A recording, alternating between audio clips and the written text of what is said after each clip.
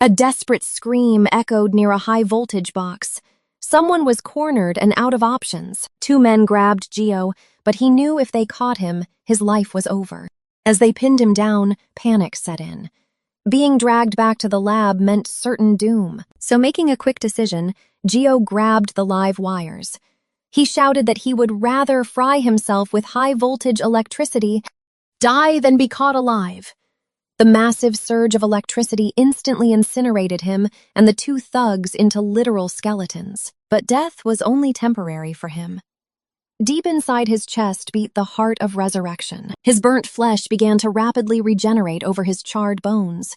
He simply would not die. Fully restored, Gio stood up, a living anomaly born from a terrifying biological mutation. In this world, a tiny fraction of the population possessed these special mutated hearts. These rare mutations granted individuals transcendent abilities, turning them into what society called heart mutants. Some could control nature, while others wielded unimaginable destructive force. Because of this, massive research labs hunted them down, suppressing their powers and using them as disposable lab rats for their own twisted experiments. Normal people envied this power, calling it a blessing from God, but for Gio, digging through trash, it felt like a cruel joke. He scoffed, thinking, "Don't make me laugh," at the idea of a blessing. His cursed heart was the exact reason he was homeless, starving, and hiding in an alleyway. The hunger was driving him absolutely crazy. Right now, he just needed to find something to eat. Spotting a discarded piece of bread in the filth, his eyes lit up with desperate hope. He shoved it into his skeletal mouth, relieved that it did not even smell bad yet. Suddenly, a stray dog wandered up to the dumpster, staring at his meager meal. Seeing the hungry animal, Gio softened and shared his scrap of bread, calling him a good boy. But the dog suddenly bolted. Gio heard distant voices echoing down the alley and froze. He peeked around the corner, terrified that the research lab had already sent trackers after him. Instead, he saw 3 neighborhood thugs cornering a high school girl, demanding she come have some fun. Realizing they were just street punks, Gio watched as the girl pleaded with them. The thugs ignored her, getting annoyed that she was playing hard to get. Gio noticed she was tightly clutching a bag of puppy kibble. She had come to feed the strays. Knowing she was trying to help the dogs, Gio bravely stepped out of the shadows. He told them to stop, but the thugs just glared at his ragged clothes, mistaking him for a homeless man. Gio coldly replied, "I'm not a hobo." When the blonde thug looked closer and saw his horrifying, partially regenerated skull, he gasped in pure shock. The thug let out a terrified scream, stumbling backward. Without missing a beat, Gio casually lifted a heavy metal pipe from the garbage pile, ready to fight. Pointing the rusted weapon at the trembling bullies, Gio menacingly ordered them to stop making a scene and get lost. Panic completely took over. Screaming that he was a ghost, the 3 thugs scrambled over each other and fled the alleyway. Left alone with her monstrous savior, the terrified schoolgirl slumped to the ground and stuttered a thank you.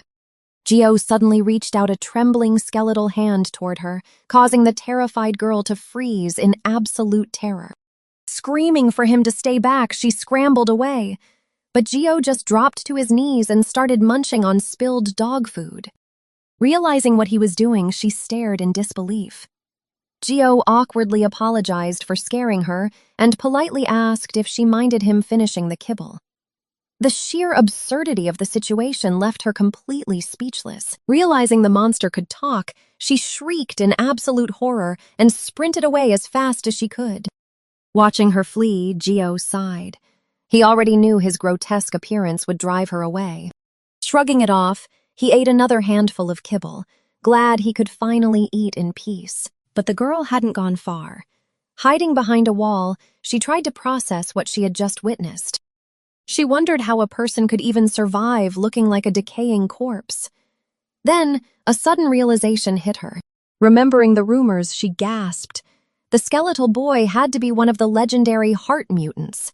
Guilt washed over her. He had just saved her life, and she had treated her savior like a monster. Gathering her courage, she slowly approached the alley again. Trembling, she held out a wrapped Subway sandwich and gently asked if he was hungry. Gio stopped chewing the dog food and stared at the offering, completely stunned that it was meant for him. She apologized for judging his appearance. Gio's skeletal hand shook as he took the meal, thanking her profusely. He had only ever seen Subway wrappers in the trash. Taking his very first bite, his eyes widened in shock. The taste was absolutely heavenly. He couldn't believe human food could pack such an overwhelming explosion of flavor. The fresh vegetables, the soft bread, the savory meat, it was a masterpiece.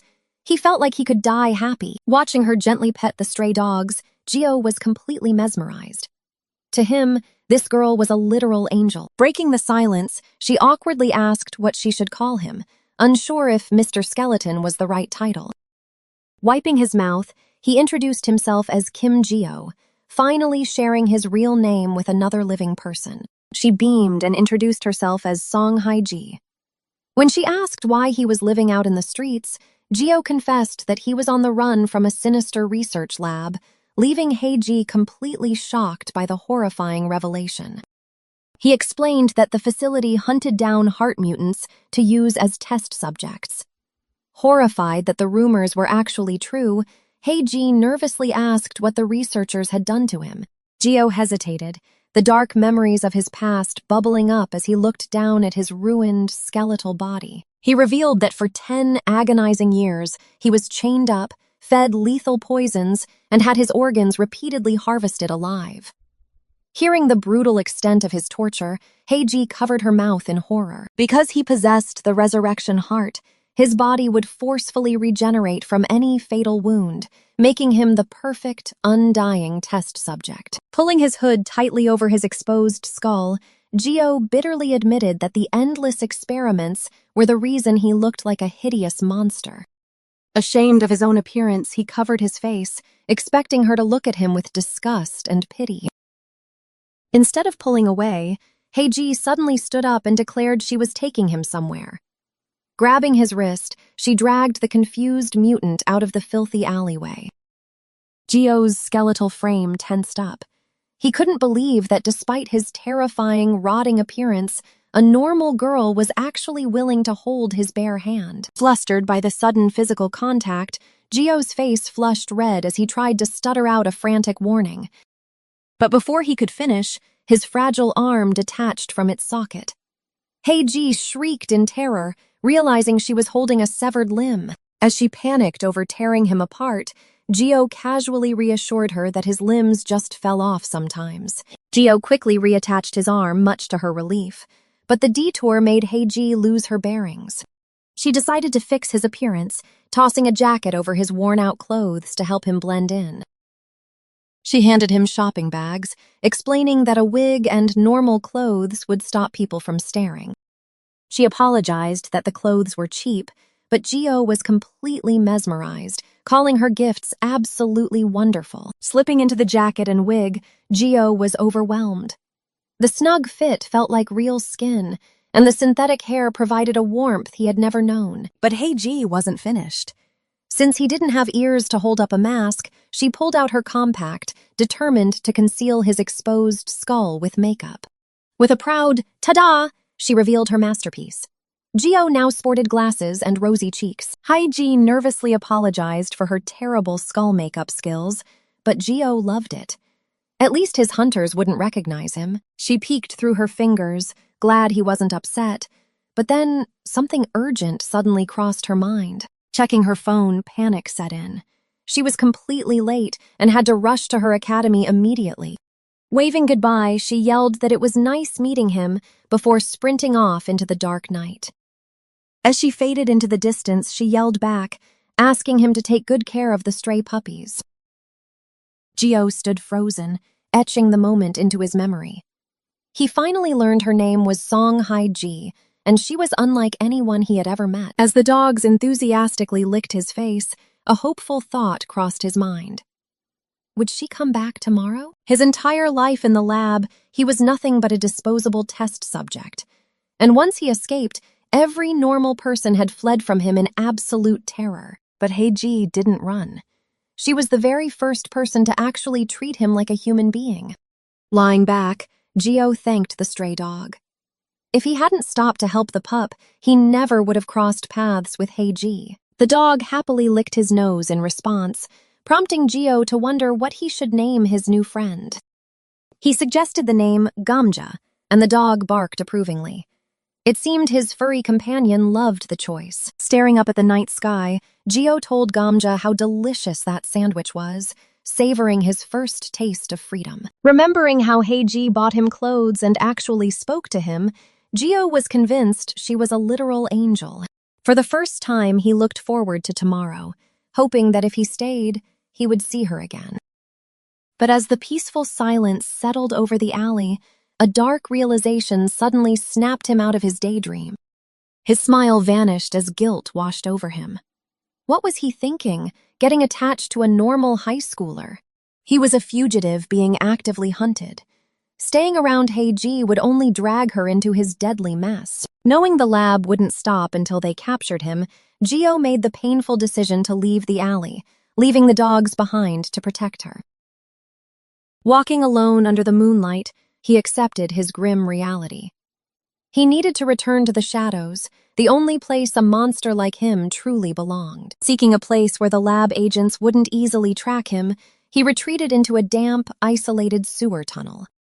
Exhausted from the day's overwhelming events, he collapsed onto the cold concrete floor right next to the garbage. But his rest was instantly interrupted when he woke up screaming, realizing a rat was crawling across his chest. He wondered if he had just collapsed from walking aimlessly, realizing he couldn't just sleep anywhere.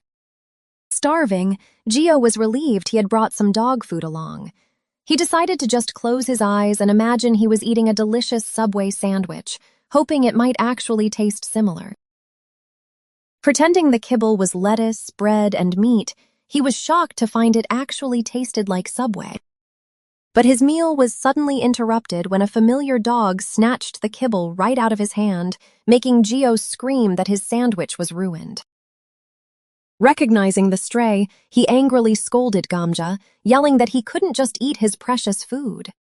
But then a sudden realization hit him, completely wiping the anger from his skeletal face. He stared at the panting dog, wondering how Gamja had even managed to find him down here. If Gamja was here, that could only mean one thing, and Gio nervously dreaded who might be right behind him. Hearing his name, Gio was incredibly thankful that his lack of skin hid his massive, relieved smile. Heiji stood there, panting, demanding to know how he could just leave without even saying goodbye. She complained that she almost couldn't find him, surrounded by the pack of stray dogs that had helped her track him down. She revealed she had spent the entire day searching, and only managed to locate him because the dogs remembered his unique scent. As she scolded him for wandering around in such a dangerous state, Gio confessed he left because he feared becoming a burden to her. Heiji softened, telling him she was just glad he was safe, and pointed out that even little Gamja had been worried sick about him. Pushing the heavy emotions aside, Heiji cheerfully dumped a massive pile of snacks onto the ground. Knowing he hadn't eaten properly since yesterday, she had raided a convenience store to bring him a feast. She eagerly poured a carton of milk directly over a tray of chocolate chip cookies. Handing him the soggy mess, she laughed and promised that eating it like cereal was absolutely delicious. Gio stared at the strange concoction, admitting that while yesterday's meal was amazing, this looked completely bizarre. But the moment he took a bite, tears streamed down his face from how incredibly delicious it was. He joked that his brain was melting and urged her to try some, but she just laughed. As he held his soda, he suddenly noticed flesh creeping up his arm and excitedly announced that his bone was regenerating. Heiji gasped in disbelief and immediately grabbed his arm to inspect the newly formed muscle and tissue growing over the bare bone. She curiously asked if it always healed this slowly, assuming it would take days to fully recover. Gio bluntly corrected her, stating that at this rate, it would actually take several years to fully heal, leaving her completely shocked. He clarified that years of recovery was only required if he relied solely on eating normal human food. He knew he could heal instantly by absorbing large amounts of blood, but decided to keep that terrifying detail to himself. Instead, he lied and said faster healing was only possible back at the laboratory with their equipment. When she asked if the lab helped him recover, he bitterly admitted they only healed him for experiments. He clutched his chest, explaining that his unique body was exactly why the agents were hunting him down so relentlessly, no matter where he hid. Hearing this, Heiji finally understood the real reason he had run away from her house without a word. Gio warned Heiji that getting involved with him would only put her in danger, telling her to stay away. But instead of backing off, Heiji jumped to her feet and insisted they go straight to the police station for help. Gio shook his head, remembering how the last cops treated him like a monster and nearly shot him. Heiji told him not to worry, revealing that her older sister was actually a police officer herself. What's more, she excitedly explained that her sister was also a heart variant, just like him. Gio's eye widened in sheer disbelief. He couldn't believe there was another heart variant out there. As a stray dog nudged his arm, Heiji flashed a warm smile and begged him to trust her just this once, promising that her sister was truly a kind person. Rendered completely speechless by her unwavering kindness, Gio just stared at her, processing this sudden glimmer of hope. Before heading to school, Heiji affectionately said goodbye to the pack of stray dogs they had been feeding. Gio stood beside her, gently telling the dogs to behave since a shelter would be coming for them soon. A drooling brown dog barked happily in response, completely unaware of the heavy emotions hanging in the air. Crouching down to pet the dog, Gio softly thanked Gamja, realizing he was once again receiving help from others. He promised the dog that he wouldn't run away like a coward this time, swearing he'd come back. As they waved goodbye to the dogs behind the fence, Gio realized this was a massive turning point. After 3 agonizing years of constantly running and being hunted, someone had finally reached out to help him. Watching Heiji smile back at him, Gio felt a strange, unfamiliar warmth in his chest. He finally dared to wonder if he could stop running, but that fragile hope was instantly shattered. A sudden noise caught his attention, and he turned his head just as a dark shadow loomed over him. Heiji gasped in pure horror as a speeding black van violently slammed into Gio. The massive impact sent him flying through the air, knocking his glasses clean off his face before he even realized what hit him. He crashed brutally onto the unforgiving pavement, his body tumbling across the asphalt from the sheer force. Before Heiji could scream his name, a massive thug grabbed her from behind, muffling her cries while ordering the others to grab Gio quickly. A terrifying squad of armed men poured out of the vans, sprinting toward Gio's broken body. 2 of the violent agents immediately grabbed Gio by the arms, hoisting his limp frame off the ground. The scarred leader of the strike team casually lit a cigarette, staring down at Gio with a wicked grin as he mocked the skeleton bastard they had finally tracked down. He coldly ordered his men to take Gio away, but not before paying him back for all the trouble. Without wasting another second, the agents threw their targets into the vans and sped off down the street. But they didn't put Gio inside. Instead, they tied a thick rope around his neck and dragged him. Gio screamed in absolute agony as the rough asphalt tore through his clothes and shredded his skin. Gritting his teeth through the unbearable pain, he cursed his own helplessness as he was mercilessly dragged along. Desperate to save Heiji, Gio dug his bare, bloody fingers straight into the speeding road, screaming as he tried to forcefully stop the van. The overwhelming guilt crushed him. Gio screamed in despair, realizing this was all happening because of him. Now, even Heiji had been dragged into this nightmare, violently held hostage in the back of the van. His shredded fingers continued to scrape helplessly against the unforgiving asphalt as the van sped up. He violently bounced across the road, his skeletal body taking every brutal impact without mercy. Cursing his seemingly useless resurrection ability, Gio realized he was completely powerless to save her. Driven to absolute desperation, he silently begged for anyone to come and help them. Suddenly, his prayers were answered in the most unexpected way. A pack of fierce stray dogs leaped out from the surrounding forest, chasing the speeding vehicle. To Gio's utter shock, the dogs didn't just chase the van, they clamped their jaws onto the thick rope dragging him, desperately trying to pull him to safety. The brave strays dug their paws into the street, fighting against the van's massive momentum. Under the immense tension of the struggle, the thick rope finally snapped in half.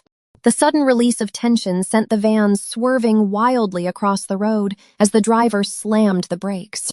The loyal dogs immediately formed a protective circle around Gio's battered body, barking furiously at the threat.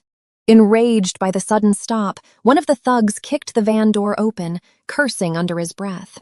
The armed men marched toward the pack, wondering aloud if the mutts had lost their minds to attack them so boldly in broad daylight.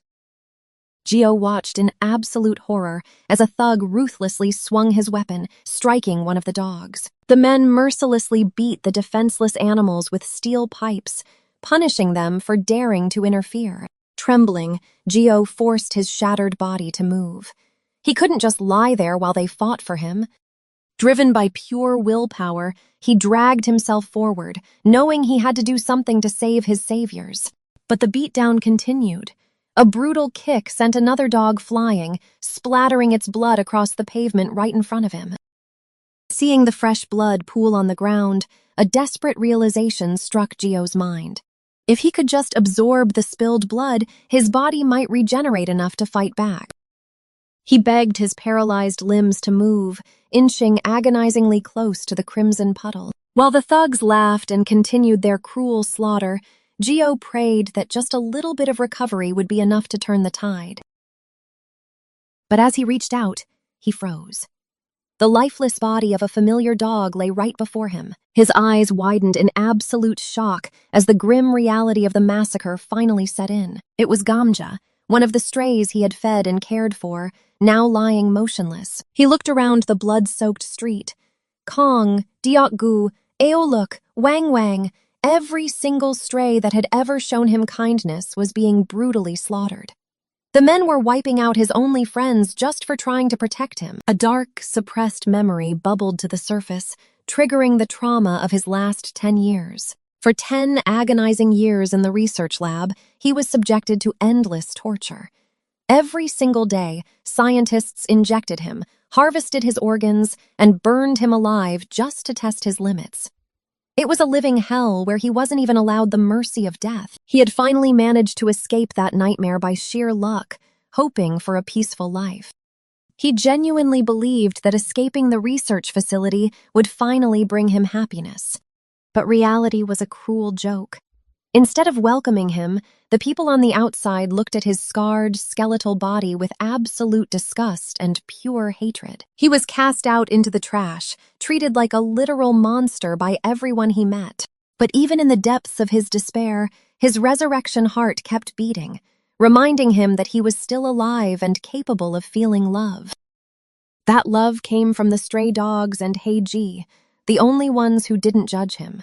They were the only ones who ever treated him like an actual human being. Losing them shattered his mind, unleashing a dormant, blood-fueled rage he couldn't control. The sheer grief triggered his dormant powers, violently pulling the spilled blood of his slain friends directly into his mutilated body. Drops of crimson levitated around him as his skeletal frame began to absorb the life force. He let out a deafening roar as the raw power surged through his hollow veins. A massive tornado of blood erupted around him, spinning with such intense velocity that it completely engulfed his broken form in a blinding crimson storm. Inside the vortex, an impossible miracle occurred. Muscle, tissue, and skin rapidly regenerated over his exposed bones, knitting his destroyed body back together in seconds. As the bloody storm finally dissipated, Gio stepped forward, no longer a walking skeleton. His human form had been completely restored. The trauma and the power of the blood had reconstructed him entirely, leaving him staring at his own hands in absolute disbelief as his mind raced to process the transformation. He flexed his newly formed muscles, feeling the raw, pulsing energy coursing through his solid, restored human flesh. Staring down at his perfectly intact chest, he muttered in pure shock as he realized his body was whole again. Every single nerve and fiber had fully returned to exactly how it used to be. It felt just like his youth, when his supercharged blood circulated like crazy, giving him unnatural strength. His eyes widened as the horrific realization of how he healed finally hit him. He looked down at the lifeless bodies of the stray dogs. He had subconsciously used their spilled blood to regenerate his own missing flesh. The thugs stepped back in sheer terror, completely baffled that his mangled corpse had just regenerated. The boss refused to back down. He screamed at his men to just catch him again, and one thug immediately swung a metal bat straight at Gio's head. But Gio didn't even flinch. He instantly countered, driving his fist straight through the man's face. With a sickening crunch, the sheer force of Gio's restored physical power completely obliterated the attacker. The impact sent the thug flying backward like a rag doll, smashing so hard into their getaway van that he shattered the window and crumpled to the ground. Ignoring the remaining thugs, Gio dropped to his knees and gently embraced the lifeless body of his furry friend. His voice turned ice cold as he warned them that he knew the most painful ways to die. Staring daggers into the terrified gang, Gio offered them a grim ultimatum. Only the first person to answer his question would be allowed to live. Still clutching the bloodied dog, his eyes glowed with a murderous intent as he demanded to know exactly where they had taken Heiji. Meanwhile, at a heavily guarded warehouse on the outskirts of town, a fleet of black cars sat parked. Inside the grim facility, a burlap sack was yanked off Heiji's head. Terrified, she screamed, demanding to know who her captors were. Her breath hitched as she looked up, realizing she was completely surrounded by a ruthless syndicate of armed men. Disoriented and trembling, Heiji slowly opened her eyes, stammering, Where am I?" Her heart sank as she saw men with chainsaws dismembering dead bodies across the blood-soaked room. Before she could even process the horror, a massive thug tightly grabbed her hair. He yanked her up, sneering, "You got a few extra lives or something to be yelling?" He shoved a photo of Gio's skeleton form in her face. "You got dragged into this mess because you helped him."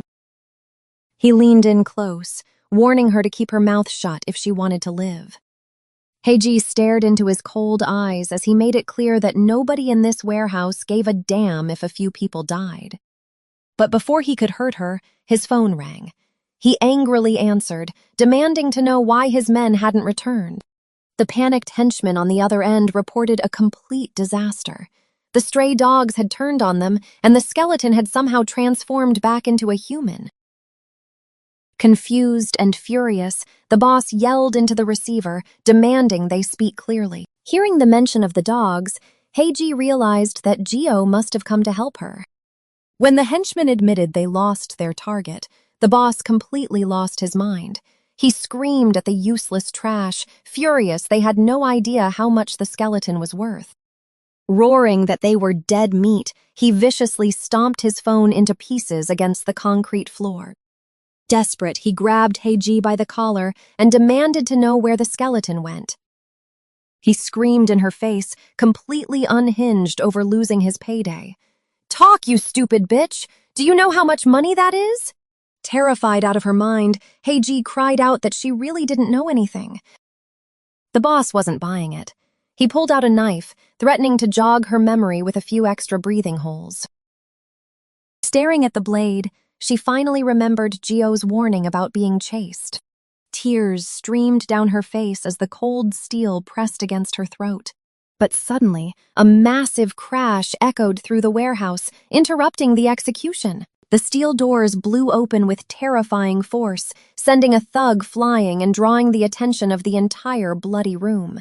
Standing in the blinding light of the doorway was a lone, shadowy figure. The boss narrowed his eyes in confusion, wondering who this random brat was interrupting his deadly business. A tattooed thug stepped up with a knife, mocking the boy for looking like a homeless beggar. Before the man could even blink, Gio's hand shot out and crushed his throat.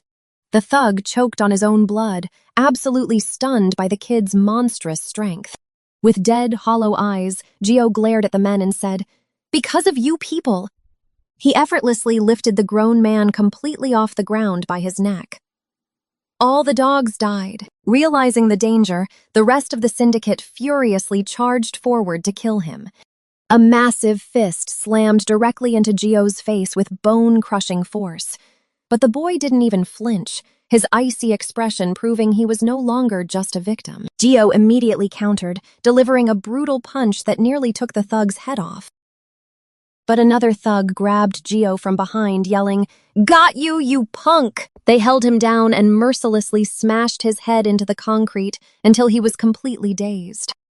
Recovering instantly, Gio grabbed his attacker and slammed him headfirst into the ground with terrifying force. The syndicate boss and his underling watched in absolute shock at the boy's monstrous strength. Panting heavily, Gio glared at the men, realizing why they were really here.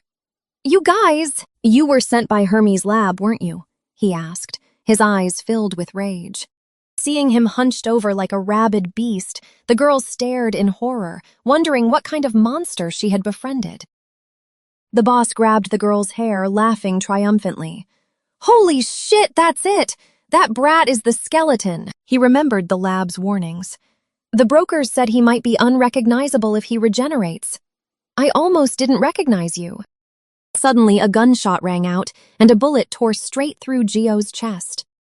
The boss pointed a smoking gun at him. "Thanks for crawling right into our trap." Knowing exactly how dangerous their target was, the boss screamed, "Get all the guns we got from the deal!" The entire crew immediately readied their weapons. "If we catch him, we'll make way more money anyway. Don't hold back, shoot him! Shoot him until he can't regenerate!" A relentless barrage of bullets ripped into Gio from every possible angle. The men unloaded their clips, shredding Gio's flesh as their boss commanded them to keep firing. Throwing his head back as the bullets tore through him, Gio thought, "It hurts. My flesh is tearing, and my bones are shattering," he realized as his body broke down. Coughing up blood, he gasped in pure agony. "My lungs must be torn too. I can barely even breathe." Watching him get executed, the girl screamed in terror, tears streaming down her face. "Stop it!" Riddled with holes, Gio finally collapsed to the floor. "Stubborn son of a bitch," finally went down. But as he laid there bleeding out, a strange, heavy heartbeat echoed through the silent room. Thick tendrils of blood began to snake out from his shattered fingertips, pooling on the floor. The massive pool of blood started to violently shift and spread around the dead bodies. Deep within his chest, his resurrection heart flared to life, glowing with an intense red light as it forcefully commanded his body to heal. One of the syndicate thugs pointed at the corpse in absolute panic, screaming for his boss. "This guy is coming back to life!" The boss watched in sheer horror as thick blood vessels burst from Gio's body, violently pulling him upright like a puppet on strings. Dropping his cigarette, the trembling man muttered, "He's getting up like a zombie." Snapping out of his shock, the boss screamed at his frozen men, "Do something! Shoot!" The bullets tore through Gio's head again. "I can feel every single bullet embedding itself in my body. Yet my body keeps recovering, and the pain and agony repeat," he thought, trapped in endless torment. But as the bullets ripped through him, Gio realized something. "It doesn't hurt as much as I thought," he muttered, his mind drifting back to his past. Compared to the endless nightmare of the research lab, this was absolutely nothing. "Everything I've endured," he thought, remembering the searing agony of being burned alive. He remembered being crushed to a pulp under massive weights, screaming in pure torment. The brutal experiments and daily torture they put him through were far more painful. So without hesitation, he launched forward and drove his fist straight into the boss's face. The sheer force of the blow sent the massive man flying across the room, crashing hard against the concrete floor. Gio wasn't holding back anymore. Wiping the blood from his face, Gio glared at him. "So bullets like this, I can endure as many as you've got. The remaining thugs panicked, realizing he was moving so fast it looked like he was floating. Before they could even aim, Gio was already on them. He tore through their ranks, delivering bone-crushing strikes that sent men flying like rag dolls. However, despite shrugging off the bullets, there was one thing that was driving him absolutely crazy. He couldn't stop thinking about the innocent lives caught in the crossfire. Smashing another thug into the ground, Gio's rage boiled over as he remembered the helpless subjects who had sacrificed themselves for him. Those kids who protected me.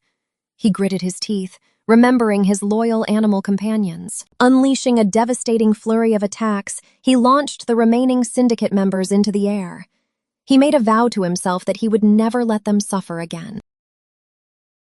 Suddenly, a desperate shout rang out. The boss scrambled backward, taking the girl hostage.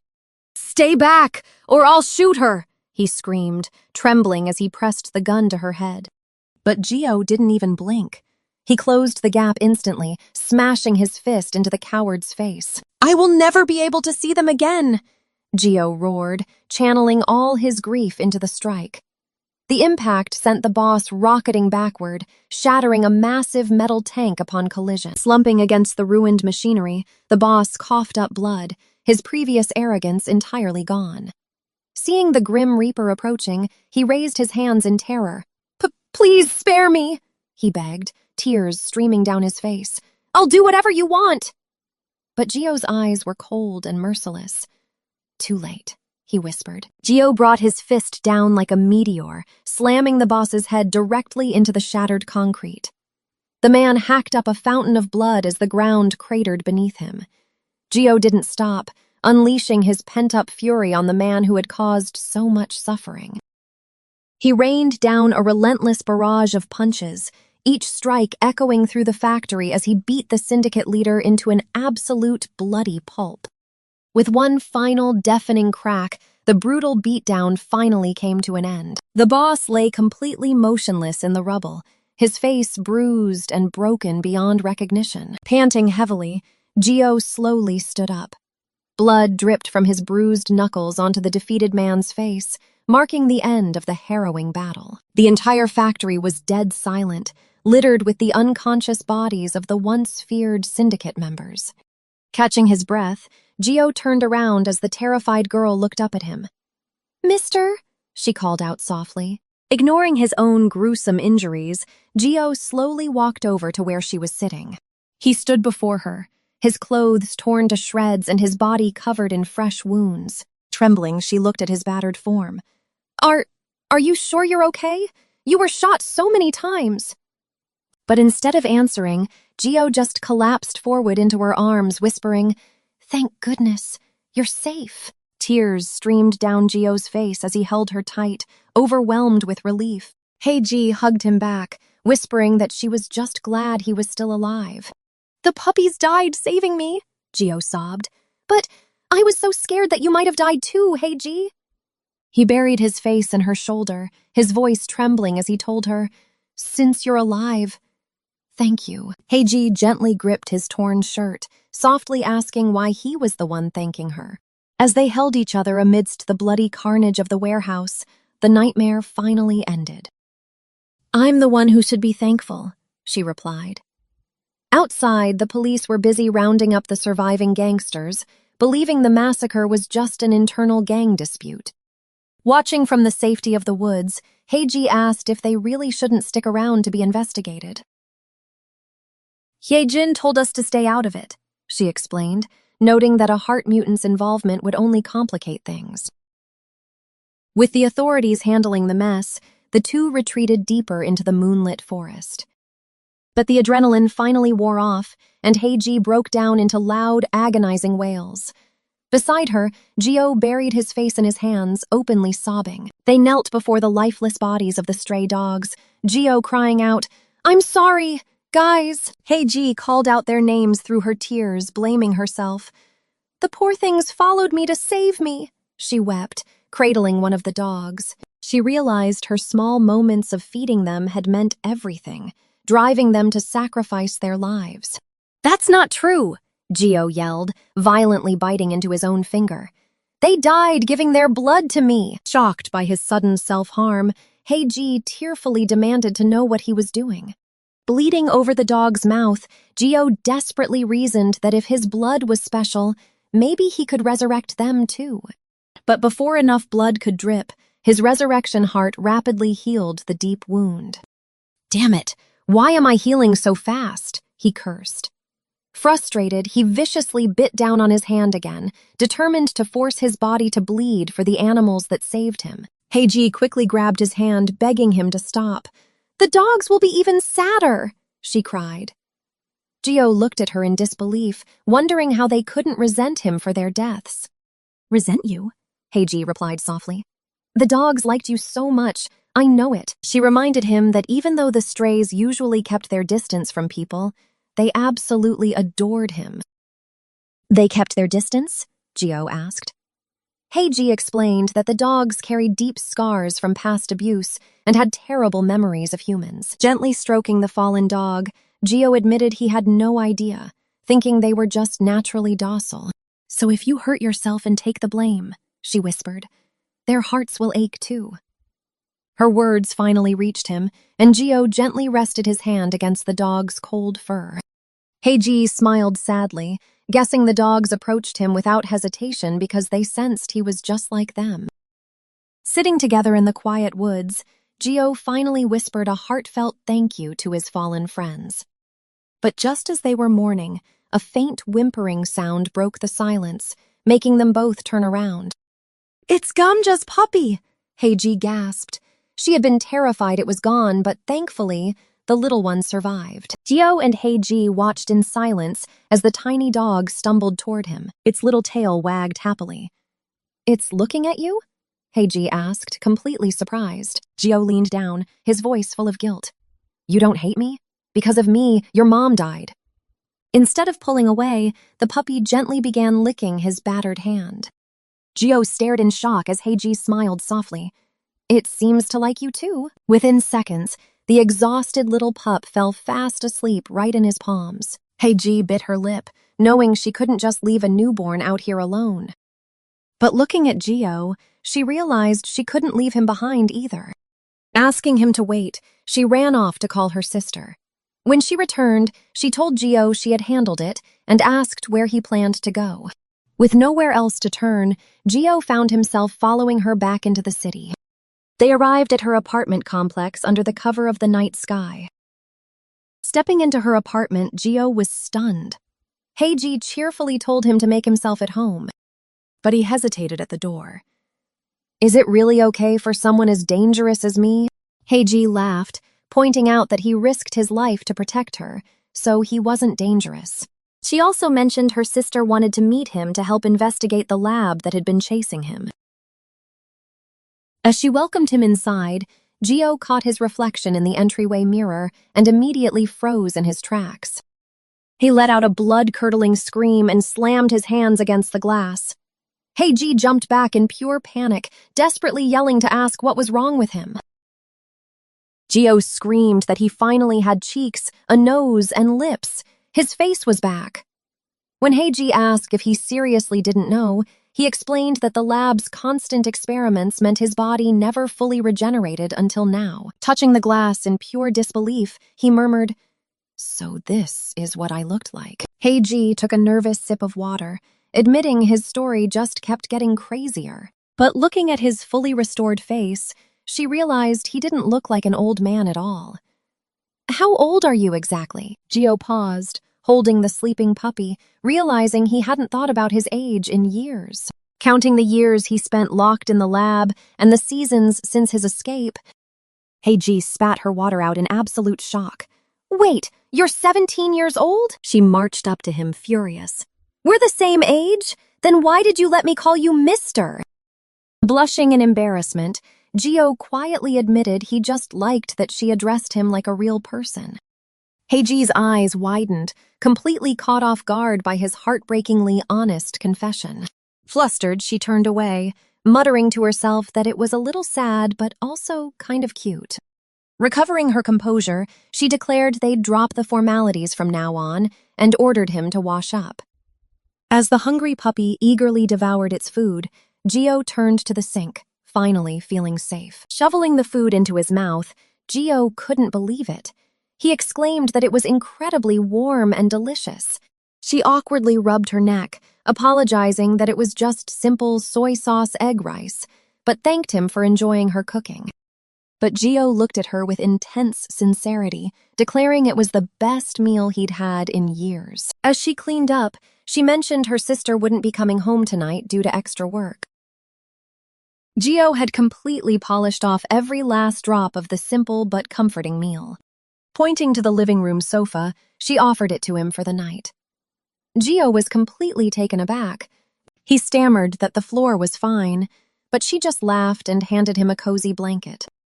Excusing herself to do homework, she headed into her room, leaving Gio alone in the living area. Standing in the middle of the quiet apartment, Gio clutched the soft fabric, taking in his surroundings. He looked around the normal home, still struggling to process how drastically his life had just changed. Marveling at the massive, thin TV and indoor potted flowers, he realized how different this was from the cold lab. Sitting on the sofa, he was shocked by how incredibly soft it was, far better than his actual bed back at the facility. Meanwhile, the little puppy happily finished its own meal before promptly leaving a mess on the floor. Gio spotted the fresh turds and panicked. If his host saw this, she might kick them both out onto the street. He frantically yelled at the little guy, desperate to clean up the mess before he ruined everything. Diving across the room, Gio lunged at the oblivious puppy to stop it from making things worse. But in his haste, his bare foot landed squarely in the squishy pile of dog poop. The puppy just tilted its head, completely unaware of the crisis it had just caused its savior. Defeated, Gio stared blankly ahead, muttering to himself that it was fine as he accepted his stinky fate. After finally getting cleaned up, Gio crawled under the covers with the puppy. Feeling the warm, soft fabric against his skin, he smiled and asked the little dog if it loved this cozy place as much as he did. Realizing the pup needed a name, Gio thought of his old friend Gamja. Wanting to honor him, he excitedly decided to name the little guy Twigim, officially declaring it his new name as the dog happily licked his hand. Watching Twigim fall asleep, Gio smiled softly, realizing that this simple warmth must be what people called happiness. He drifted off to sleep, reflecting on the delicious meal he had just eaten. He remembered the luxury of washing up in a hot bath, feeling the soothing water wash away the grime and tension of his escape. And now, he was resting peacefully in a soft, safe place, far away from the laboratory's horrors. But even in his sleep, a dark realization crept into the back of his mind. He knew all too well that this fragile happiness was something that could easily be ripped away. His nightmares dragged him back to the facility, remembering the chaotic night of the breakout when his fellow test subjects desperately scrambled down the cold hallways toward the exit. Heavily armed guards had opened fire on them, ordered to shoot down any high-class heart mutants trying to flee. Explosions ripped through the corridor, blowing the fleeing inmates away as their desperate escape turned into a slaughter. The remaining test subjects crawled through the rubble, desperate to survive the facility's collapse. But the heavily armed guards were already waiting for them, locking onto their targets. One of the guards unleashed a massive blast of fire, but another test subject jumped in, summoning a wall of ice to block the flames. She screamed at Gio to snap out of his daze and keep moving before they were all killed. Shaking off the shock, Gio crawled under the shifting debris, reaching out to help the skull-faced boy. The two locked eyes in the dust, realizing their only chance of survival was sticking together. The ice user yelled at them to hurry up, pointing out that the exit wasn't far. The skull-faced boy grabbed Gio's hand, pulling him forward as they made a desperate break for freedom. They sprinted toward the light at the end of the tunnel, finally escaping that underground hell. Waking up, Gio realized they got separated at the very end, worrying that his friends were out there suffering again. Gently petting his dog, he swore he wouldn't let his new life be taken away ever again. He cherished this small bit of peace and the fragile happiness he had finally managed to find. His resurrection heart beat fiercely in his chest as he made a dark, unwavering promise. A menacing glare crossed his face as he held his little dog close to his chest. He decided that no matter who tried to ruin this, he wouldn't let them get away with it. Cut to the present, and a desperate, agonizing scream suddenly echoed through the sunny city streets. Gio slammed his foot onto the pavement, sprinting frantically up the steep concrete stairs in a panic. He sprinted through the neighborhood at top speed, screaming out for his dog Twigim at the top of his lungs, completely terrified that he had lost him.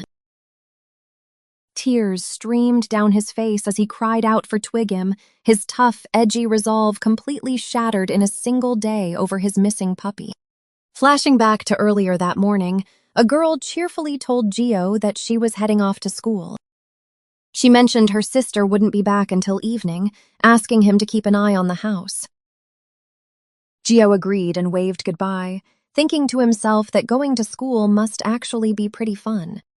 But right as she opened the door, little Twigim started whimpering and frantically scratching at the wall.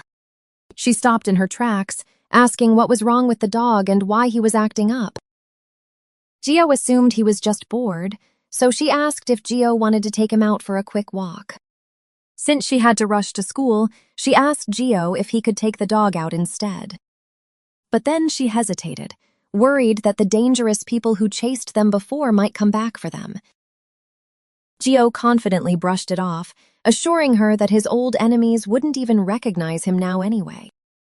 Relieved by his absolute confidence, she smiled and agreed that it was probably fine to go out. She pointed out where the leash was kept in the drawer, gave him the door code, and told him to make sure Twigim was properly leashed. With that, she yelled that she was running late and hurried off, leaving Gio alone. Gio immediately struggled to put the leash on Twigim, the tiny dog wriggling and yipping in protest. He accidentally pulled the knot too tight, making Twigim yelp as Gio nervously asked if it was uncomfortable. The puppy screamed in response, leaving Gio panicking that he had completely messed up the simple task. Seeing the dog suffer triggered dark memories. Gio covered his face, remembering how he used to wear a leash just like that. In the lab, if he even moved, electricity would flow through the collar and burn his entire body. But he knew he had no choice. If Twigim ran loose, someone cruel might end up kicking him. Stepping outside, Gio begged the dog for forgiveness, only to look down and realize the leash was completely empty. He gasped in absolute horror, realizing the clever little dog somehow knew exactly how to escape his restraints. Panic set in immediately. Gio sprinted down the street at full speed, screaming Twigim's name at the top of his lungs as he desperately searched the neighborhood. Tears streamed down his face as he wailed for the missing puppy, absolutely terrified of what Heiji would do to him. Meanwhile, the lost Twigim was happily bouncing down the street, completely unaware of the chaos he had caused. Gio frantically dashed past bewildered pedestrians, begging the dog to just answer him wherever he was. He started checking everywhere, tearing open trash cans and crawling under parked cars just in case the puppy was hiding. Exhausted and running out of options, he slumped against an alleyway bin, desperately hoping to find a clue. Sitting by the trash, Gio furiously scratched his head, wondering what to do if something terrible happened to Heiji's beloved pet. His mind raced with worst-case scenarios, imagining Twigim getting crushed by a speeding truck or chased down and hurt by a gang of malicious thugs. Grabbing his hair in despair, Gio cried that he had promised to protect the dog just last night. As he wallowed in his failure, a sudden noise caught his attention, making him look up toward a nearby fence. Peeking through the bushes, he wondered if it was a school, right before spotting Twigim sitting safely on the edge of the field. The little dog was casually grooming himself, completely unharmed, prompting Gio to shout his name in immense relief. He sprinted toward the field, realizing the clever pup must have followed Heiji's scent all the way to her school. But as Gio dashed onto the campus, a stern-looking gym teacher holding a stick spotted the intruder. Before the teacher could even process what was happening, Gio zoomed right past him in a total blur. Stunned, the teacher realized this must be the insanely fast kid Mr. Lee had been complaining about earlier. Ignoring the teacher's shouts to wait, Gio blasted into the main courtyard, his eyes locked entirely on finding the runaway dog. He slowed down as he took in the sprawling campus, watching the normal students playing soccer and hanging out on the steps. Everywhere he looked, teenagers were laughing, chatting with friends, and just enjoying their ordinary daily lives. Hiding behind a tree, Gio watched wistfully, marveling at the fact that everyone was having fun together. Suddenly, his quiet observation was interrupted when he overheard a specific conversation drifting from the nearby bleachers.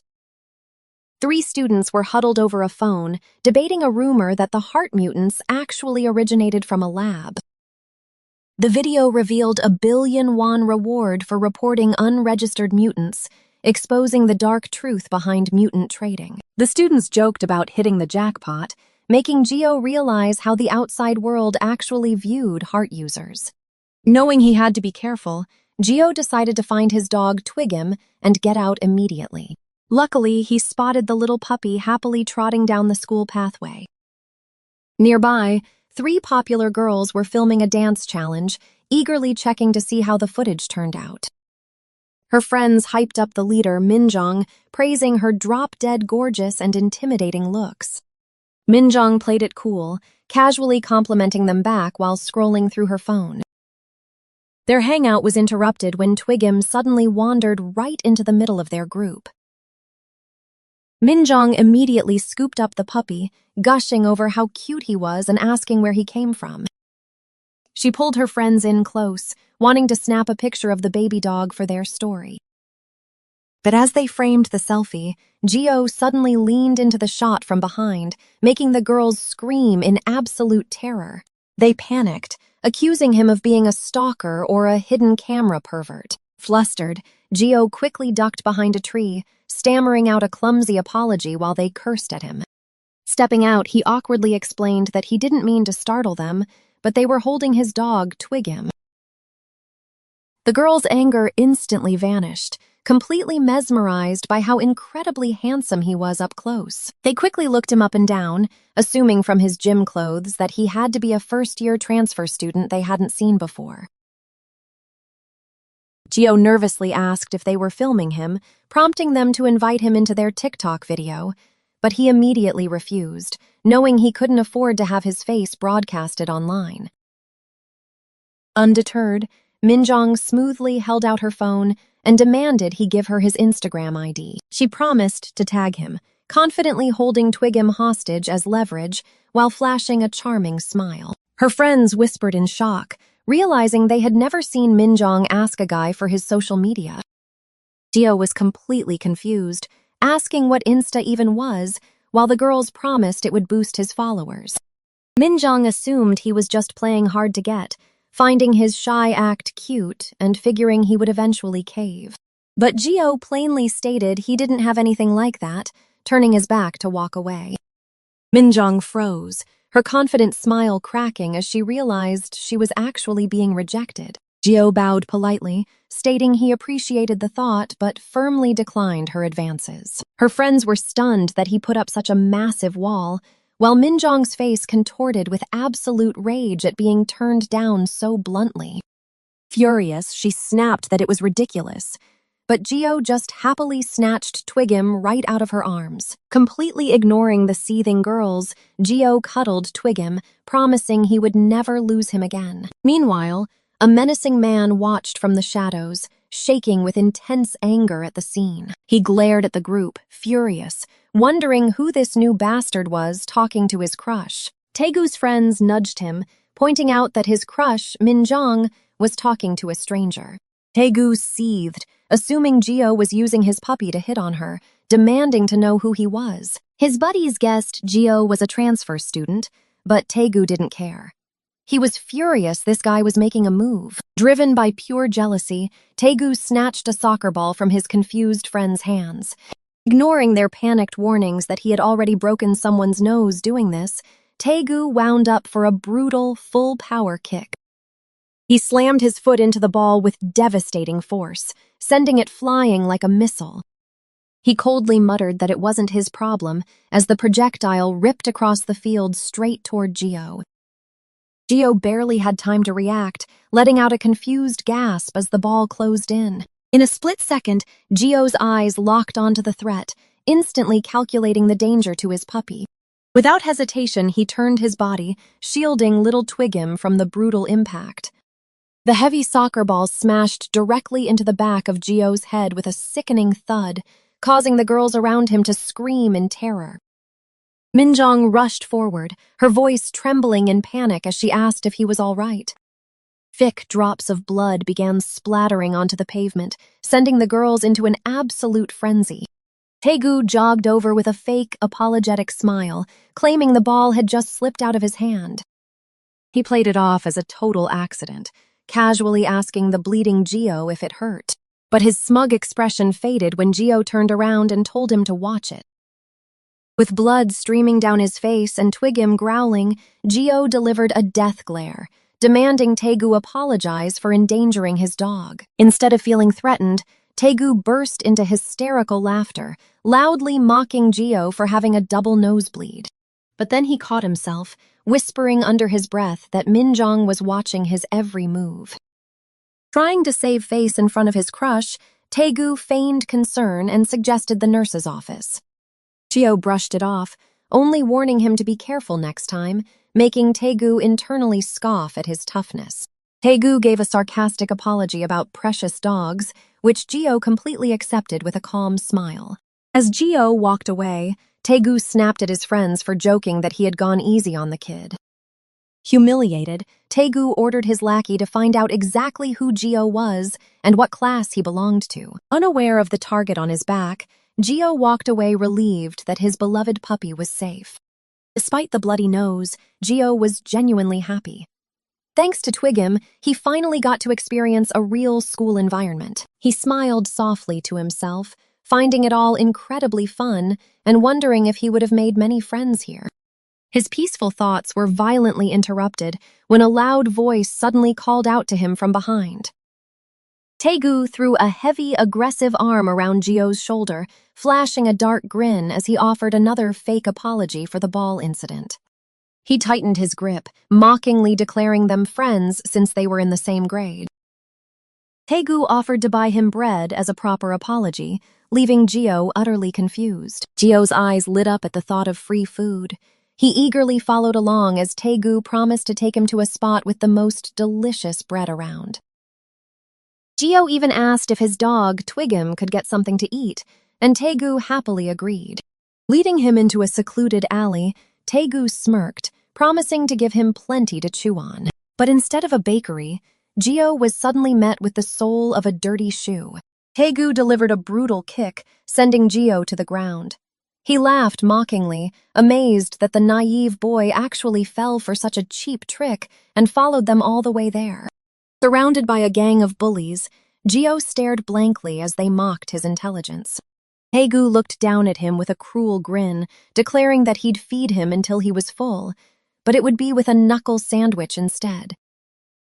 Winding up his fist, Taegu prepared to beat the living daylights out of him. Grabbing Gio by the collar, Taegu furiously demanded to know why he was hitting on Minjong. He screamed that a frail punk like him would be crying on the floor after a single hit, fully intending to mess Gio up for acting so arrogant.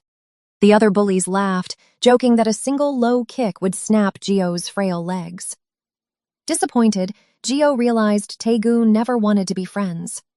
Sighing, he apologized for making them uncomfortable and calmly turned to leave the alley. But the gang immediately blocked his path, amused by how casually he tried to walk away. Gio warned them to move because they were scaring his dog. Annoyed by the barking, one of the thugs stepped forward and swung his fist, mocking the mutt. But before the punch could land, Gio effortlessly swatted the guy away, sending him flying through the air. The thug crashed into the pavement, completely knocked out cold in an instant.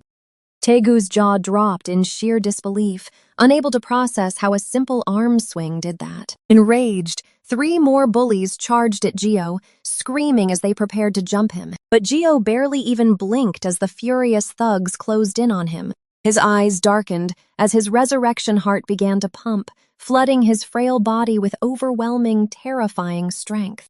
Moving faster than they could track, Gio ruthlessly tore through the attackers. He sent them flying with devastating kicks and bone-crushing punches, instantly dropping the entire group until only Taegu was left trembling on the ground. Taegu froze as a heavy fist stopped just a millimeter from his nose. With terrifying, undeniable force, Gio slammed the bully hard against the brick wall, trapping him completely in place. The sheer impact of the punch shattered the solid brick wall right behind Taegu's head. Staring down at him coldly, Gio reminded the trembling bully that his dog was scared. Seeing the concrete shatter from a single strike, the rest of the gang screamed in absolute terror and scrambled over each other to escape the monster. Taegu stared at the massive crater in the bricks, his mind completely short-circuiting. He realized instantly that if that fist had connected, his skull would have turned to dust. Tears streamed down his face as he realized he had messed with the absolute wrong guy. Dropping to his hands and knees, Taegu pressed his face to the dirt, begging for his life and screaming desperate apologies. He frantically threw his friends under the bus, showing a picture of his own dog to prove his innocence. Distracted by the cute picture, Gio's anger faded, wondering if the puppy was a good boy. Suddenly, a loud rumble echoed through the tense air as Gio's stomach aggressively growled. "Ah, I just used a bit of strength, and now I'm hungry," Gio muttered, realizing he hadn't eaten. Taegu stared up in utter disbelief. He couldn't fathom how Gio was thinking about food right now. But then Taegu's twisted mind jumped to a conclusion. He assumed Gio was slyly demanding a tribute, cursing the transfer student as a cunning bastard. While the rest of the school carried on normally, a bizarre dynamic formed between the two. Down at the school store, Gio happily devoured a massive pile of snacks, treating the stray puppy to a feast while Taegu awkwardly watched him stuff his face. "It's delicious, right?" Gio beamed, feeding the dog a piece of strawberry bread like a completely normal kid. Taegu gritted his teeth, utterly baffled. Gio possessed terrifying strength, yet he acted like a total loser. He recalled how a single punch from Gio had sent a man flying, wondering if he was a pro boxer. But even a pro couldn't crack a solid concrete wall. Realizing he was out of his depth, Taegu decided this called for special measures. Slipping away, he frantically dialed his boss, Young Chol. Sitting at a poker table, 20-year-old Young Chol casually answered the phone. "Oh, Taegu, long time no see, what's up?" Sweating bullets, Taegu begged his senior to help him out just this once, admitting he was seriously screwed. Young Chol scoffed around his cigarette. "You got beat up by some random guy? Do I look that free?" Taegu desperately pleaded, insisting the guy was a monster and begging Young Chol to save his face. Sighing, the boss asked who this supposed fighter was. Amused by his underling's pathetic whining, Young Chol decided he was bored enough to make a pit stop. "Fine. I was heading near the school today anyway," Young Chol agreed, causing Taegu to practically weep with gratitude. Hanging up the phone, a malicious smirk spread across Taegu's face.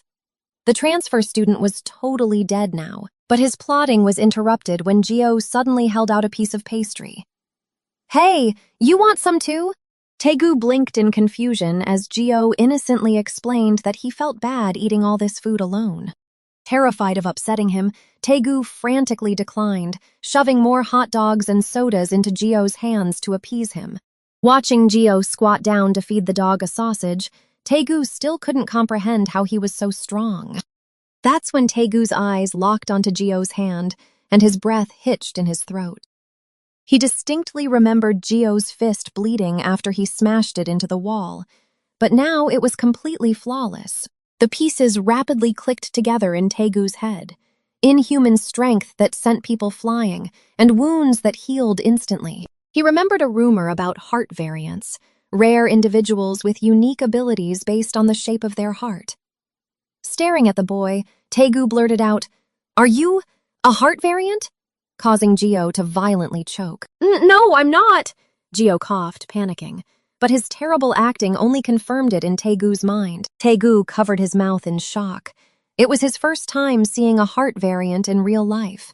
But awe quickly turned to sheer terror as he remembered a crucial detail. Heart variants were incredibly dangerous. Meanwhile, Yongcheol violently slammed his hands onto the poker table, scattering chips everywhere. "A heart variant?" he roared into the phone. "You're saying that the guy next to you is a heart variant?" Trembling, Taegu watched Gio play. "It's too dangerous," he whispered. "Maybe we should forget about teaching him a lesson." But Yongcheol had other plans. "That's even better," he yelled. "Keep him there. Don't let him leave." Taegu nervously agreed, but panic set in as Gio stood up, announcing he was done eating and leaving. Desperate to stall, Taegu pointed out there was still lunchtime left, but Gio just smiled, insisting he go home. Taegu's mind raced. He had to keep this terrifying kid here until the older guys arrived. So he blurted out the first thing he could think of, asking Gio if he wanted to skip class. He dragged Gio to the local arcade, where the boy's eyes lit up in sheer wonder. "It's so sparkly," Gio gasped, leaving Taegu completely bewildered. Blushing with excitement, Gio admitted he didn't even know places like this existed. He wandered around the flashing cabinets with his little dog, calling everything new and amazing. Spotting a crane game, Gio excitedly recognized a doll his friend Heiji had.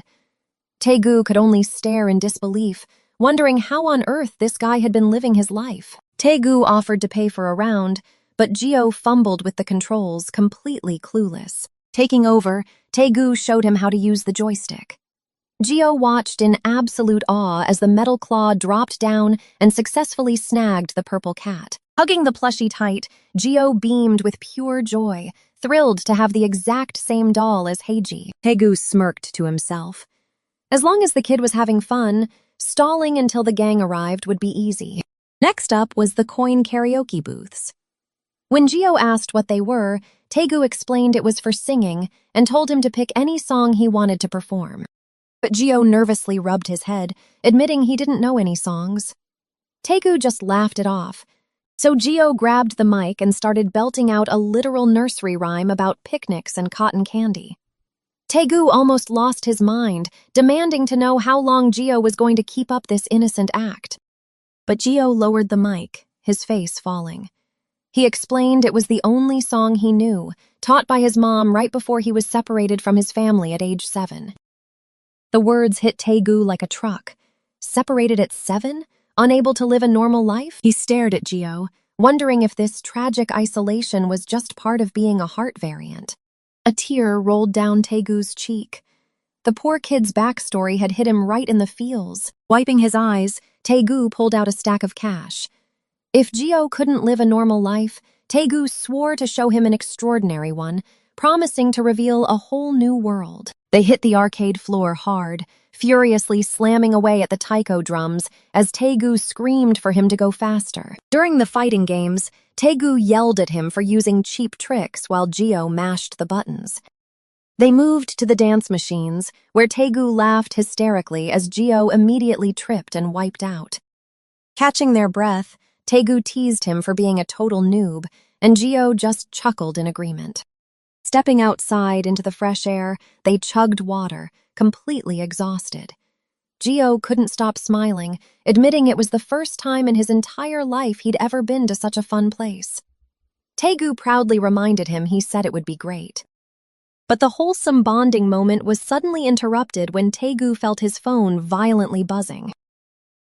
Still smiling from the arcade, he pulled out his phone, wondering who was calling him right now. It was Yongcheol absolutely screaming through the speaker, calling him a son of a bitch for not answering. Taegu froze in pure horror. He completely forgot he was only stalling so Yongcheol could come and beat Gio up. He had been so distracted having fun that they even took cute photo booth pictures together making heart signs. He realized he was a total idiot. Taegu stood frozen in the street, staring at Gio playing with a stray puppy. He wandered into a dark alleyway, completely shocked to find Young Chol and his entire gang waiting. Taegu immediately bowed at 90 degrees, profusely apologizing to his boss. He desperately claimed that Geo wasn't actually a heart variant after all. The thugs glared down at him, wondering if he was messing with them as Taegu continued begging for forgiveness. Taegu tried to convince himself this wasn't about Geo.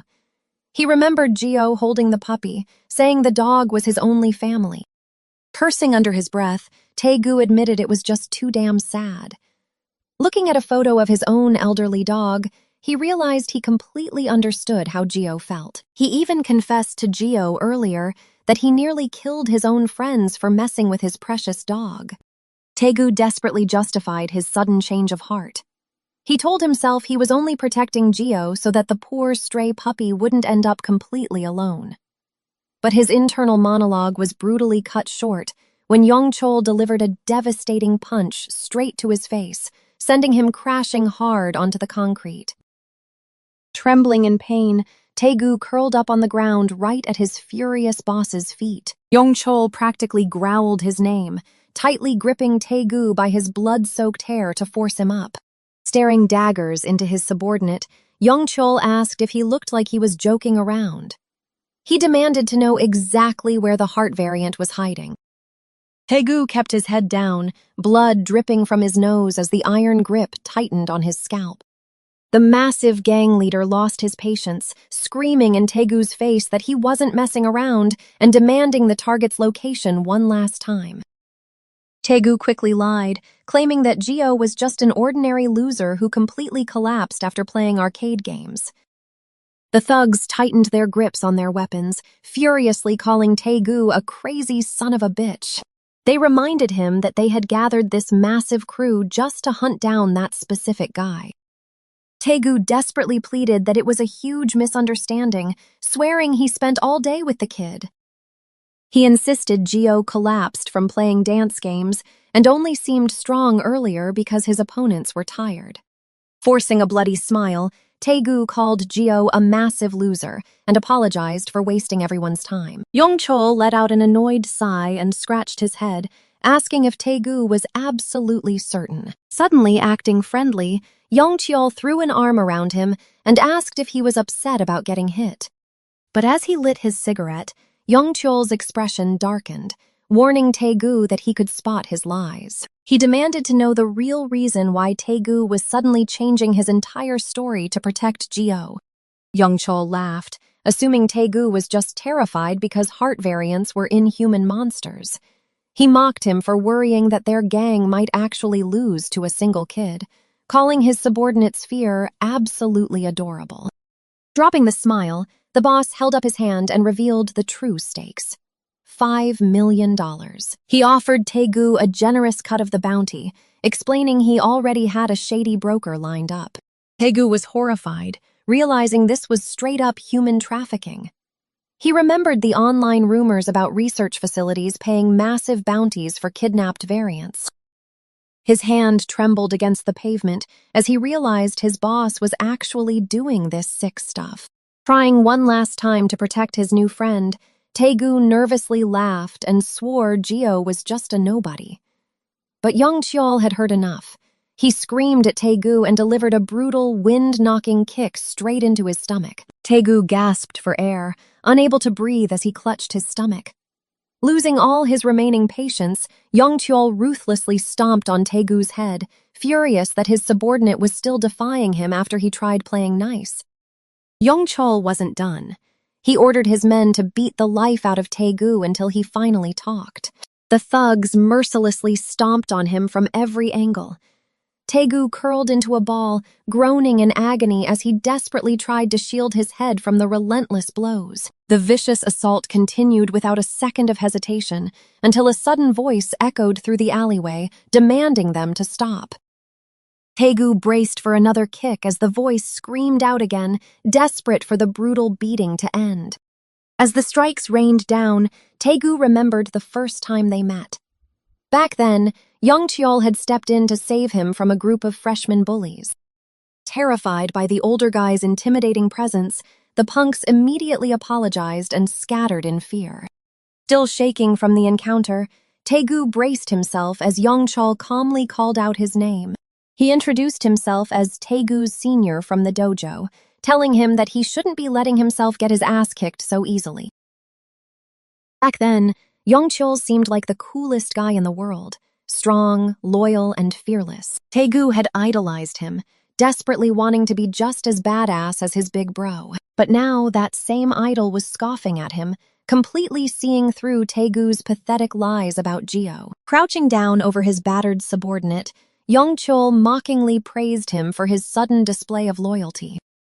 He assumed Taegu was just trying to sell Geo to a broker himself, warning him he'd barely make any cash. "Once your body's wrecked, loyalty won't mean shit," Yongchul sneered, ordering his men to bring him a chain. Wrapping the heavy metal links around his fist, Yongchul reminded Taegu that making shameless money was the only real way to live. With a sickening grin, he raised his chained fist and offered to let them both live the high life. Spitting up blood, Taegu looked up at his boss and finally uttered a miserable apology. Instead of selling out Geo, Taegu stared right back at his boss and told him he looked fucking pathetic. The moment the words escaped, Taegu's eyes widened in sheer panic, realizing his massive mistake. Yongchul's face twisted into a demonic scowl. He glared down at his subordinate, his remaining shred of patience completely vaporizing. Terrified, Taegu threw his hands up and frantically apologized, screaming that the insult had just slipped out. But apologies wouldn't save him now. Yongchul roared for him to die and threw a lethal chained punch. Right before the heavy metal could shatter Taegu's skull, a hand firmly caught Yongchul's wrist mid-swing. It was Geo. He calmly analyzed the thick metal chain, completely unfazed by the gangster's strength. Holding a puppy under one arm, Geo casually remarked that getting hit with something that rough would definitely leave a nasty scar on his friend's face. The thugs were stunned by the sudden interruption, while Taegu could only stare in pure disbelief. Ignoring the gangsters entirely, Geo crouched down and told Taegu he came looking because he was taking forever. Desperate to save him, Taegu begged Geo to run, confessing that he was actually the one who set him up. He admitted he even leaked the secret about Geo's resurrection powers, asking why Geo was still helping him. Tears streaming down his bruised face, Taegu sobbed out a miserable apology for his betrayal. But Geo simply replied with a blunt, "No." Holding the puppy in one arm, Geo casually grabbed the ankle of the thug stepping on Taegu's head. He looked at Taegu, asking why he was letting himself get beaten like this. Before Taegu could answer, one of the masked thugs swung a baseball bat straight down onto Geo's head. The attacker glared down, expecting him to crumble, but Geo just gritted his teeth and absorbed the blow. The rest of the gang immediately swarmed in, raining down vicious strikes with their bats and pipes. As the puppy barked frantically, Taegu watched in absolute horror, weakly begging them to stop. The leader smirked, realizing they had just trapped the infamous heart variant right where they wanted him. But the leader's taunt was cut short as Geo's bloodied fingers dug into the concrete, pushing himself up.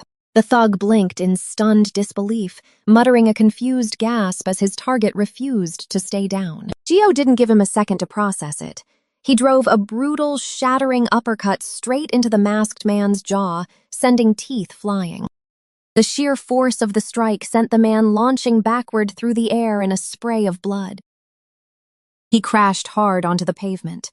Seeing their leader dropped so easily, the rest of the gang froze. Geo slowly straightened his posture.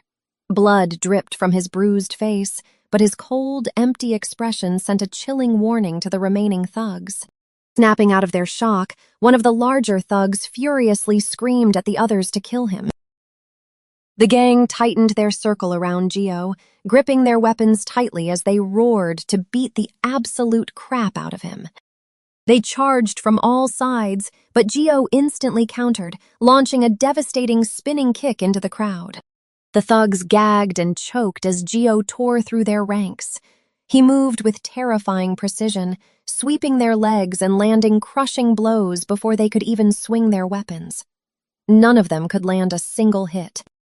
After sending another man crashing onto his back, Gio's sharp eyes caught movement in his peripheral vision. A masked thug was rushing in from behind, raising his wooden bat for a cowardly sneak attack.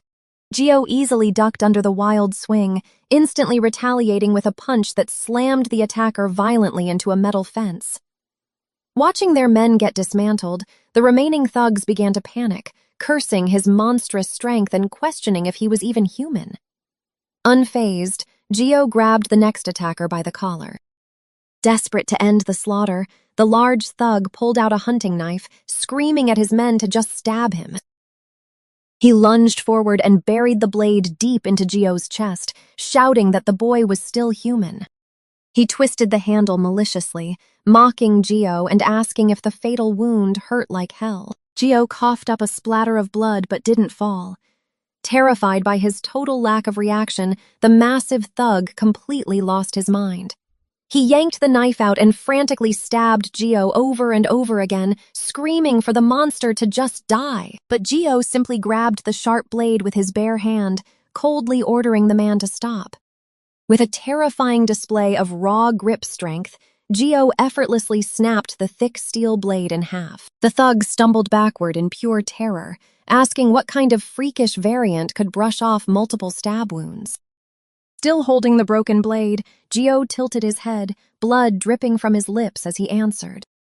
"You don't need to know," he muttered, instantly plunging the broken knife straight into the large man's thigh. As the thug shrieked in agony, the last few standing gang members completely broke.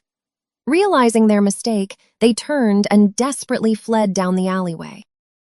But they weren't going anywhere. Gio dashed forward with blinding speed, his eyes glowing with a sinister red light. He caught up to the fleeing thugs in a single heartbeat. Staring them down with a terrifying demonic glare, Gio coldly declared that since they knew his secret, none of them were leaving this alley alive. The puppy barked triumphantly as Gio easily dragged the bruised and battered thugs back by their hair. Surrounded by the unconscious bodies of the entire gang, Gio stood tall, having single-handedly protected Taegu from the ambush. Taegu screamed Gio's name in panic, terrified for his friend who had just taken a knife. Crawling desperately on the ground, Taegu begged him to hang in there while he called for help. But Gio calmly assured him that he was perfectly fine. Confused, Taegu stared at Gio's chest, realizing that the fatal stab wound had completely vanished. The sheer impossibility of it left Taegu sweating, his shock quickly giving way to overwhelming guilt. Unable to look Gio in the eye, Taegu pressed his face to the ground and apologized. He remembered the vicious beating the gang leader had given him, calling him a moron who deserved to die for choosing his friends poorly. The thugs had mercilessly mocked him for selling out the only person who actually cared about him. Weeping on the pavement, Taegu confessed that he used to be tight with those dangerous guys. He admitted he only hung out with them because he thought it made him look cool, but realized he was just another worthless thug. Suddenly, Gio handed him something. Pointing out that Taegu's nose was bleeding, Gio offered him a small pad to wipe his face. Staring at the white square, Taegu couldn't believe Gio was actually being this kind to him after everything he had done. But then he looked closer and realized Gio had just handed him a literal dog pee pad. Not wanting to risk another beating, Taegu wiped his face anyway, as Gio brought up his earlier words. With a gentle smile, Gio said that knowing they both still considered each other friends was all that mattered. Hearing that absolute forgiveness, Taegu's tough exterior shattered. He pressed the dog pad against his bruised face and completely broke down, sobbing uncontrollably in the middle of the street. Overcome with emotion, Taegu threw his arms around Gio, wailing his friend's name at the top of his lungs. Surrounded by the unconscious bodies of the gang, Taegu sobbed out his apologies, loudly declaring that Gio was the biggest badass he had ever met. Their touching reunion was interrupted by the gang leader, who was now kneeling obediently, claiming he was reflecting on his mistakes. Desperate to survive, the terrified leader promised he would never tell a single soul about Gio being a heart variant. Hearing the thug beg so pathetically, instantly wiped away Taegu's tears, replacing them with pure rage. Taegu viciously kicked the gang leader right in the face, screaming that this fat bastard should have been the first one to apologize. He stomped on the thug mercilessly, calling him a piece of trash and a pig. Watching the brutal beatdown, Gio's sweat dropped and awkwardly asked if Taegu hadn't just claimed they were close friends. Taegu eagerly suggested they beat the crap out of the entire gang to ensure their absolute silence. But before Gio could agree to the violent plan, a voice suddenly called out from the alleyway. The gang leader rubbed his hands together in pure desperation, begging them not to involve the police under any circumstances. Unfortunately for the thugs, the flashing lights of a patrol car had already pulled up to the alley. 2 officers from the local substation stepped out, stating they had received a noise complaint from a nearby resident.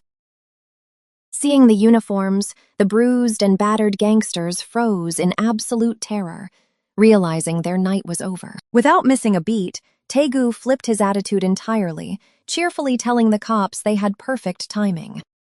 Throwing the entire gang under the bus, Taegu loudly accused them of being adult human traffickers.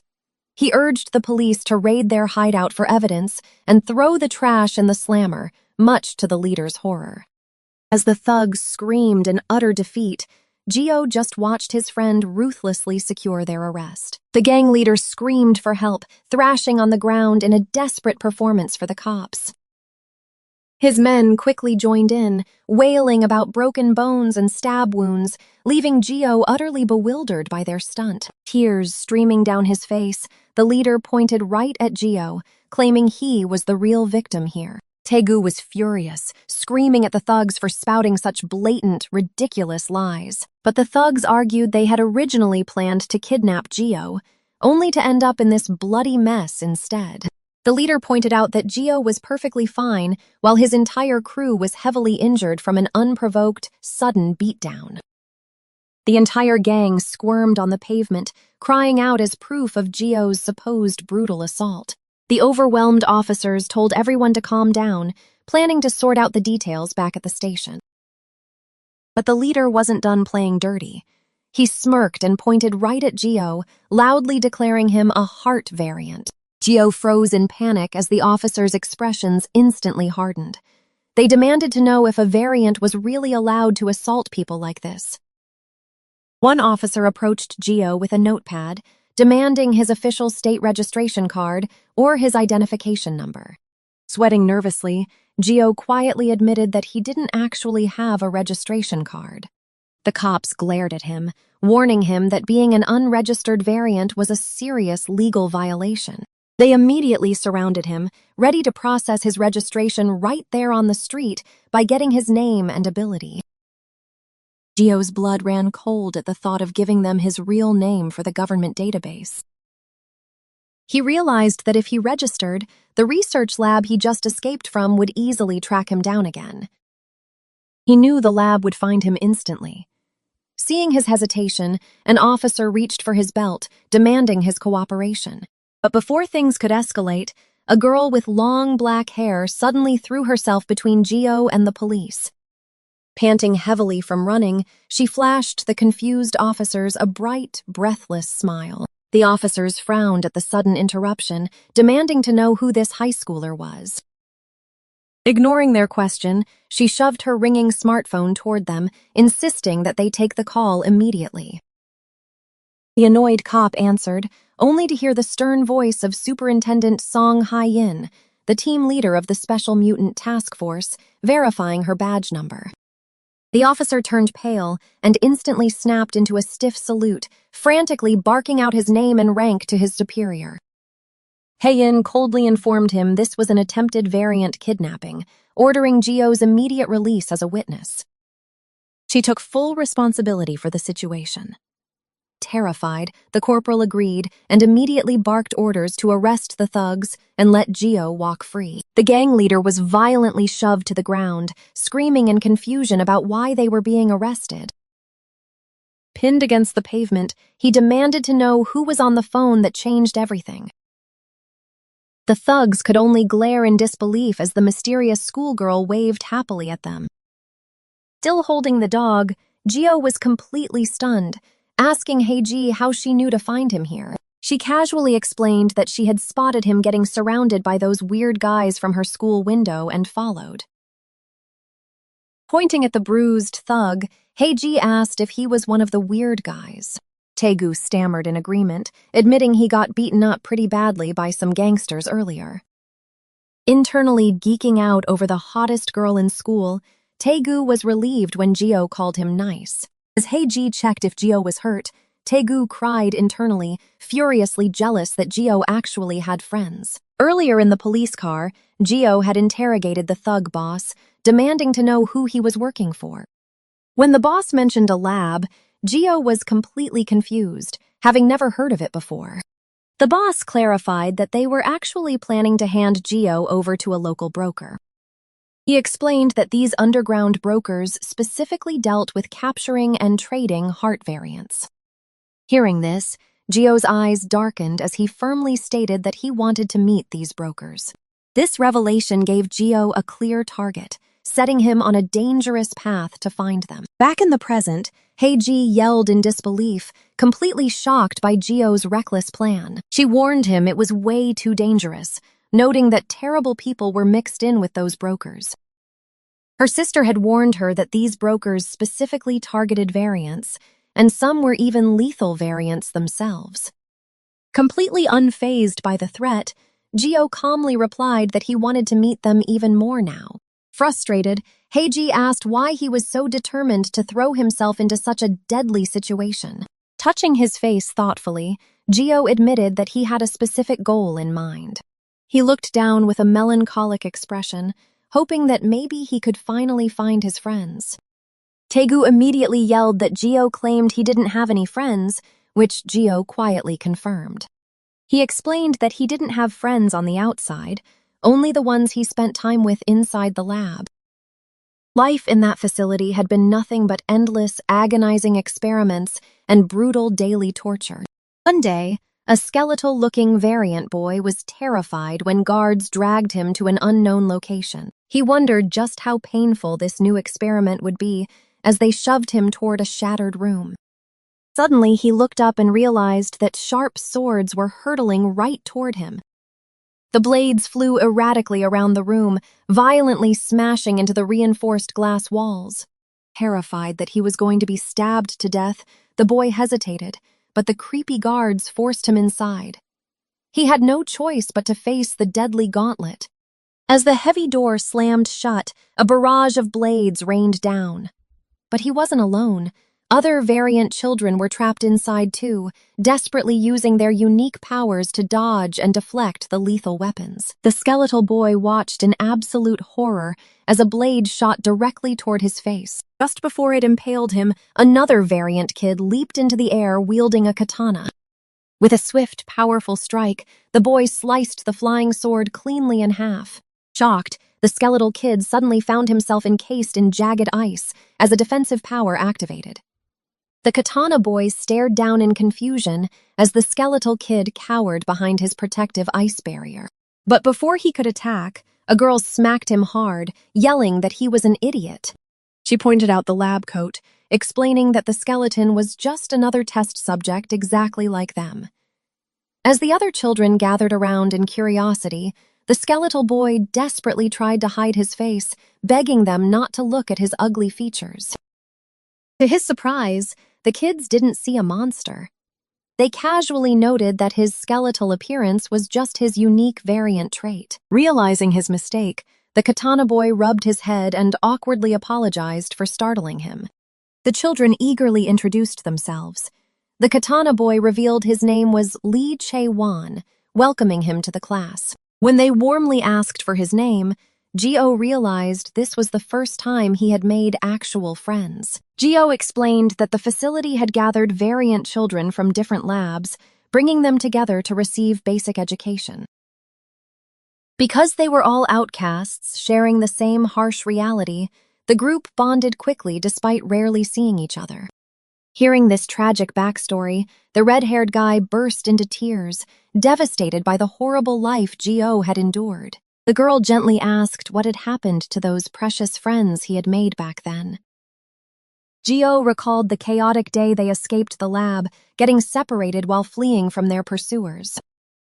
She realized Gio needed a broker to find out if his scattered friends had been captured. Moved by his story, both of his new allies fiercely promised to help him track down his lost friends. The red-haired guy proudly revealed a confiscated phone, hoping to find the broker's contact information inside. Scrolling through the messages, he discovered the thugs were planning to hand Gio over at 7 p.m. Gio's eyes widened in panic as he realized they had almost no time left before the meetup. Meanwhile, at a distant warehouse, agonizing screams echoed through the air as the broker's meeting went horribly wrong. A group of desperate thugs charged at the mysterious hooded figure, screaming for everyone to grab their weapons and stab the intruder to death. The hooded man effortlessly dodged their frantic strikes, unimpressed by their clumsy attempts to use blades. He easily shattered an incoming blade with his bare hands, noting that a sword handled so poorly would never be able to cut anything. With a fluid motion, he instantly slaughtered the charging attackers. The thugs collapsed in a bloody heap, completely outmatched by the mysterious assassin's overwhelming skill. Realizing knives were useless, a surviving thug drew a gun, desperate to take the monster down. He pulled the trigger, screaming for his men to kill him with firearms, completely confident that bullets would end the bloody slaughter once and for all. But the thug froze in terror as his gun was cleanly sliced in half before it could fire. The hooded figure threw back his hood, revealing himself as a grown-up Lee Chae-won, boasting that a proper blade could cut iron. He possessed the heart of the sword, a variant power that turned his body into a lethal weapon. When the last thug tried to flee, Chae-won casually hurled a blade, striking him down instantly. Crouching amidst the sea of bodies, Chae-won coldly told the dead men to try doing a bit better next time, leaving no survivors behind. Checking his phone, Chae-won noticed a new message. Someone was eager to make a sale right away, piquing his interest. He quickly sent them a pinned location on the map, realizing he just scored a brand new customer. With his lethal abilities primed, Chae-won crouched in the shadows, ready to welcome his latest prey. Meanwhile, Gio crept into the designated alleyway. The atmosphere was incredibly gloomy, putting him on edge. Knowing this was the meeting spot, Gio reminded himself to be extremely careful as he moved forward. He was hunting a broker who trafficked heart variants, fully aware the target might be a mutant themselves. Haiji had warned him against this, terrified that these criminals specifically targeted mutants like them. She'd heard rumors that the brokers were often dangerous heart variants, too. But Gio saw it as an opportunity. If they dealt with mutants, they might know where his friends were. Despite her lingering fears, Gio promised he would only watch from a safe distance for today. He had told Haiji he'd play it safe, but Gio had other plans. Furious that these bastards sold out people like him, he grabbed a heavy wrench, fully intending to ambush and capture the broker himself if the chance arose. He knew charging in blindly was suicide. Against a mutant, figuring out their specific ability was the absolute priority. Suddenly, the sharp hiss of steel cut through the air as blades shot right past his face. Gio screamed as he scrambled backward, watching the deadly projectiles embed themselves deep into a metal pole. Staring at the embedded weapons in shock, he immediately realized someone was throwing actual swords at him. The broker casually strolled forward, mocking Gio for being an obvious rat. Seeing the boy alone, he knew Gio wasn't there to make a trade. Drawing another blade, the hooded man coldly demanded to know if Gio was working for the cops. Looking at the menacing figure before him, Gio quickly deduced that this had to be the broker. Seeing the weapon, Gio wondered if his opponent was just a normal human relying on standard steel. If the broker was just an ordinary guy, Gio knew capturing him would be significantly easier. Without hesitation, Gio kicked off the dirt and sprinted forward, launching a sudden full-speed frontal assault. He threw a fierce punch right at the man's face, determined to not even give him time to react.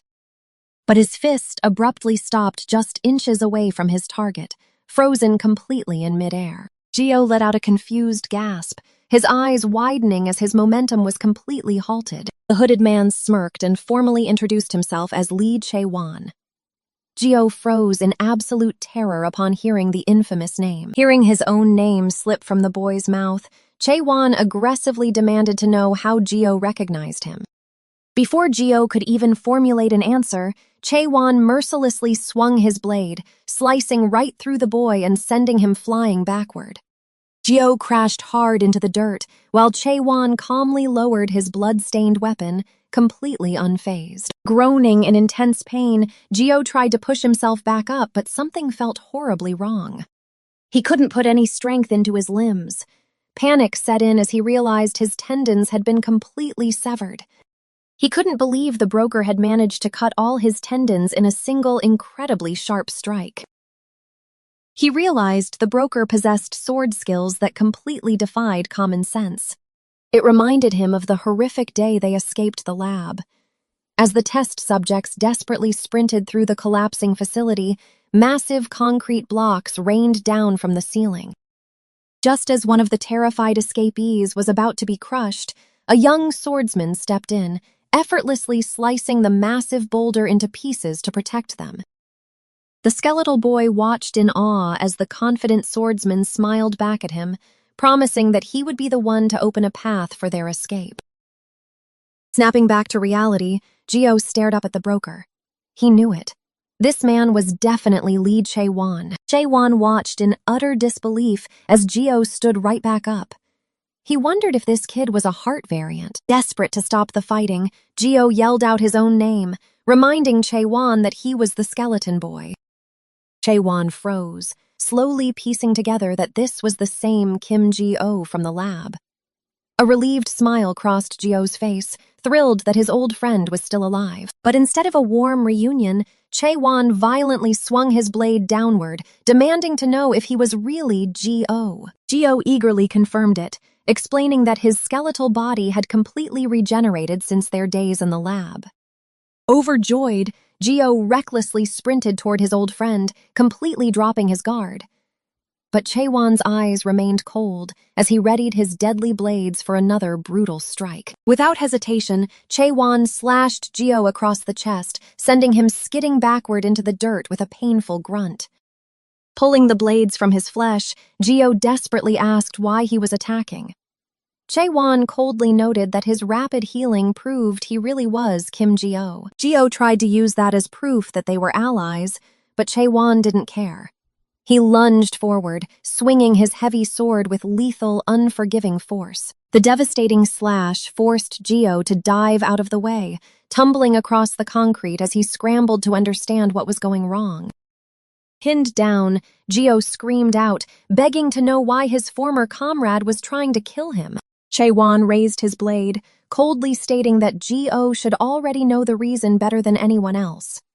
Before Gio could even process the words, another blindingly fast slash tore toward him. Blood sprayed everywhere as Gio realized his opponent's strikes were way too fast to completely evade. He was trying his best to dodge, but if he kept taking hits, he would just waste blood. Knowing he had to suppress his former ally first, Gio made a reckless move.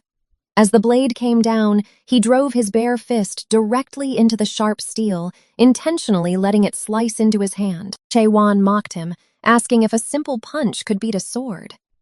But Gio glared back, admitting he already knew exactly how skilled Chae-won was with a blade. Chae-won's eyes widened in shock as he realized Gio was using his rapid regeneration to tightly clamp his muscles around the trapped blade. Trying to yank the weapon free, Chae-won was completely caught off guard by Gio's monstrous grip strength.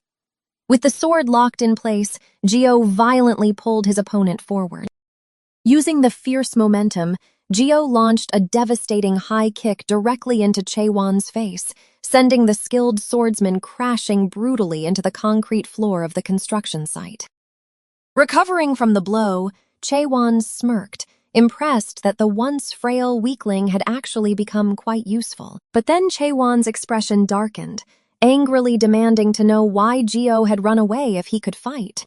Standing amidst the rubble, Gio was completely caught off guard by the accusation of running away.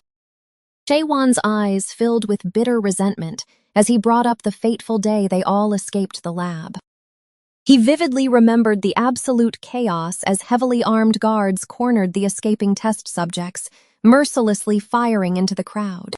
During the bloodbath, a desperate Chaewon had reached out, begging Geo to grab a nearby steel pipe so they could fight back against their heavily armed captors. "When we were all surrounded and dying," Chaewon's voice trembled with a deep, lingering betrayal. He accused Geo of running away to save himself. Geo desperately tried to explain, claiming he had absolutely no choice. He knew that if he had stayed behind to fight, every single one of them would have been slaughtered. But Chaewon wasn't having it. Calling Geo a coward, he casually placed his hand against a steel beam. Instantly, the massive metal pillar began to groan and splinter under his terrifying new power. The solid steel rapidly warped, transforming into thick, twisting wooden roots that climbed toward the ceiling. Chaewon unleashed the massive wooden structures straight at Geo, declaring that he already knew everything about his former friend's legendary regeneration abilities. "If you're in pieces, it'll take you quite a while to recover," Chaewon taunted, raining sharp stakes down from above and daring Geo to try running away. Geo raised his arms, knowing he had to protect his vitals so he could quickly recover. But as the wooden spikes pierced his shoulders, he heard a chilling voice behind him. "No, the real one is over here." Chaewon had completely bypassed the barrage, lunging straight for Geo's blind spot with a massive, sharpened wooden blade ready to strike a fatal blow. Instead of tearing through flesh, the blade slammed into solid steel with a deafening crash. The sheer force of the impact blew out the side of the building, sending massive chunks of rubble crashing into the street and terrifying the nearby pedestrians. Geo's friends recognized the construction site and panicked, frantically wondering if they should call for help. Back inside the ruined building, the thick dust slowly cleared as Chaewon stared down his target. Geo had blocked the strike with a steel pipe. Chaewon was amazed, noting that Geo's regeneration had become incomparably faster than before. Geo finally corrected him. He never ran away that day. He had actually stayed behind, fighting until the bitter end so the rest of them could escape the lab. Even now, he only came to save his friends. Chaewon's eyes widened, realizing he might have completely misunderstood everything. Before they could settle things, voices echoed from the street below as a crowd began to gather. Realizing they had an audience, Chaewon slowly lowered his makeshift wooden weapon and backed away. Admitting he had caused way too much of a scene, Chaewon told Geo to come find his hideout if he wanted to keep talking. "A lot has happened in the meantime," he added with a smirk. "We'll have a lot to talk about." Geo watched him leave, completely baffled by how drastically his old friend had changed over the years. Chaewon used to be a completely different person back when they were trapped in the research lab.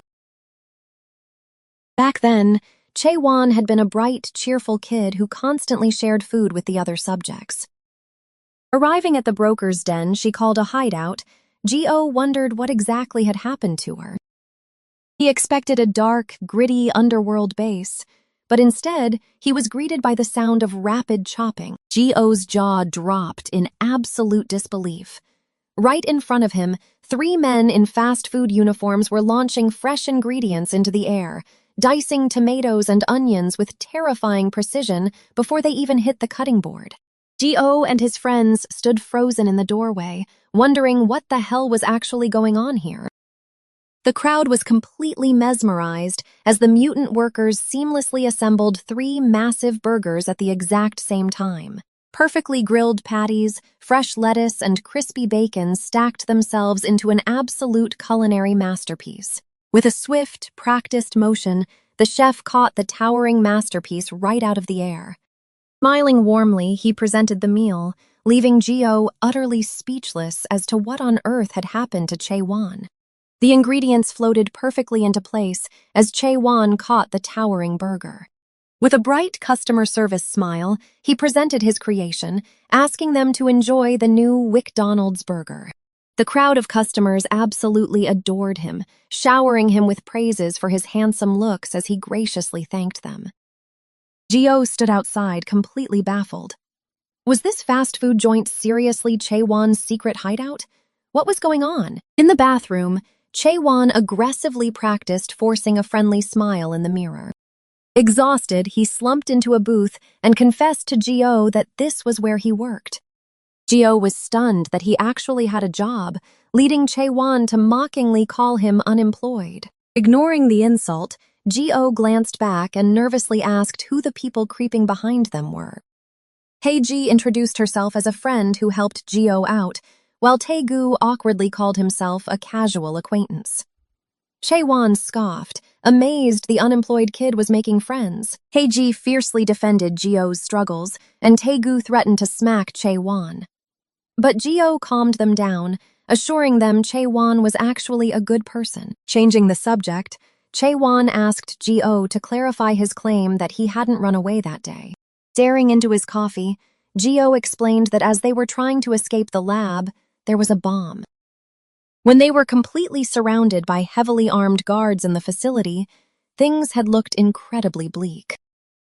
But amidst the chaos, Gio clearly heard the unmistakable, terrifying ticking of a time bomb. Having survived numerous explosion experiments in the past, he vividly recognized the smell of the burning fuse. The lab bastards had planned to collapse the entire building while isolating the kids inside. Gio knew the strong kids might survive the blast, but the weaker ones would definitely die. Without a second thought, he grabbed as many explosives as he could carry and sprinted blindly away from the others. And then, the massive payload detonated right in his arms in a blinding flash. He explained that the blast blew him far away because he eventually woke up in a remote forest. He had rushed back immediately, but finding no one there, he assumed everyone had managed to escape safely. Chaewon silently processed the fact that Gio had willingly run off, holding the active bombs just to save them, knowing his unique resurrection powers would let him withstand the blast. Covering his face in shame to hide his overwhelming guilt, Chaewon fought back tears and admitted that he actually believed him. He realized Gio had been protecting them all along, sacrificing himself for their sake. Gio blinked in surprise, not expecting his old friend to accept his crazy story so easily. Without another word, Chaewon sprang into action, his hands moving at blinding speeds as he began chopping vegetables and grilling meat with terrifying precision. Gio watched in absolute bewilderment as ingredients flew through the air, wondering why on earth the guy was suddenly cooking like his life depended on it. Approaching the table, Chaewon presented a freshly made burger, admitting he always suspected Gio hadn't abandoned them. He offered it as a gift for everything Gio had been through. As Gio happily devoured the delicious meal, a group of girls interrupted to ask the handsome store manager for a picture. After posing with a silly dog filter, Chaewon turned back to Gio and sincerely apologized for attacking him without listening to his side of the story. Gio just smiled, assuring him that the cuts didn't really hurt anyway. Stuffing his cheeks, Gio excitedly asked if Chaewon got to eat this amazing food every single day, making him incredibly jealous. Chaewon chuckled, offering him more. Pointing proudly to his name tag, Chaewon bragged that he could, since he was the store manager. Gio was genuinely amazed that he was living like a completely normal person, which made Chaewon smirk confidently. Gio screamed in pure excitement, asking if Chaewon was really going to set him up with a job. Chaewon proudly offered to pay him slightly above minimum wage. While his friends muttered about how weird this reunion was, Gio suddenly held up his hand, realization dawning on him. Pointing an accusatory finger, he demanded to know why Chaewon was doing sketchy broker work when they met at the shady spot earlier. After all the torture they endured at the lab, Gio was furious that his old friend would stoop to selling out other mutants. But mid-insult, Gio paused, realizing that Chaewon's broker persona must have been a complete act. Scratching her head, Chaewon casually admitted that the shady broker routine was just a clever disguise. She explained that she used the fake identity to bait and capture the very guys kidnapping mutants. It was all an elaborate undercover operation to wipe the human traffickers off the map completely. Hearing this, G.O. let out a massive sigh of relief. He confessed he was genuinely terrified that his childhood friend had turned into a monster who sold people. Giving a big thumbs up, G.O. praised Chae-won for living life to the fullest by managing a burger joint while secretly taking down crime syndicates. Chae-won humbly brushed it off, saying it was just something that needed to be done to protect their own kind. Stuffing his face with food, G.O. eagerly offered to help out with the dangerous undercover missions. He reminded Chae-won that the whole reason he tracked her down was to gather information on the rest of their missing friends anyway. Chae-won slammed her fist on the table, her eyes lighting up at the perfect opportunity. She revealed she had a broker to catch soon, and with G.O.'s immortal abilities, it would be a breeze. Interrogating them might even lead to clues about the others. Pointing confidently at her immortal friend, Chae-won declared that G.O. was going to be a huge asset. They sealed the deal with a firm fist bump, ready to take on the criminal underworld together. With the lunch rush starting, Chae-won promised to contact him later with the detailed mission plan. Walking away with his companions, G.O. thanked them for their help. But the red-haired guy was highly suspicious, warning G.O. that people change a lot in 3 years, and Chae-won could easily be lying. The girl agreed, admitting it was super sketchy that his friend was pretending to be a trafficker. But G.O. just smiled with absolute certainty, brushing off their completely valid concerns without a second thought. He knew in his heart that Chae-won hadn't changed one bit since they were suffering kids in the lab. When asked how they would communicate without a phone, G.O. proudly whipped out a smartphone, leaving his 2 friends utterly speechless as they suddenly realized he had been using a dead thug's device the entire time. Meanwhile, in a desolate industrial district, heavy footsteps echoed as a desperate chase unfolded. A bloodied, terrified mutant scrambled for his life while a group of massive thugs cornered him in a dead-end alley. Begging them to stop, the mutant unleashed his ability, shooting a thick stream of slippery oil onto the ground to trip up his pursuers and create an opening to escape. He smiled, thinking he was finally safe, until a brutal punch smashed directly into his face. The mutant collapsed to the cold ground, screaming in sheer agony as a towering thug violently grabbed him by his hair. Sobbing uncontrollably, the terrified guy begged for his life, crying out that his mutant heart was truly nothing special and that shooting slippery oil was the only pathetic trick he could do to survive. The ruthless thug just scoffed at the trembling weakling. Lighting a cigarette, the brutal thug laughed out loud, noting that weak mutants were basically just normal people. But it didn't matter to them at all, because their shadowy buyers were willing to pay a staggering 1 billion won for this single crying captive. Suddenly, a hooded figure slid up right behind the smoking thug, mocking the surprisingly low bounty. The gang froze in confusion, wondering who the hell this scarred intruder was and how he got past them. Before the thug could even finish his sentence, the scarred intruder ruthlessly slashed him across the chest.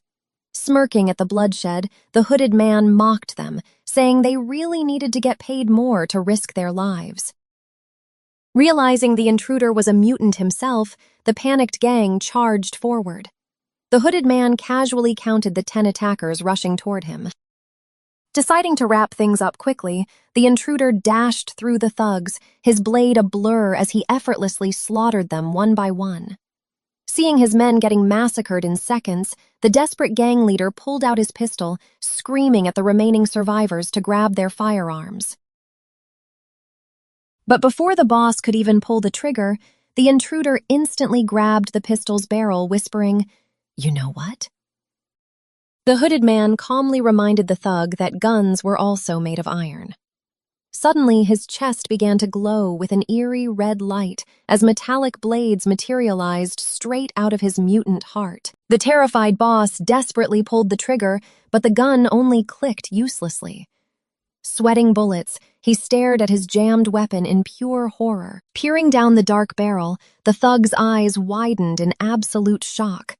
Dozens of sharp metallic blades were rapidly spiraling up from inside the gun, completely destroying the internal mechanism.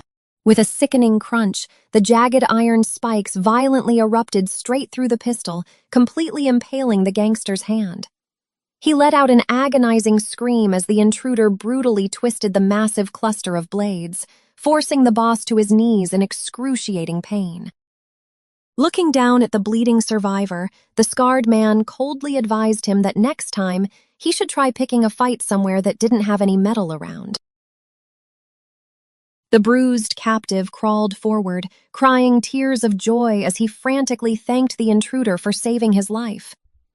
Seeing the stranger's powers, the captive excitedly realized they were both heart mutants. As the relieved mutant babbled about how scared he was, the hooded man abruptly told him to shut up. Ignoring the confused boy, the scarred intruder pulled out his phone and calmly reported to his director that he had successfully recovered the stolen mutant. The director ordered him to bring the boy straight back to the research lab, causing the captive's hopeful smile to immediately vanish in sheer panic. Before the terrified mutant could even ask what was going on, the intruder viciously kicked him in the face. Annoyed by the whining, the scarred man coldly revealed that he was actually the broker selling him. Over the phone, the director praised the brutal efficiency of Lee Chae-won, who stood over a room filled with slaughtered test subjects. He gloated that she was on a completely different level from the useless brats, proving incredibly reliable as always. But the scarred broker cut the director off, stating there was one more important thing he needed to share. His expression darkening, the broker revealed that he had finally tracked down their ultimate target, Kim Ji-oh. Hearing that name, the masked director froze in utter shock, demanding to know if it was really true. Standing over the bleeding gangsters, the broker asked if their old deal was still valid, verifying that he would get his requested reward if he brought Kim Ji-oh in. The director immediately agreed. Satisfied with the confirmation, the scarred broker smirked and promised to hand the immortal boy over to the laboratory first thing tomorrow morning. The broker stared down at the absolute massacre he had just caused, completely unbothered by the carnage as he finalized the details of his massive payout. The masked director grinned wickedly from ear to ear, thrilled that their greatest threat was finally within reach. With the lucrative bounty secured, the broker hung up the phone, fully confident that capturing the resurrection boy would be an absolute breeze for someone with his deadly skills. But taking down someone who had survived hundreds of deaths was going to require a very special approach. Later that day, the broker began calmly chopping up vegetables in his kitchen to prepare a quiet dinner. While stirring his stew, his mind remained completely focused on business, pondering the best way to capture Ji-oh. He knew calling Ji-oh out would be easy since the boy didn't suspect him yet. But recalling Ji-oh's recent fights, the broker realized the boy's instantaneous regeneration had massively improved since his skeletal days, making him far too dangerous in direct combat. Realizing ordinary methods would fail, the iron-manipulating mutant decided to lure Ji-oh to a location completely surrounded by metal. Putting his sinister plans aside for a moment, the broker finished cooking a steaming pot of curry. He brought it out to a young girl in a wheelchair who cheered that her older brother was the absolute best. He smiled warmly, telling Chae-yun he made sure to add plenty of her favorite potatoes. She happily readied her spoon, completely unaware of his darker life. Patting her head affectionately, he promised to make her anything she wanted to eat. Chae-yun eagerly invited him to sit down and share the meal with her. But the broker grabbed his coat, telling his sister he couldn't stay because he had somewhere important to be. Her smile instantly faded, disappointed that he was leaving her alone once again. As he closed the door, he promised he would return later to finish the leftovers. Leaving his apartment building behind, he headed out into the night to execute his trap. Elsewhere, someone else was also busy cooking. Believing Gio must be completely exhausted from his hard work that day, they prepared a special meal. Heiji figured that a combination of meat and fruit would be the perfect remedy for fatigue. So she proudly cooked up a bizarre batch of braised short ribs loaded with tangerines and strawberries. She confidently checked her phone, amazed that an AI chatbot actually provided her with a recipe for such a weird combination, guaranteeing her that it would be delicious. Tossing the ingredients like a pro, she happily wondered if she had a hidden talent for cooking.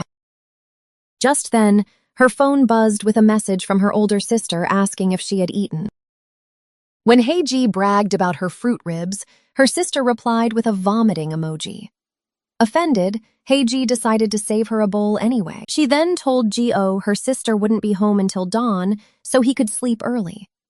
But Gio was wide awake, explaining he was waiting to hear back from a friend. Noticing his bright mood, Heiji smiled and asked if he was really that excited to meet them. Playing with the dog, Gio happily admitted that he had really missed this particular friend. Heiji noted it was the very first time she had ever seen him look so incredibly relaxed. Thinking of Chaewon, Gio called him a precious friend. His mind drifted back to the grim research lab, remembering the boy who used to protect him.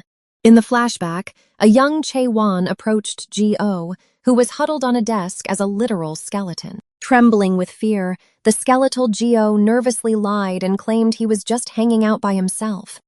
Chaewon suddenly grabbed his sleeve, shocked to discover that one of Gio's arms was completely missing.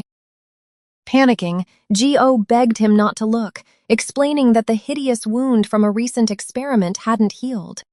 But Chaewon just smiled warmly, assuring the terrified skeleton boy that his missing arm was no big deal. He casually grabbed Gio's empty sleeve, telling him to hand over the arm despite his confusion. With a cheerful "ta-da!" Chaewon revealed something that left the skeletal Gio completely speechless. Using his metal manipulation powers, Chaewon had formed a sharp, shining blade to replace Gio's missing arm. He proudly asked if the new metal prosthetic looked sick, leaving the poor skeleton boy utterly bewildered. Their moment was interrupted when a young girl stormed in, angrily accusing Chaewon of bullying Gio again. Chaewon defended herself, insisting that giving Gio a sword for an arm was a massive upgrade. The skeletal Gio stared at his new blade in awe, completely agreeing that it was incredibly cool. While the girl looked utterly baffled, Chaewon proudly thrust out a fist, declaring that Gio finally recognized true style. Gio tilted his head in confusion, having absolutely no idea what he was supposed to do with a fist. Chaewon explained that real friends bump fists to prove their trust, making the girl cringe at the dramatics. As their knuckles met, Gio felt a spark of joy, realizing that they were actually real friends now. Back in the present, Gio smiled fondly. He remembered Chaewon being so incredibly cool that he followed her around everywhere, wanting to be just like her. Heiji nervously agreed, still completely baffled as to why anyone would be happy about getting a sword arm. Still, she felt a wave of relief seeing Gio so genuinely happy after finally reuniting with his friend. Pushing the heavy memories aside, Heiji announced it was time to eat. She proudly presented a massive pan of sweet and refreshing braised short ribs, noting she was used to cooking alone. Gio's eyes went wide with shock as he stared down at the bizarre culinary creation before him. Heiji bragged that it was her special recipe, loaded with strawberries and tangerines. Gio could only mutter a stunned "wow," admitting he had never seen anything like it. Bracing himself for the weird flavor combination, Gio gave his thanks and took a massive bite. As he chewed the fruity meat in silence, Heiji leaned in anxiously, asking if it actually tasted okay. Tears of pure joy streamed down Gio's face as he choked out that the dish was absolutely fantastic. He enthusiastically declared that the strawberries, the meat, and even the tangerines were perfectly delicious together. When Gio tried to share with the puppy Twigim, Heiji quickly stopped him, warning that human food was dangerous. After promising to make Twigim a special dog-friendly treat, Heiji smiled, glad to see Gio enjoying the meal so much. Shoving more food into his face, Gio declared it the best thing he had ever tasted. Touched by his gratitude, Heiji promised to cook him even more delicious meals later. Their peaceful dinner was suddenly interrupted by a ringing phone. Gio's face lit up when he saw Chaewon's caller ID, but the moment he answered, Chaewon's terrified voice screamed out, begging him for help. Panicking, Gio demanded to know what was wrong. Chaewon explained she was ambushed while chasing the lab guys. The mention of the lab made Gio's blood run cold. It was the exact same facility that had tortured him for years. Without a second of hesitation, Gio promised he was already on his way to save her. Chaewon quickly rattled off the address to an abandoned factory just before the call abruptly dropped. Knowing his oldest friend was in mortal danger, Gio leaped from the table, gulping down his food as he prepared to rush out. He rapidly apologized for not finishing the ribs, but Heiji told him to forget about the food. As Gio sprinted out the door to save Chaewon, Heiji offered to come along, but he ordered her to stay behind where it was safe. Gio arrived at the massive, abandoned factory, stepping into a cavernous warehouse filled with heavy machinery. Peeking cautiously around a massive shipping container, he wondered if this was really the right location. The eerie silence put him on edge, but he knew this was the exact address Chaewon gave him. Suddenly, a horrifying realization hit him. He touched the rusted walls and stared at the grated floor. Everything around him, the pipes, bolts, and even the floor, was made of iron, the exact element Chaewon controlled. Gio was completely baffled. Why would Chaewon be captured in a place where he had the absolute advantage? It simply didn't make sense that anyone could take down an iron manipulator inside a massive metal warehouse. He knew he had to stay sharp. If he wasn't careful, he'd end up captured right alongside him. He imagined Chaewon was somewhere nearby, tied up and trembling in absolute fear. But as Gio stepped forward, the iron floor suddenly ripped open, revealing a deadly set of blades. Before he could even react, dozens of massive iron spikes shot up from the grating, violently impaling him straight through the chest. Gio coughed up blood, the sheer force of the attack lifting him off his feet as the agonizing pain ripped through his entire body. He hung suspended in midair, completely helpless as the cold metal tore through his vital organs. Gasping for air, Gio looked down and realized the cowering man he was trying to save wasn't a victim at all. He was holding a massive sword. Dropping the fearful act, the man looked up with a menacing glare and thanked Kim Gio for coming. Gritting his blood-stained teeth, Gio demanded to know what was going on since the man claimed he was captured. The man just smirked, telling Gio that the situation was exactly as it looked, leading to one very obvious and terrifying conclusion. "You were tricked," the man declared, launching himself off the iron floor. Gio's eyes widened as he realized he had walked straight into a carefully orchestrated death trap. Screaming in agony, Gio grabbed the iron spike and violently ripped himself free. He crashed onto the metal floor just as his attacker swung the heavy blade down, forcing Gio to scramble out of the way. The man lunged forward relentlessly, slashing his sword with lethal precision as Gio barely managed to dodge. But the sword was just a distraction. The attacker instantly followed up with a brutal kick, slamming his heavy boot straight into Gio's wounded chest.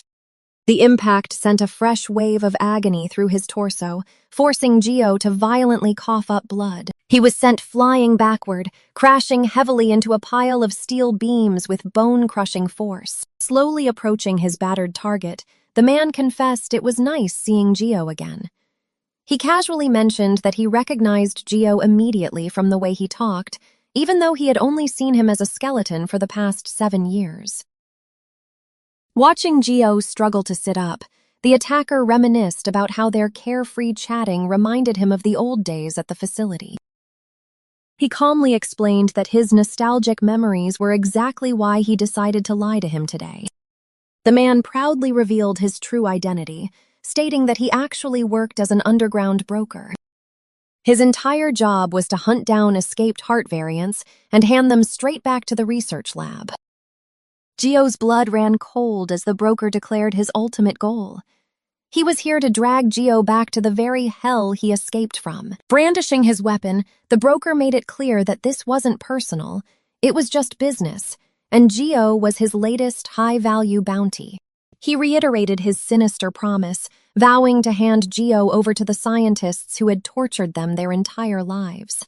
Gio stared in pure disbelief, struggling to process that a fellow lab victim would actually betray him. Ignoring Gio's confusion, the broker placed his hand on a nearby surface, activating his own terrifying variant powers. Suddenly, the solid steel structures warped and shot forward like spears, forcing Gio to desperately leap out of the way.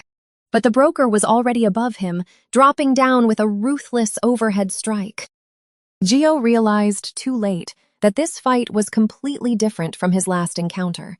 He was entirely outmatched. Gio spat out blood, realizing they weren't just trying to subdue him, they were genuinely out for blood. Desperate, Gio grabbed a nearby metal plate, cursing Li Che-wan under his breath. As Che-wan's sword clashed against the makeshift shield, Gio wondered if this was really a capture mission. Gio yelled at the broker to snap out of it. He demanded an explanation for this sudden, murderous betrayal before they went any further. But Che-wan was completely unfazed. "There's no need," he replied coldly. "Just let yourself be taken." With a single, devastating swing, his blade sliced cleanly through the thick steel plate like paper, forcing Gio to scramble backward in pure shock as his only defense crumbled to pieces. Stumbling away, Gio screamed at Che-wan, asking if he had completely lost his mind. "Are you still in contact with that lab?" Gio demanded, frantically grabbing another piece of scrap. "That place is a criminal organization. I said snap out of it." Calling him an idiot, Gio barely managed to leap out of the way as Che-wan unleashed another massive, sweeping strike that tore through the air and the steel floor. With his eyes glowing a sinister red, Che-wan relentlessly pursued him. His blade moved in a deadly blur, effortlessly carving through the heavy steel pipes as if they were nothing. Gio clicked his tongue in frustration as he bounded across the metallic structures, realizing they were just going in circles. "It's no use running," Che-wan warned. Slamming his hand onto the ground, he manipulated the very terrain itself, sending jagged steel spikes erupting from the floor to completely cut off Gio's desperate escape route. "There's iron everywhere here," Che-wan stated coldly, launching a lethal spike that nearly impaled Gio's face. He made it perfectly clear that his target wasn't getting out of this alive. Gio gritted his teeth, cursing the fact that the broker had come fully prepared to take him down. He finally accepted the grim reality. Che-wan actually planned to hand him over to the lab. "Why are you doing this?" Gio roared. "You don't care if I end up back in that hellhole?" Che-wan's expression remained completely dead as he raised his sword high. "I don't care," he replied, bringing the heavy blade crashing down toward Gio. Pushed to his absolute limit, Gio clenched his fist. "Fine, if that's how it's gonna be." Gio recklessly deflected the razor-sharp blade with his bare arm and launched a vicious counterkick. Taking a deep slash across his chest to land the hit, Gio knocked the swordsman back. Che-wan's eyes widened in shock as he realized what had just happened. The sheer force of Gio's desperate strike rattled Che-wan, sending shockwaves through his entire body. But as Che-wan recovered, he stared in disbelief. He wondered why his devastating sword strikes weren't doing any lasting damage. He quickly deduced the horrifying truth. Gio had built up an unnatural tolerance from years of relentless torture. Because of that hellish past, Kim Ji-o's regenerative abilities had evolved to an entirely different level. Che-wan realized that even when sliced, Gio healed instantly and used that brief opening to counterattack. Changing his strategy, the broker unleashed a blinding flurry of slashes, intending to cut him down without a single opening, knowing Gio couldn't attack while his body was busy regenerating. The relentless barrage of strikes overwhelmed Gio, ripping through his flesh faster than his heart could stitch the wounds back together. Gio's mind flashed back to the dark days in the lab, chained up and terrified of the daily experiments. The cold, heavy metal restraints had locked him in place, leaving him completely helpless to whatever came next. From the observation deck, the cruel scientists coldly announced the commencement of Trial 225, ordering the next test subject to be sent in. The heavy steel doors slid open, and another young boy was forced into the bloody room, nervously calling out Gio's name. Gio stared in pure horror as he recognized the boy, Lee Chae-won. The scientists planned to pit the heart of the sword against Gio's regeneration. The intercom coldly ordered Subject 0824, Lee Chae-won, to use his abilities to attack Gio. Chae-won froze in disbelief, shouting at the scientists if they were completely out of their minds. He furiously refused to become their executioner, threatening to walk out rather than raise a hand against his friend. But the lab anticipated his defiance, immediately activating his shock collar and bringing him to his knees. Watching him suffer, Gio desperately yelled at Chae-won to stop stalling and just follow their orders. Thrashing against the agonizing electricity, Chae-won cried out that he could never cut down his own friend. Gio insisted that the blades wouldn't even hurt him, begging Chae-won to just swing the damn sword. But Chae-won stubbornly gritted his teeth, declaring he would rather die than become a monster for them. Realizing Chae-won wouldn't budge, Gio decided to play the villain, mocking him as a weak, pathetic wimp. The sudden insult caught Chae-won off guard, making him pause through the searing pain of the collar. Gio pushed harder, claiming that a simple sword was nothing compared to the freezing and burning torture he usually endured. The provocation worked perfectly. Chae-won's eyes narrowed as Gio's mocking words echoed loudly in his head. Gio confidently lied that he would regenerate instantly anyway, daring Chae-won to show him just how weak his power really was. Summoning his energy blade, Chae-won finally snapped and took the bait. Chae-won lunged forward with terrifying intensity, making Gio instantly regret his harsh choice of words. In a flash of crimson, Chae-won violently slashed across Gio's chest, sending blood flying across the sterile room. He didn't stop there, unleashing a merciless flurry of strikes. As the blade seemingly tore through him, Gio couldn't help but wonder if he had pushed his friend a little too far. Gio tried to maintain his tough facade, claiming it didn't hurt as Chae-won relentlessly hacked away. With one final, brutal strike, Chae-won sent Gio crashing to the floor in a massive pool of blood. The intercom finally announced the end of the brutal experiment. Chae-won stood over his friend, panting heavily as the heavy metal doors prepared to slide open. Lying mangled on the floor, Gio smiled through the agony, glad that Chae-won had survived the trial. But as the dust settled, Gio realized something strange. His body wasn't hurting nearly as much as it should. Kneeling beside him, Chae-won whispered for him to play dumb, revealing that the blood covering Gio was actually his own.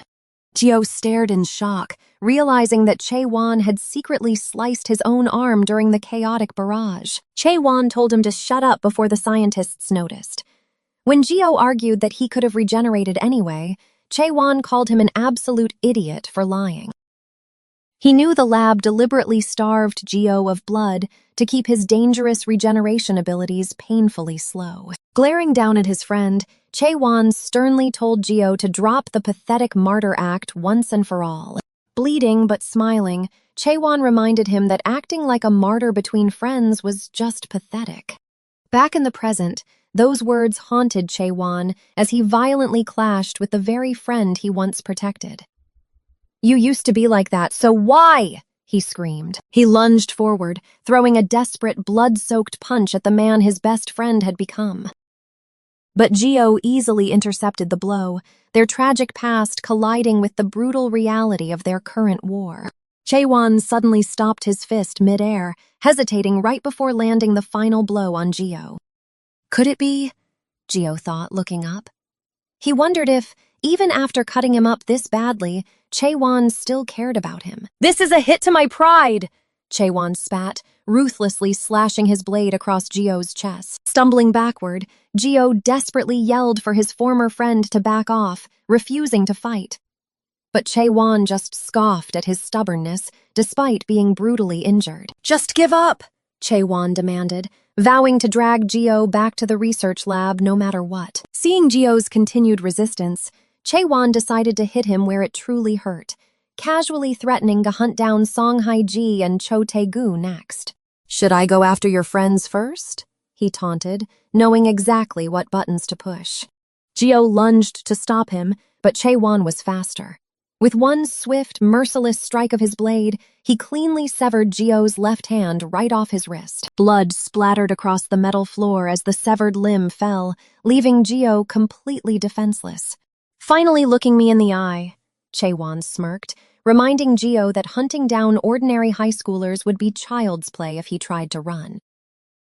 "They'll be the ones taking your place," Chae-won threatened. Before Gio could even react, Chae-won violently shoved his own fist straight into Gio's mouth. Gio gagged in absolute horror as Chae-won's knuckles ruthlessly forced his jaw wide open. But instead of panicking, Gio's eyes darkened with a terrifying intensity.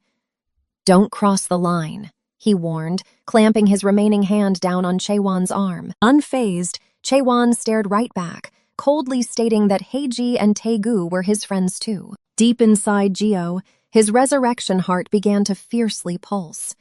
He admitted he was willing to hold back and hear Chae-won out because they used to be friends, but that mercy was now gone. "I don't care about your excuses anymore," Gio declared with chilling certainty, his aura shifting as he promised to utterly crush his former friend.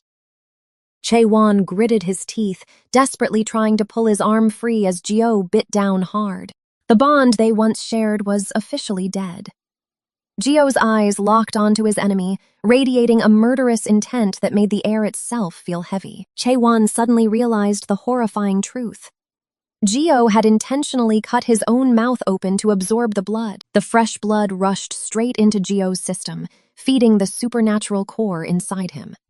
His resurrection heart rapidly absorbed the vitality, instantly converting the raw blood into an overwhelming surge of pure, unstoppable power. Using that newly acquired energy, thick tendrils of blood violently erupted from Gio's stump, instantly pulling flesh and bone together to regenerate his severed hand. "The arm that was cut off!" Chae-won gasped in disbelief, just as Gio grabbed a massive steel beam and swung it with devastating force. The sheer impact sent Chae-won violently skidding backward across the metal floor, barely keeping his balance. Coughing up blood, Chae-won realized at least 3 of his ribs were completely shattered, despite his body being heavily reinforced with iron to withstand heavy hits. Knowing one more hit would be fatal, Chae-won looked up only to see Gio already lunging.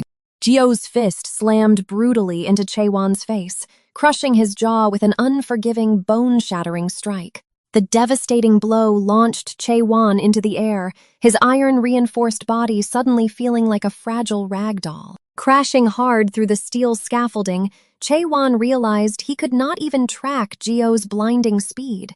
"I can't even react," he panicked, as Gio materialized right above him, reaching out with deadly precision. Gio drove another merciless punch into his chest, bouncing Chae-won off the solid steel ground.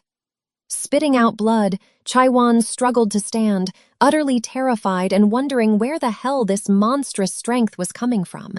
Slamming his hand onto the ground, Chae-won couldn't believe Gio had gotten this ridiculously strong just from absorbing his blood. He desperately launched a barrage of steel spikes from the floor, hoping to create some distance and regain his pace. But Gio casually flipped and weaved through the deadly trap, leaving Chae-won completely stunned by what he was witnessing. He wondered if Gio somehow knew exactly where his blades would strike, but quickly realized the terrifying truth. Gio wasn't predicting the attacks. He was dodging them perfectly, just by watching Chae-won's movements. Chae-won was baffled by this impossible reaction speed, remembering that Gio's only ability was supposed to be resurrection. The terrifying realization hit him that extreme regeneration wasn't Gio's only power anymore. His brute strength, speed, reflexes, and stamina were all on a completely different level from before. Trembling in fear, Chae-won knew that at this rate, he was absolutely going to lose. Cursing his luck, he decided to use a desperate technique he really didn't want to rely on. He began absorbing iron particles to his absolute limit, even as they tore apart his own blood vessels. In exchange for this agonizing pain, the heart of the sword inside him reacted violently. Like a massive explosion, hundreds of jagged steel swords erupted violently from his very flesh. The immense pain fueled his desperate attack, turning his entire body into a lethal weapon designed to completely shred his opponent to pieces. Screaming Gio's name, Chaewon declared that no amount of regeneration could ever break through this endless barrage. But Gio didn't even flinch. He charged straight into the terrifying storm of steel, letting the jagged blades pierce deep into his chest and arms. Completely unfazed by the brutal injuries, Gio coldly asked what it mattered, proving that this level of damage meant absolutely nothing to him anymore. Ignoring the swords buried in his own flesh, Gio launched a devastating spinning kick right into Chaewon's face, shattering the iron blades protecting him. The crushing impact sent shockwaves through Chaewon's skull, forcing him to violently cough up a mouthful of blood. Staring down at his former friend, Gio grimly explained that physical wounds like being stabbed or torn apart didn't hurt him at all. He had died too many times to care. He could endure as much physical agony as Chaewon wanted to dish out, but there was something else that truly hurt. Without a single moment of hesitation, Gio delivered another bone-crushing punch to Chaewon's jaw, sending him flying backward across the steel platform. Chaewon screamed out in agonizing pain as he crashed violently through the heavy steel scaffolding. The sheer force of Gio's attack battered his already broken body, leaving him completely helpless against the overwhelming and monstrous power of the resurrection heart. Closing the distance in the blink of an eye, Gio grabbed him by the throat and screamed that what really hurt was the fact that he was betrayed. The emotional wound cut far deeper than any of Chaewon's steel blades ever could. He drove his fist into Chaewon's face once again, unleashing years of pent-up rage. Smashing him deep into the steel floor, Gio roared in heartbreak that he was betrayed by his own friend, the one person he thought he could trust. The devastating impact carved a massive crater into the solid metal ground below them. He confessed that his closest friend trying to send him back to that horrible lab hurt far more than any blade. Standing over Chaewon's beaten body, Gio admitted he still didn't understand why this had to happen. With sadness in his eyes, he asked what those lab bastards could have possibly promised him to make him throw away 10 years of loyalty. Clenching his bloody fist, Gio reminded him that they both knew exactly how horrifying that facility was. Bleeding out on the floor, Chaewon weakly muttered that there was no point in talking about it now. He accepted his fate, bluntly stating that he followed the lab's orders and tried to sell Gio out. Staring down with cold, dead eyes, Gio agreed that they could never go back to being friends. With their bond officially broken forever, Gio gritted his teeth and delivered one final, merciless strike to end the fight. As Gio rained down a relentless barrage of punches, he screamed at his former friend, demanding to know what he was talking about. Gio refused to let him just decide their friendship was over. He grabbed the traitor by the collar, begging him to explain the price for selling him out, desperate for any excuse that would make this betrayal make sense. Pulling him in close, Gio pleaded with him to give any kind of excuse. He needed to know why, at least if the guy had ever truly considered him a friend.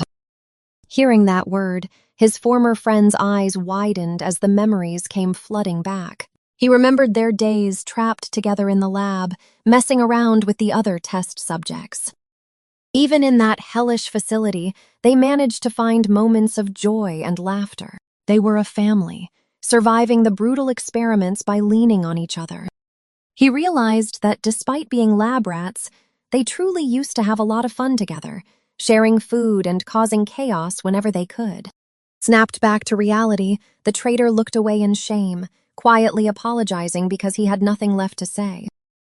But before Gio could process the apology, a squad of heavily armed soldiers suddenly rappelled down from the ceiling.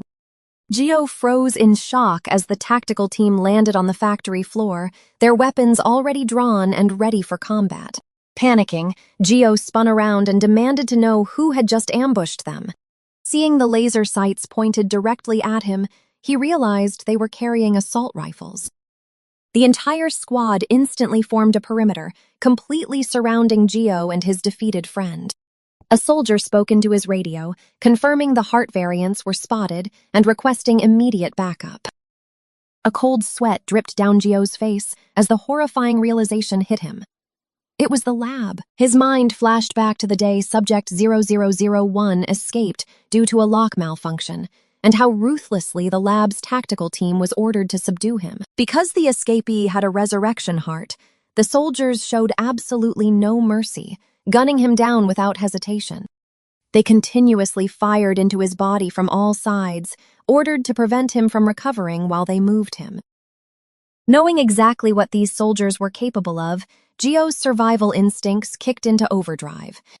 He gasped for air, realizing that if he stayed here, he would be completely ripped apart. Without a second thought, Geo threw his unconscious friend over his shoulder and made a desperate dash. Dodging the initial wave of soldiers, Geo grabbed onto a nearby metal scaffolding pole.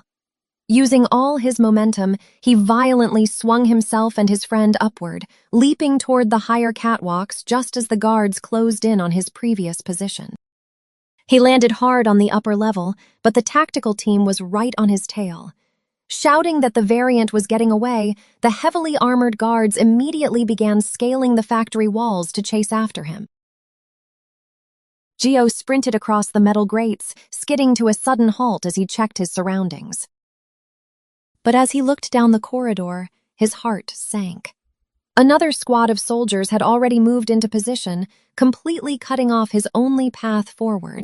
The guards aimed their rifles squarely at Geo's chest, calmly reporting over their radios that the escape route was secured and the targets were completely surrounded. Panting heavily under the weight of his friend, Geo looked down at the army of laser sights painting his body, realizing there was nowhere left to run. The assault team leader ordered his men to stay alert, warning them that both targets were heart variants. He authorized lethal force, commanding Team B to load live rounds. Hearing this, Geo trembled, knowing exactly what would happen if caught. He knew that if he surrendered now, they would drag him right back to that hellish lab. The assault leader grabbed his radio, saying, "If you're ready to fire," but someone suddenly snatched it away. A woman in a pinstripe suit had silently appeared beside him, leaving the leader and suited agent stunned. She calmly introduced herself as Police Special Mutant Task Force Team Leader, Song Hai-in, and immediately took command. The assault team members exchanged confused and panicked whispers, wondering why the elite team leader Song was there and how she had arrived so quickly. Hai-in ordered everyone to lower their weapons. The soldiers immediately complied, shouting for a ceasefire as Geo watched in utter disbelief. She calmly walked past the bewildered soldiers, approaching Geo and asking, "You must be Geo, right?" Leaning in close, she whispered, "Don't be afraid. I heard about your situation from my little sister." Geo stared at her in complete shock as she revealed, "I'm Heiji's older sister." She gave him a reassuring smile, softly saying her name, Song Hai-in. She smiled warmly, finally introducing herself properly to the terrified boy. "It's nice to meet you. I'm Song Hai-in." Geo's eyes widened in absolute shock, hardly believing what he was hearing. Heiji's older sister, he thought. Stepping past him to face the soldiers, she reassured him, "Don't worry, I'll take it from here." She turned to the suited agent, asking if they were there for a variant incident. A soldier quickly saluted, confirming. Taking full control of the scene, she ordered them to secure the civilians and call for an ambulance. But before her orders could be carried out, the assault team captain furiously yelled, "Wait!" Captain Im Jin-wook glared at her, aggressively questioning if her task force just ignored basic field protocols now. Hai-in coldly replied that they had taken charge, asking if he was unfamiliar with the Police Duty Execution Act. The suited man interjected, stating this was an exception. For wanted variants, command transferred to them first. He presented an arrest warrant and investigation file for Chae-won, firmly telling Hai-in to stand down. But Captain Im smirked, making it clear she was confused. "The person I'm referring to isn't your suspect. I'm talking about the boy in the black t-shirt." Geo froze in terror as the captain singled him out. Im stated that CCTV footage proved the boy was an unregistered mutant, making him a completely separate target from the wanted suspect. He declared that unregistered mutants fell under their jurisdiction as civilians, so they were taking Geo with them. Ignoring Hae-in entirely, Captain Im barked orders at his men. "What are you waiting for? Secure the line of fire right now!" The soldiers immediately raised their rifles, aiming their laser sights back at Geo as Im demanded the mutant be detained. Surrounded by guns once again, Geo broke into a cold sweat, desperately wondering, "What do I do?" But before a single shot could be fired, Hae-in calmly raised her hand and snapped her fingers. Instantly, glowing red lines fractured across the barrels of the soldiers' rifles, catching them completely off guard. In the blink of an eye, every single weapon shattered into pieces. The soldiers stood dumbfounded, staring at their broken guns in disbelief. They quickly realized they had just witnessed Task Force leader Song Hae-in's terrifying variant ability firsthand. Hae-in pointed a finger at the furious captain, stating he didn't fully understand the situation. Im screamed at her, outraged that she would use her variant ability against her own allies. Without missing a beat, she snapped her fingers again. Im screamed in agony as the radio in his hand violently shattered into pieces. Glaring down at the captain, she boldly revealed that this was a special investigation tied directly to Hermes' lab, asking if anything was more urgent than that. Im was stunned by the name. She told him to look around at the massive devastation left behind by the two kids. The captain finally connected the dots, his eyes widening in absolute horror as he looked at the exhausted boy. He trembled, finally realizing the terrifying truth. "They're the high-risk mutants that Hermes' lab was experimenting on." The captain panicked, demanding the warrant immediately, knowing this case could cost them their lives. As armed guards forced Chae-won to his knees, Geo desperately asked where they were taking him. An agent stepped in, explaining that Chae-won had an active arrest warrant and would be investigated. Watching his friend get cuffed, Geo couldn't believe it. Had Chae-won really committed such terrible crimes? But before Geo could process it, the agent turned to him, requesting his testimony. He was told he'd be having a private interview with the Special Investigation Team leader. Geo nervously glanced up at the tall, imposing woman standing amidst the armed guards. She was the one leading the charge against the very people who ruined his life. Inside the interrogation room, she greeted him with a chillingly calm smile. Geo broke a sweat, wondering why her piercing gaze felt so incredibly intimidating. Skipping the pleasantries, she calmly revealed her team was actively tracking down Hermes' lab. She already knew Geo had been held captive there and managed to escape with the other test subjects 3 years ago. But when he naively confirmed it, her expression shifted, hinting at a much darker truth. Sliding a classified document across the table, she told him he was missing the bigger picture. She dropped a massive bombshell. Every single one of the friends he escaped with had been recaptured. It was never a real escape. The lab let them go on purpose just to crush their hope. Once recaptured, they exploited their weaknesses, forcing them to commit crimes. Realizing the implication, Geo asked if Chae-won was a victim too. She admitted Chae-won had refused to say a word during his own interrogation, but they had another way to get answers. The door clicked open, and an agent announced that their person of interest had arrived voluntarily to explain the situation. A fragile girl in a wheelchair rolled into the room, introducing herself as Chae-won's younger sister, Chae-yun. The team leader knelt down, gently taking her hand. She promised not to force her, but begged to know why her brother made those choices. Trembling in her chair, Chae-yun broke down in tears, confessing that it was all her fault. She sobbed that her brother wasn't always a criminal. Everything changed because of her, and she was terrified that telling the truth would mean losing him all over again. The team leader warned her that staying silent would only leave Chae-won to take all the blame. Wiping her tears, Chae-yun realized she couldn't let him suffer alone anymore and agreed to tell everything. Taking a deep breath, she began her story. Her brother had finally returned 3 years ago. The moment he escaped the lab, he rushed straight home to see his family. But instead of a warm welcome, he found their home in ruins, and their parents were already gone. She had been left completely alone, suffering from severe complications after a tragic accident. Seeing his little sister in such a broken state, Chae-won was absolutely horrified. He pulled her into a desperate hug, crying and promising to protect her no matter what. From that day on, he worked grueling construction jobs day and night without a break. But because he was a lab escapee with no ID, he was constantly exploited and short on money. Every single penny went toward her expensive medication. He sacrificed his entire life for her until one fateful day. The people from the lab eventually tracked him down. Armed guards violently pinned Chae-won to the floor while his sister screamed in terror from her wheelchair. Furious, he swore he would kill them all, but a suited man stepped from the shadows, greeting him like an old friend. The man knelt down, promising they wouldn't lock him up again. Instead, they offered him a new identity, a steady job, and endless money. All they asked in return was his complete obedience to the lab. Back in the present, his sister cried to the detective. The lab had covered her medical bills and school, but Chae-won could never speak about his work. She blamed herself for forcing him into a life of crime.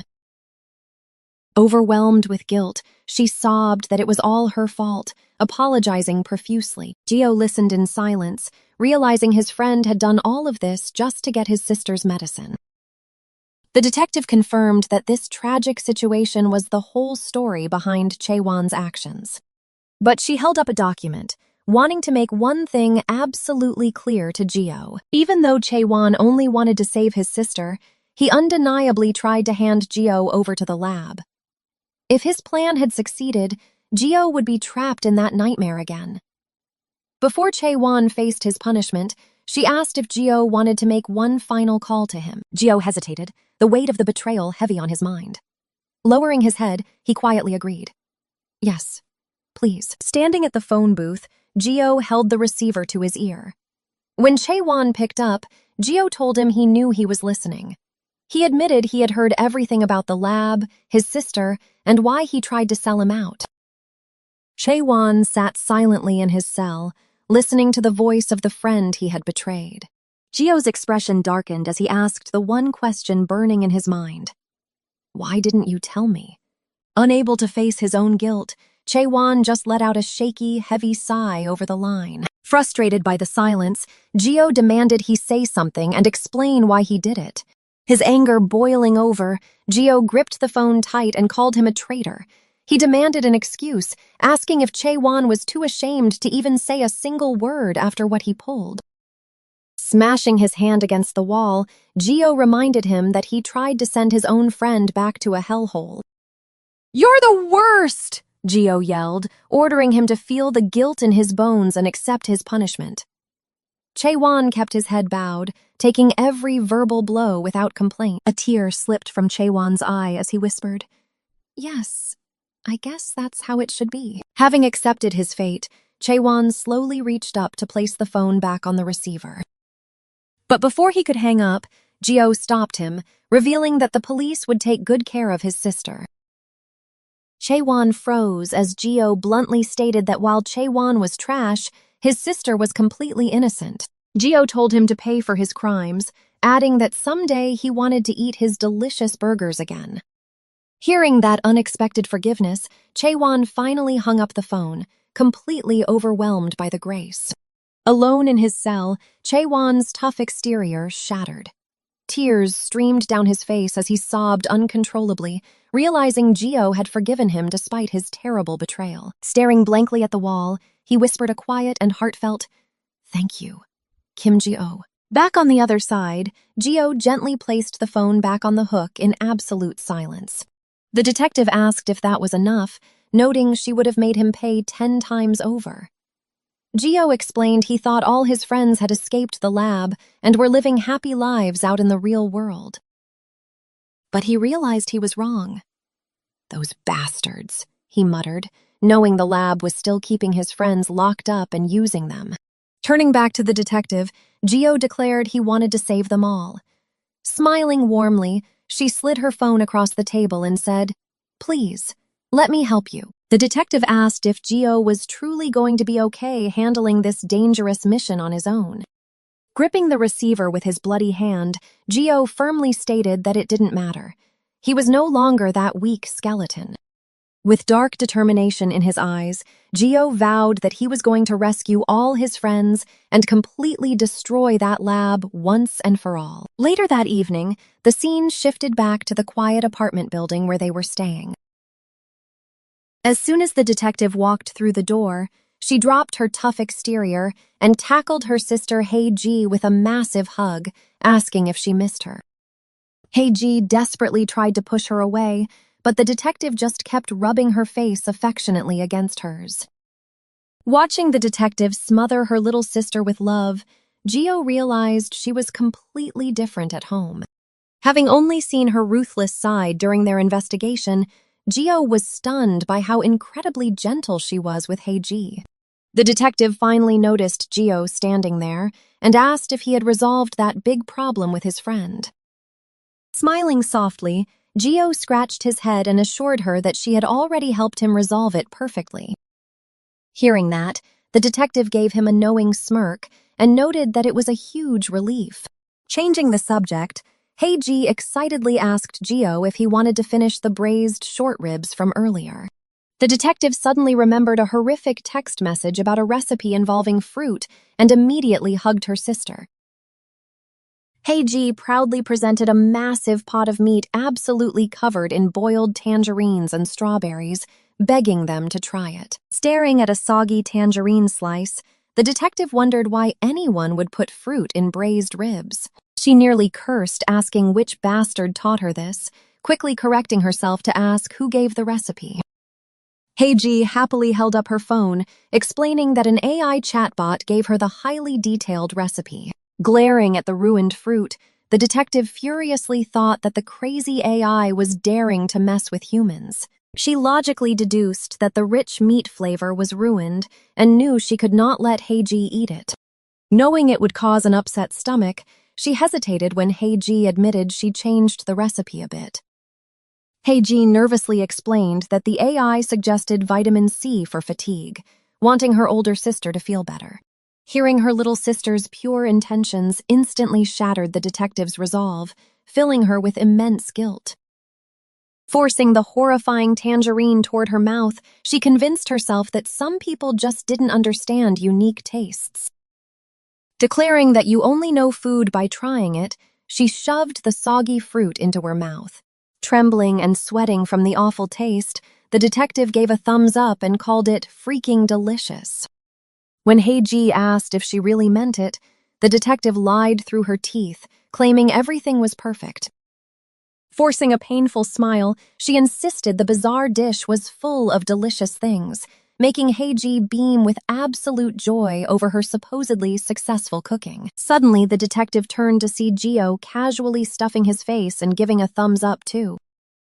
Chewing happily, Gio told a thrilled Hei-ji that it was so good he wanted to eat it every day. As Gio claimed the flavors were dancing, the detective blankly wondered if his sense of taste never regenerated. With the empty bowls scraped clean, Gio loudly thanked them for the delicious meal. The detective got straight to business, telling Gio there was something important they needed to sort out. Pointing her chopsticks at him, she declared they needed to discuss his current living situation. She explained that having a grown man staying with two women was a serious issue, especially for Hei-ji. Hei-ji immediately worried, asking where Gio would stay since he was still being chased by the lab. The detective admitted she considered bringing him to headquarters, but hiding his identity made that too dangerous. Telling them to wait a moment, she pulled out her phone to check on a backup plan. She called her connections, urgently asking if there were any official police residences available for him. But her hopes were dashed when the person on the other end told her they were all full.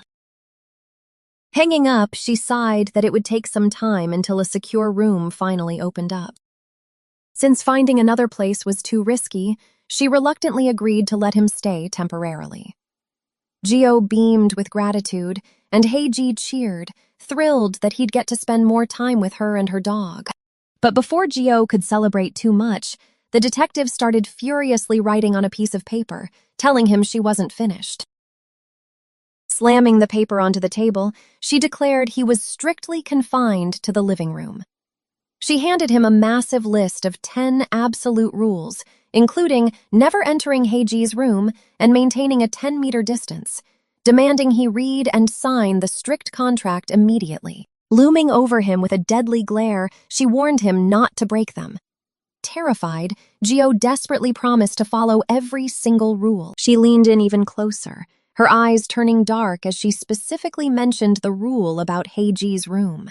Trembling violently, Gio realized that whatever punishment he could imagine, the reality would be far, far worse. As Gio nervously agreed, Heiji peeked at the contract, sweating as she noticed just how many rules there were. Wrapping up the living situation, the detective suddenly ordered Gio to come outside with her for a moment.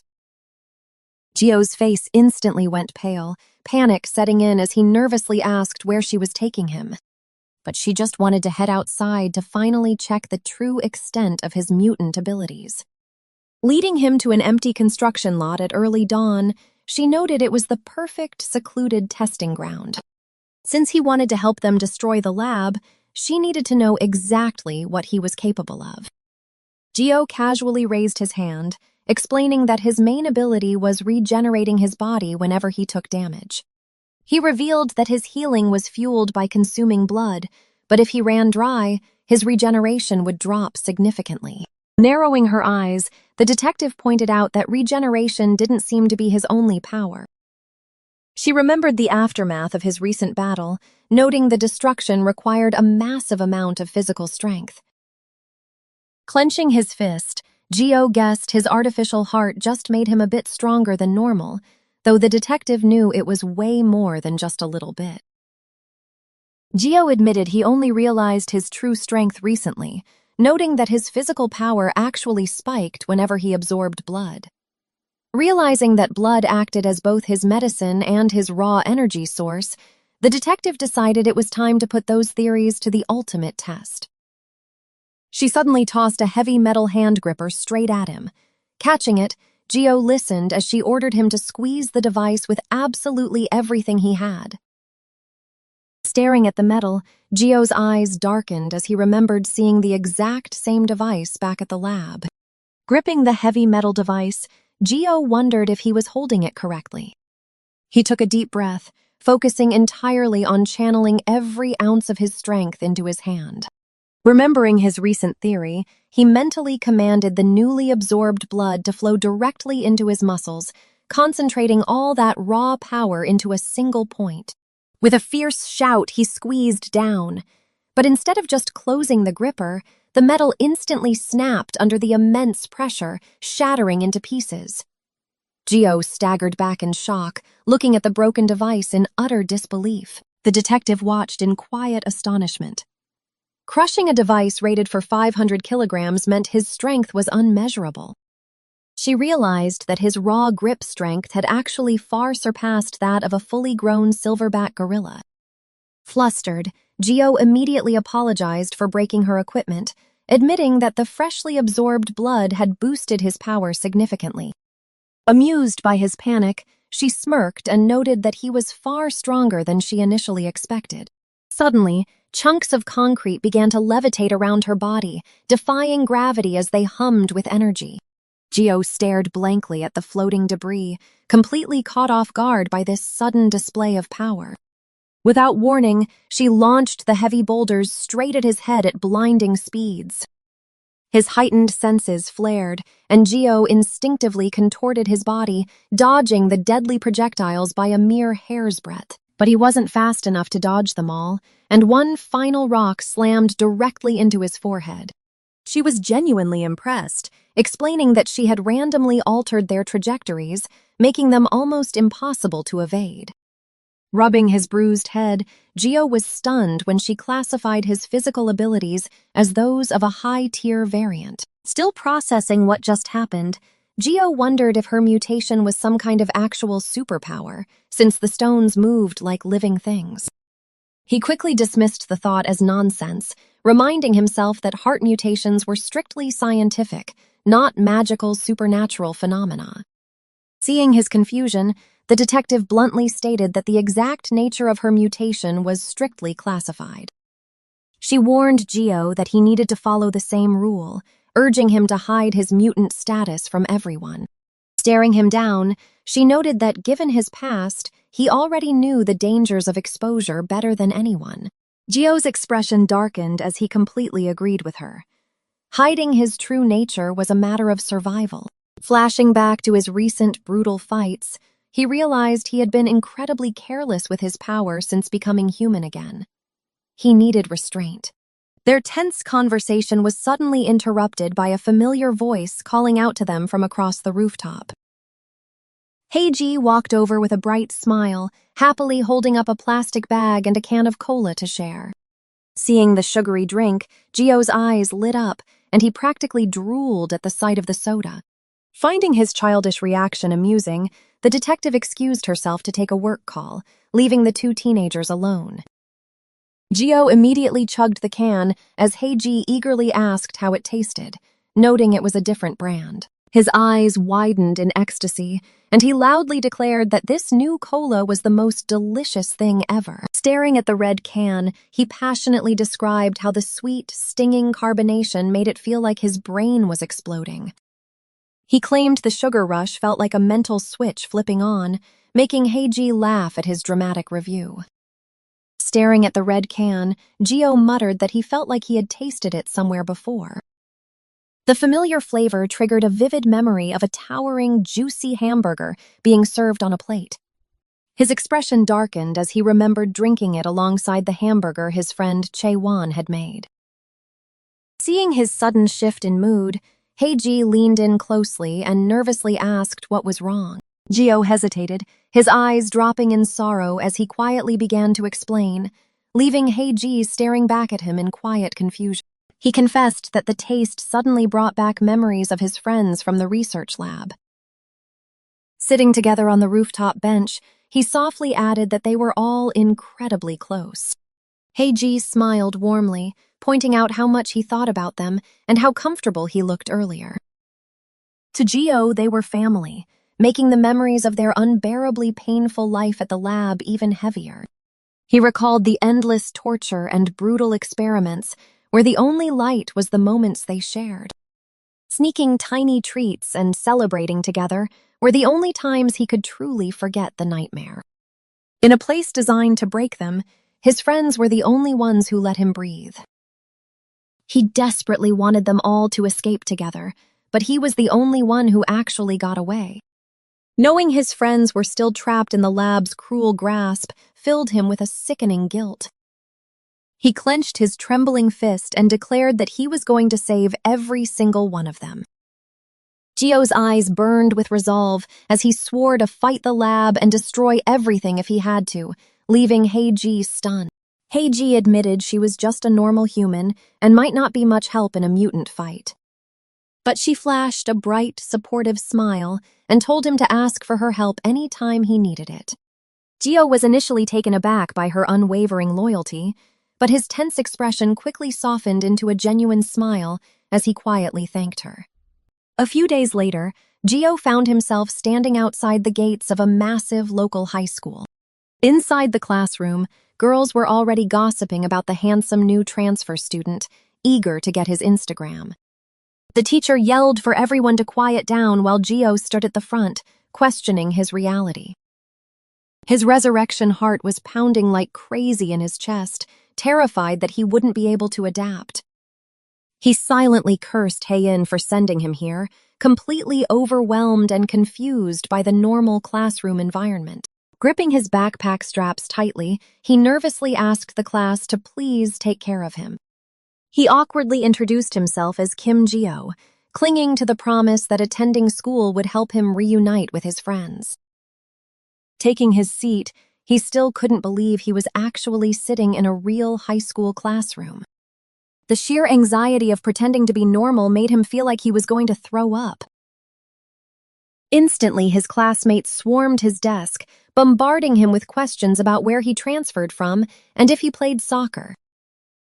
Trapped under the spotlight of their intense stares, Gio realized surviving high school might be his hardest battle yet. The mysterious woman handed him a paper bag, declaring it was time for his very first mission. She explained she had been plotting this for days, and the first step was right inside that bag. Confused, Gio reached inside the bag, wondering what kind of dangerous equipment he was about to pull out. To his shock, it was a high school uniform. The other girl gasped, completely caught off guard by the reveal. His mission was simple but terrifying. Starting tomorrow, he had to attend regular high school alongside Heiji. The next morning, Gio walked onto the campus, immediately drawing the blushing gazes of the female students. But the moment the school bell rang, the chaotic reality of student life hit him like a truck. His desk was instantly swarmed by classmates bombarding him with endless questions about his hobbies, socials, and gaming ranks. He sweated bullets as they demanded to know his MBTI and hometown, completely freezing under the intense social pressure. The woman's strict warning echoed in his mind. He still reeked of the research lab's dark experiments. She didn't mean he literally smelled, but that his unnatural aura would blow their cover during the investigation. She ordered him to blend in perfectly, stressing that he needed to act exactly like a normal high schooler. If anyone suspected he was a heart variant, the mission would fail, making these gossiping students a massive threat.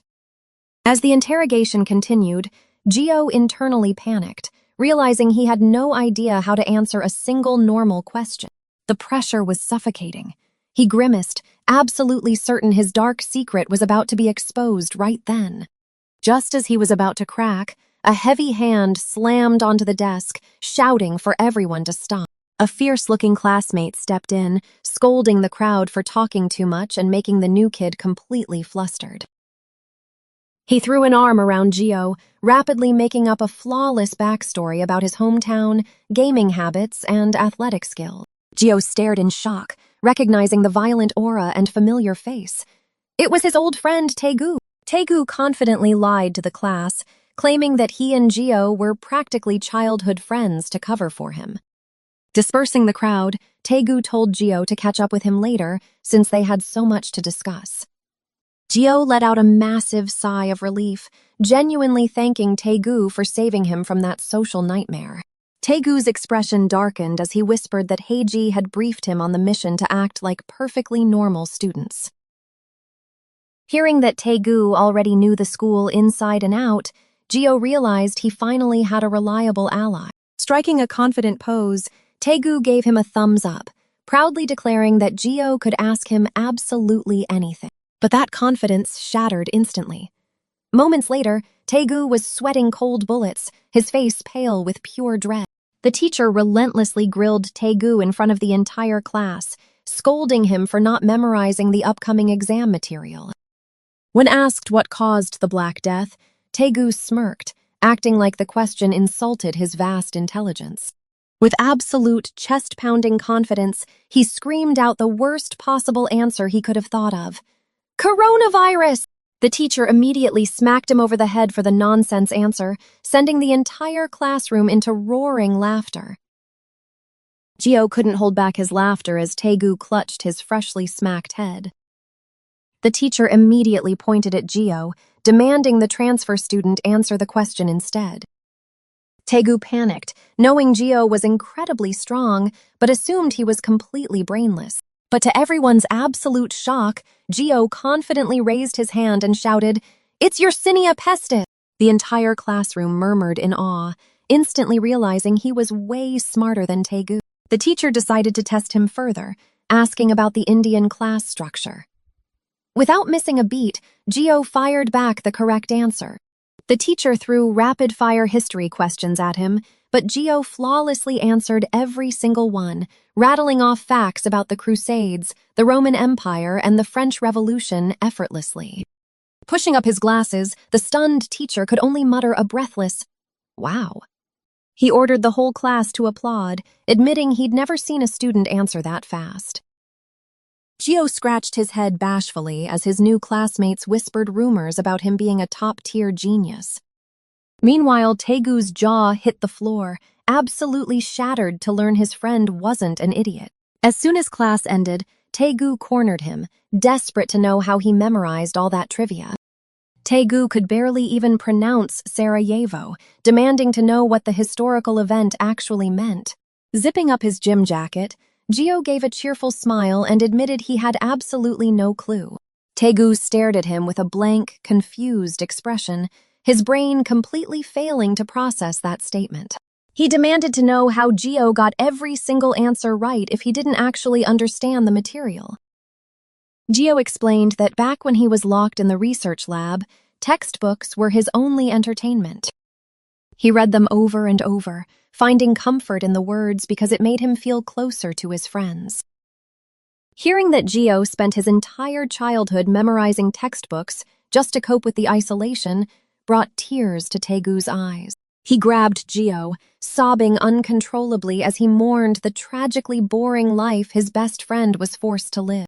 But Taegu quickly wiped his tears, declaring that their next class, physical education, would be way more fun. The students gathered down in the gymnasium, taking their positions on the hardwood court for a combined class. The gym teacher stepped up with a volleyball, announcing that they would be playing a massive game of dodgeball. He split them into 2 teams based on their homerooms, sparking an immediate, fierce rivalry between the 2 classes. Gio tapped Taegu's shoulder, genuinely asking what dodgeball was, leaving his friend completely baffled by his lack of basic knowledge. Taegu quickly explained the rules, telling him to just stay in his zone and dodge any incoming attacks. Gio wasn't sure if he could handle it, but Taegu confidently flashed a thumbs up, promising to protect him on the court. But the very second the whistle blew, a ball flew across the court and smashed directly into Taegu's face, instantly eliminating him. The opposing team erupted into mocking laughter, while Gio rushed over to his fallen friend, frantically checking if he was alive.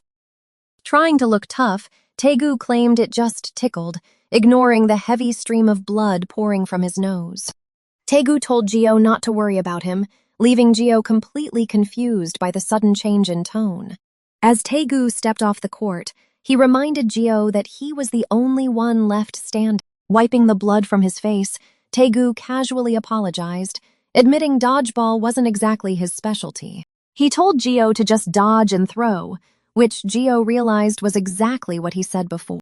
The referee screamed for Taegu to get out. Before leaving, Taegu whispered that if Gio was worried about exposing his true abilities, he should just use half his strength. As the teacher dragged him away by his hair, Taegu yelled to remember the half-strength rule. Left alone against the entire opposing team, Gio nervously repeated Taegu's advice about holding back, but his brain went blank. He had absolutely no idea how to only use half his power. He didn't have time to figure it out because a massive opponent wound up for a brutal pitch right at the transfer student. The guy spiked the ball with terrifying speed, screaming that Gio was about to be eliminated too.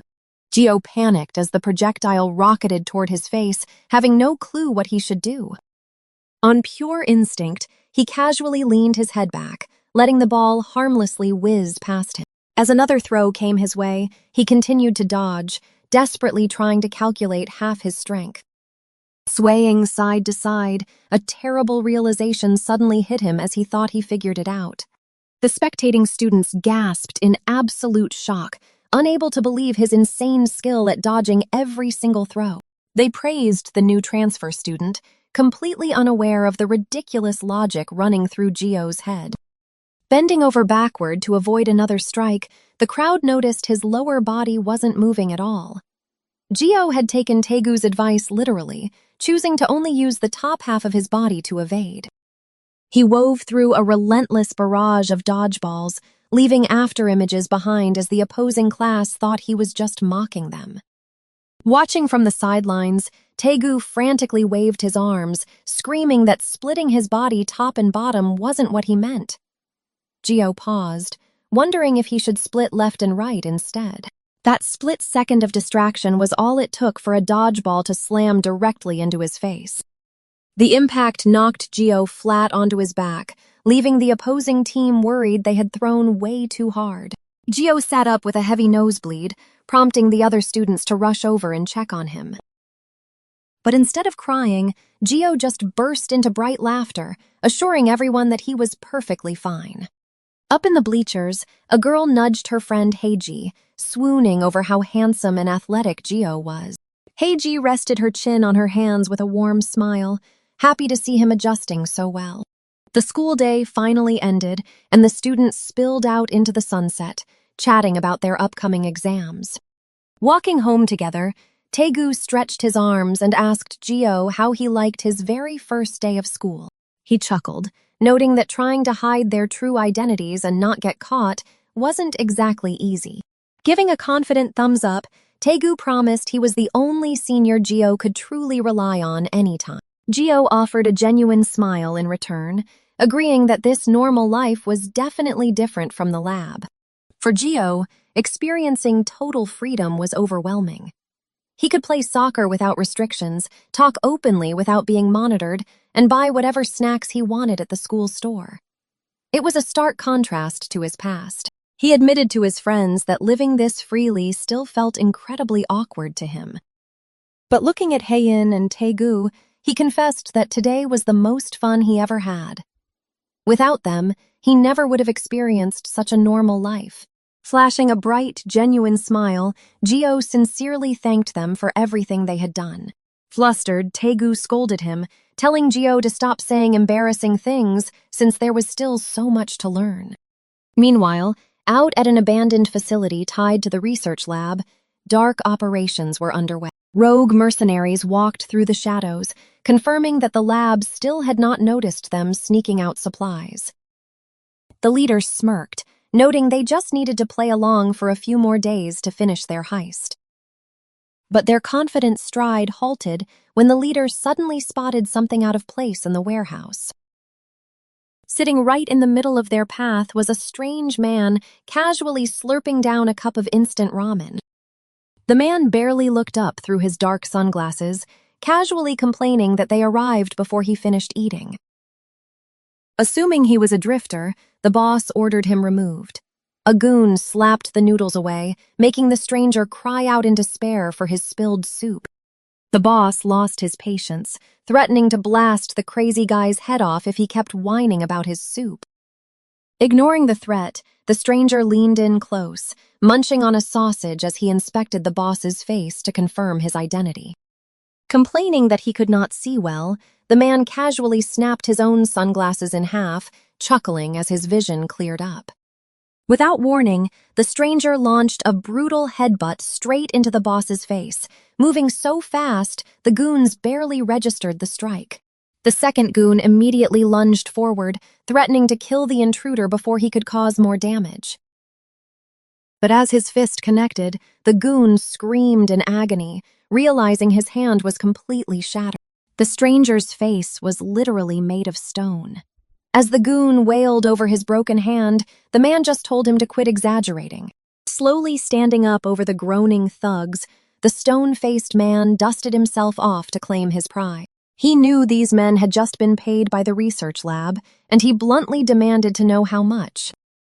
This man possessed a terrifying ability, an actual heart of stone that made his body an unbreakable weapon against anyone foolish enough to strike him. Showing off his cracked, rocky skin, he informed the bleeding robbers that he would be taking their entire cut of the lab's money as payment. Meanwhile, far away from the violence, Gio was fully immersed in a heated game of schoolyard soccer. It had only been a week since he enrolled, but Gio was already diving into the chaotic fun. Heiin gave him one strict mission for this new chapter: act normal and adapt to an ordinary life. At first, Gio was terrified his identity would be discovered. He constantly worried if he was acting weird, which kept him from enjoying himself. But as he studied, ate, and lived alongside kids his own age, everything changed. Sprinting down the field with a massive grin, he realized school was infinitely more enjoyable than he ever imagined. Taegu sent a powerful pass flying across the grass, shouting for Gio to take the final shot. Watching the ball approach, Gio felt immense gratitude, still in disbelief that he could play freely like this again. He trapped the ball perfectly with his chest, lining up a powerful volley for the goal. But he swung entirely too hard, completely missing the ball and wiping out on the grass. The other kids immediately erupted into laughter, calling the new guy a certified clown. Instead of getting mad, Gio just blushed and laughed, thrilled to finally seem like a normal person. After cleaning duty, Heiji mentioned she was so happy she completely forgot about their days on the run. Leaving the gates together, Gio, Taegu, and Heiji finally felt like ordinary high schoolers heading home. Stopping for a snack, Gio was absolutely mesmerized by his chicken skewer, drooling over the savory scent. Taegu teased him for just admiring it, but Gio insisted that even smelling the glistening meat was good. Annoyed, Taegu threatened to eat it himself, causing Gio to panic and shield his food. Heiji quickly stopped him, dryly pointing out that dogs shouldn't eat seasoned food anyway.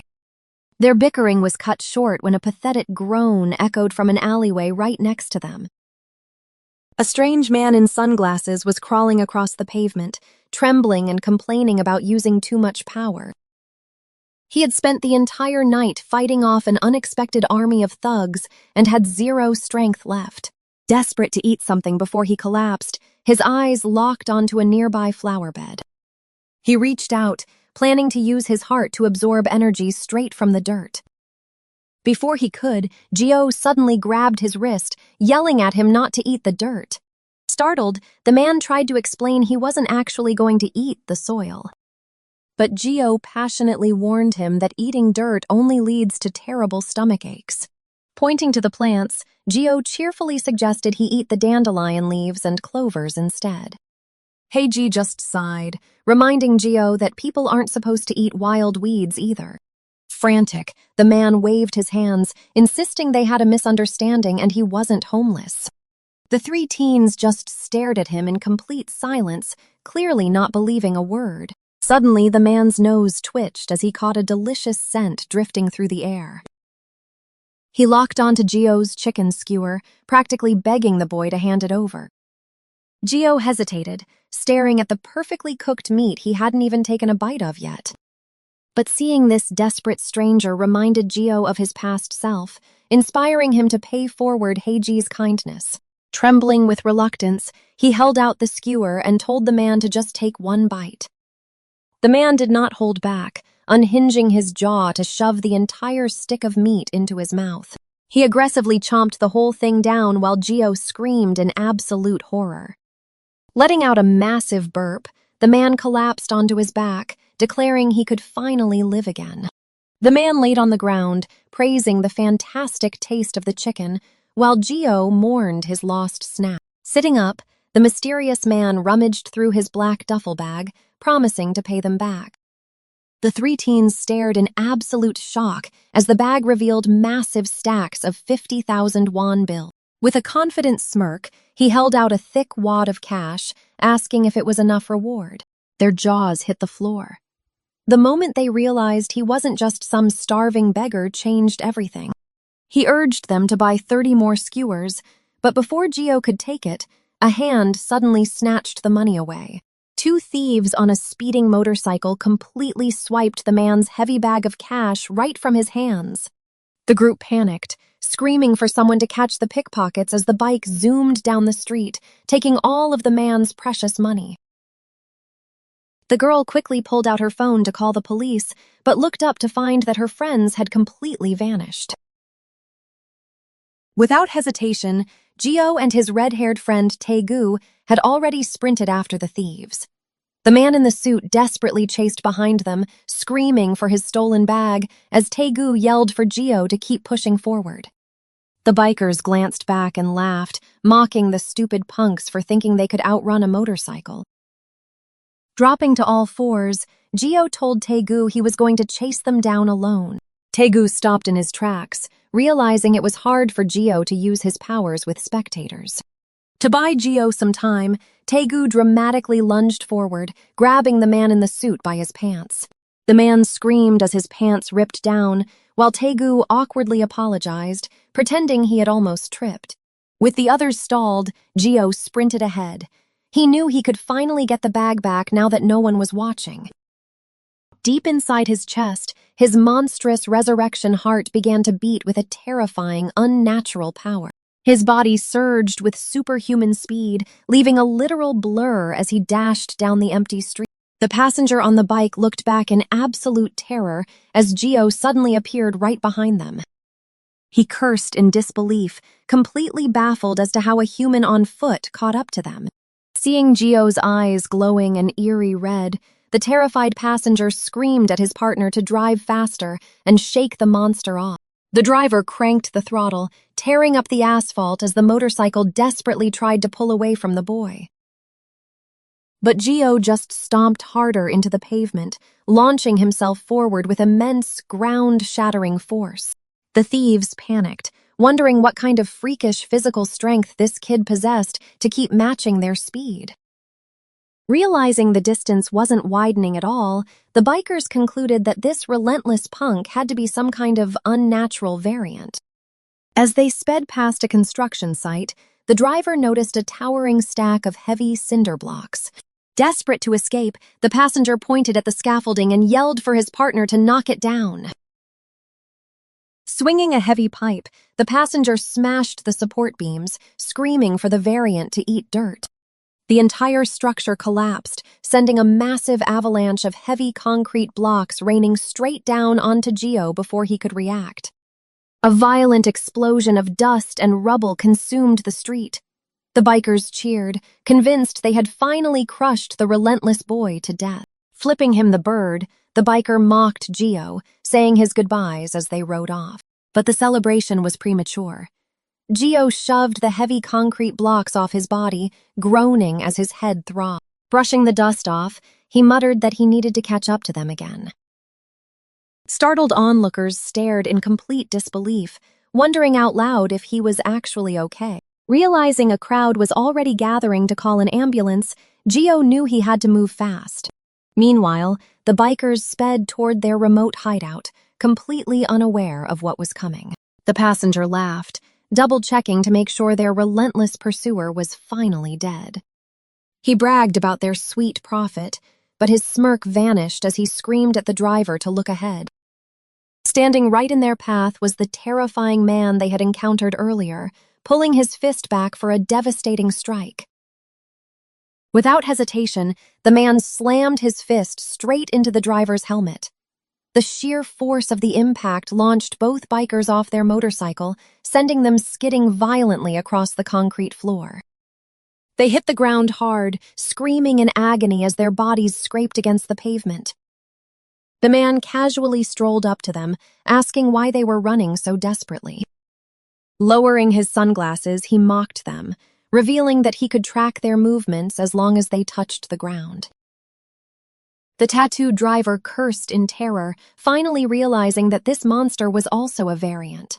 Revealing his cracked, stone-like face, the variant coldly stated that the cash didn't belong to them. He extended his hand, demanding they hand over the stolen money immediately. But the driver refused to back down, spitting a curse as he forced himself up.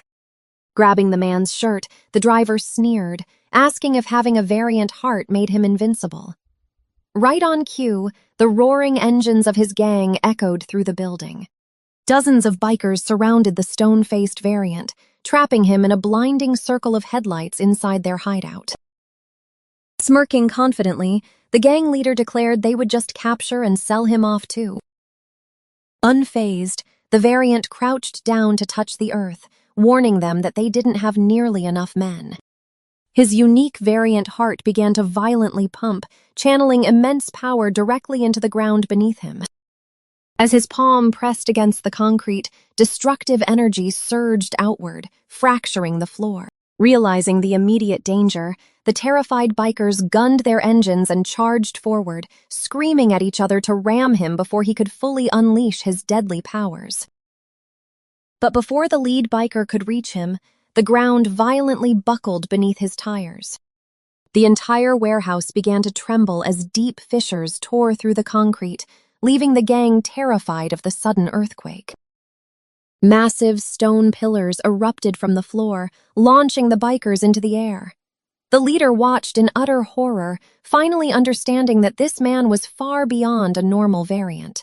The jagged rocks completely tore through the warehouse's steel structure as the stone-faced variant coldly promised to bury their entire hideout along with them.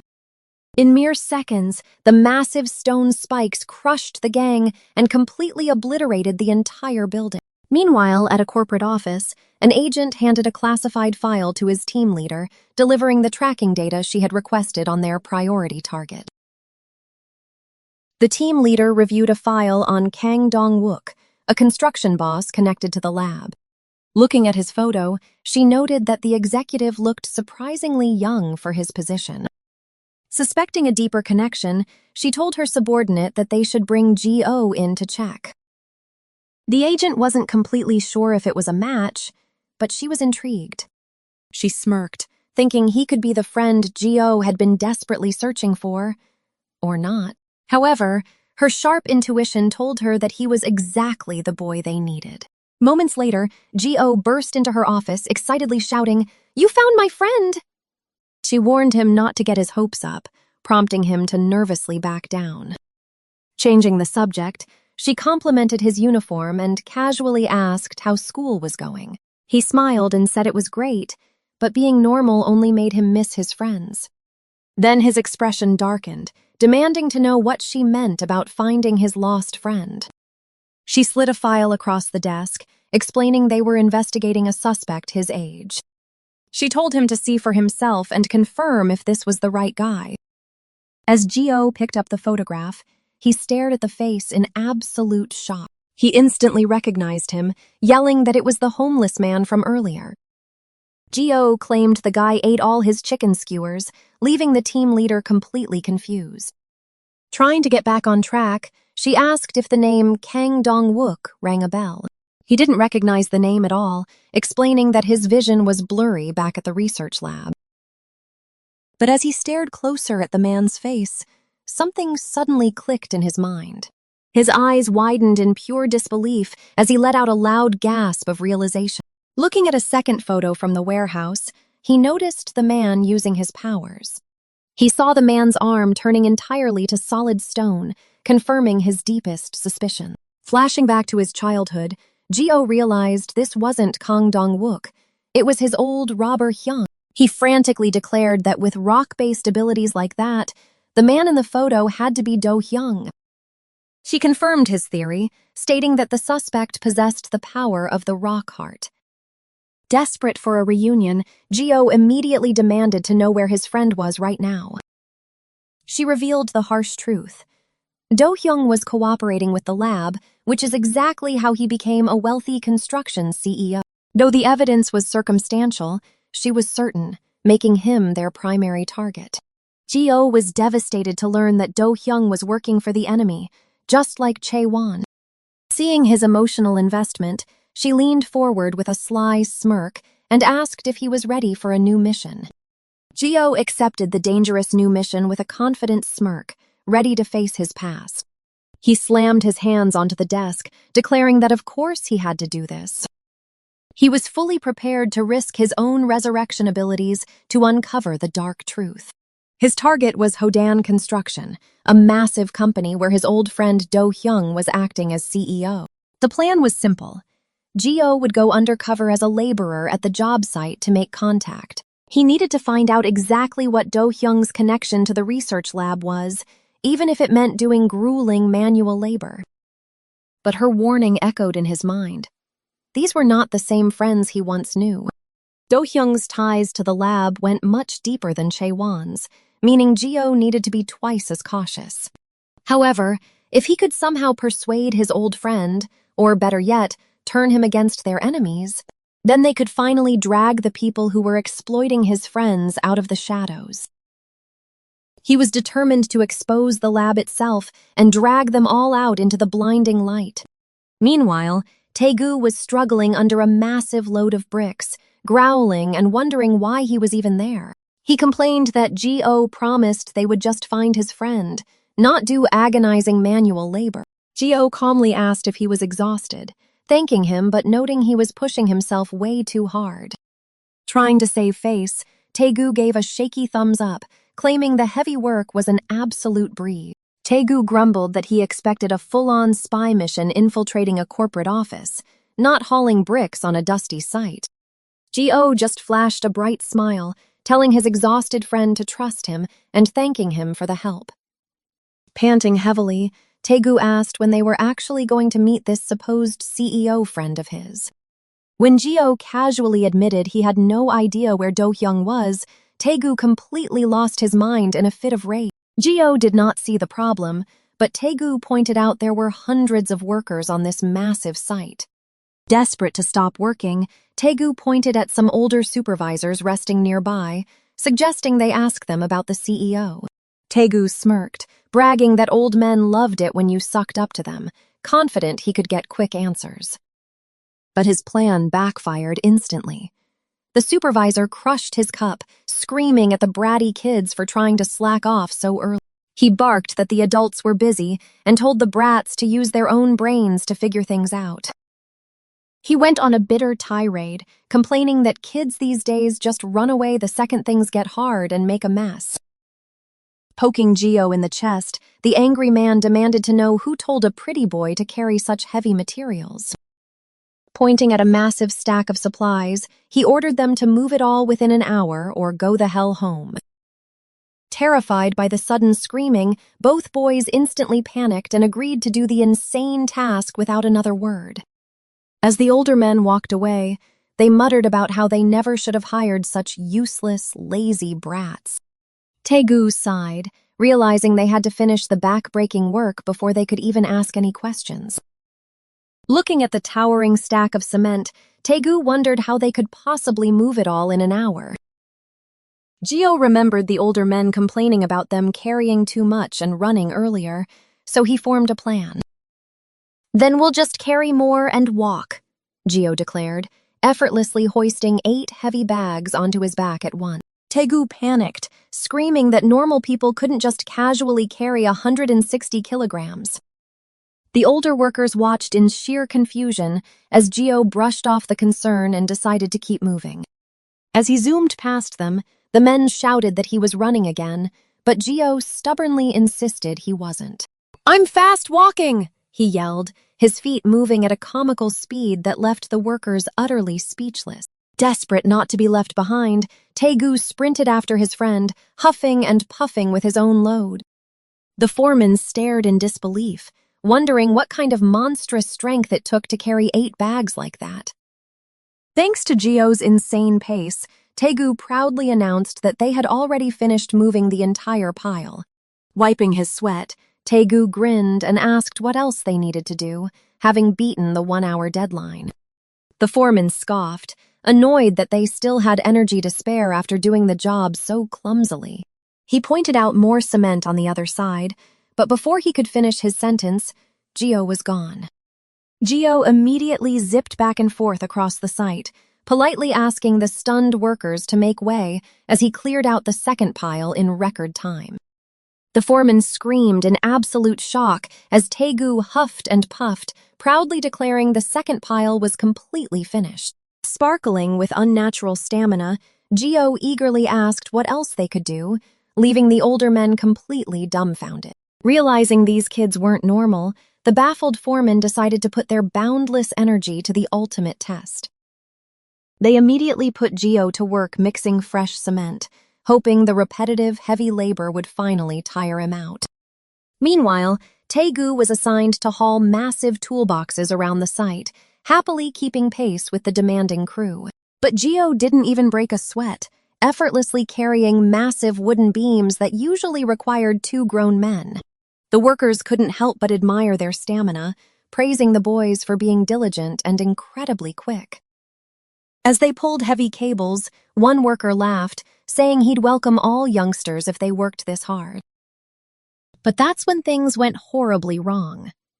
A massive spool of high-voltage cable suddenly slipped from their grip. The heavy, sparking cable whipped violently through the air like a giant snake, and the foreman screamed for everyone to get back immediately. The live wire snapped directly toward Mr. Song, who was completely frozen in terror as his co-workers screamed. Before the wire could strike the old man, Gio dove in and grabbed the deadly cable with his bare hands. Mr. Song reached out in absolute horror, knowing the boy had just grabbed a live, high-voltage line. Thousands of volts surged through Gio's body, violently electrocuting him as he let out a blood-curdling scream. Panicking, another worker lunged for the breaker box and slammed the main power switch down to save him. But it was too late. Gio collapsed to the floor in a smoking heap as Taegu screamed his name. The workers rushed over, terrified they had just watched a teenager die. "You didn't get electrocuted, did you?" Gio laughed it off, assuring them he was perfectly fine and just had a close call. Internally, he breathed a sigh of relief. The current wasn't strong enough to expose his heart variant abilities. The crew praised his insane reflexes, completely unaware of the supernatural truth behind his survival. That could have been bad. They marveled at how someone so small could be so strong, joking that his grip was like a wildcat's. Glad his cover wasn't blown, Gio realized this construction site was much more dangerous than it seemed. Seeing their genuine concern, he understood why the men here were always on edge. They were actually good people. Seeing an opening, Taegu whispered that they had finally earned enough respect to ask about Hodan construction. But remembering Heyin's warning about being too suspicious, Taegu decided to ask in a roundabout way instead.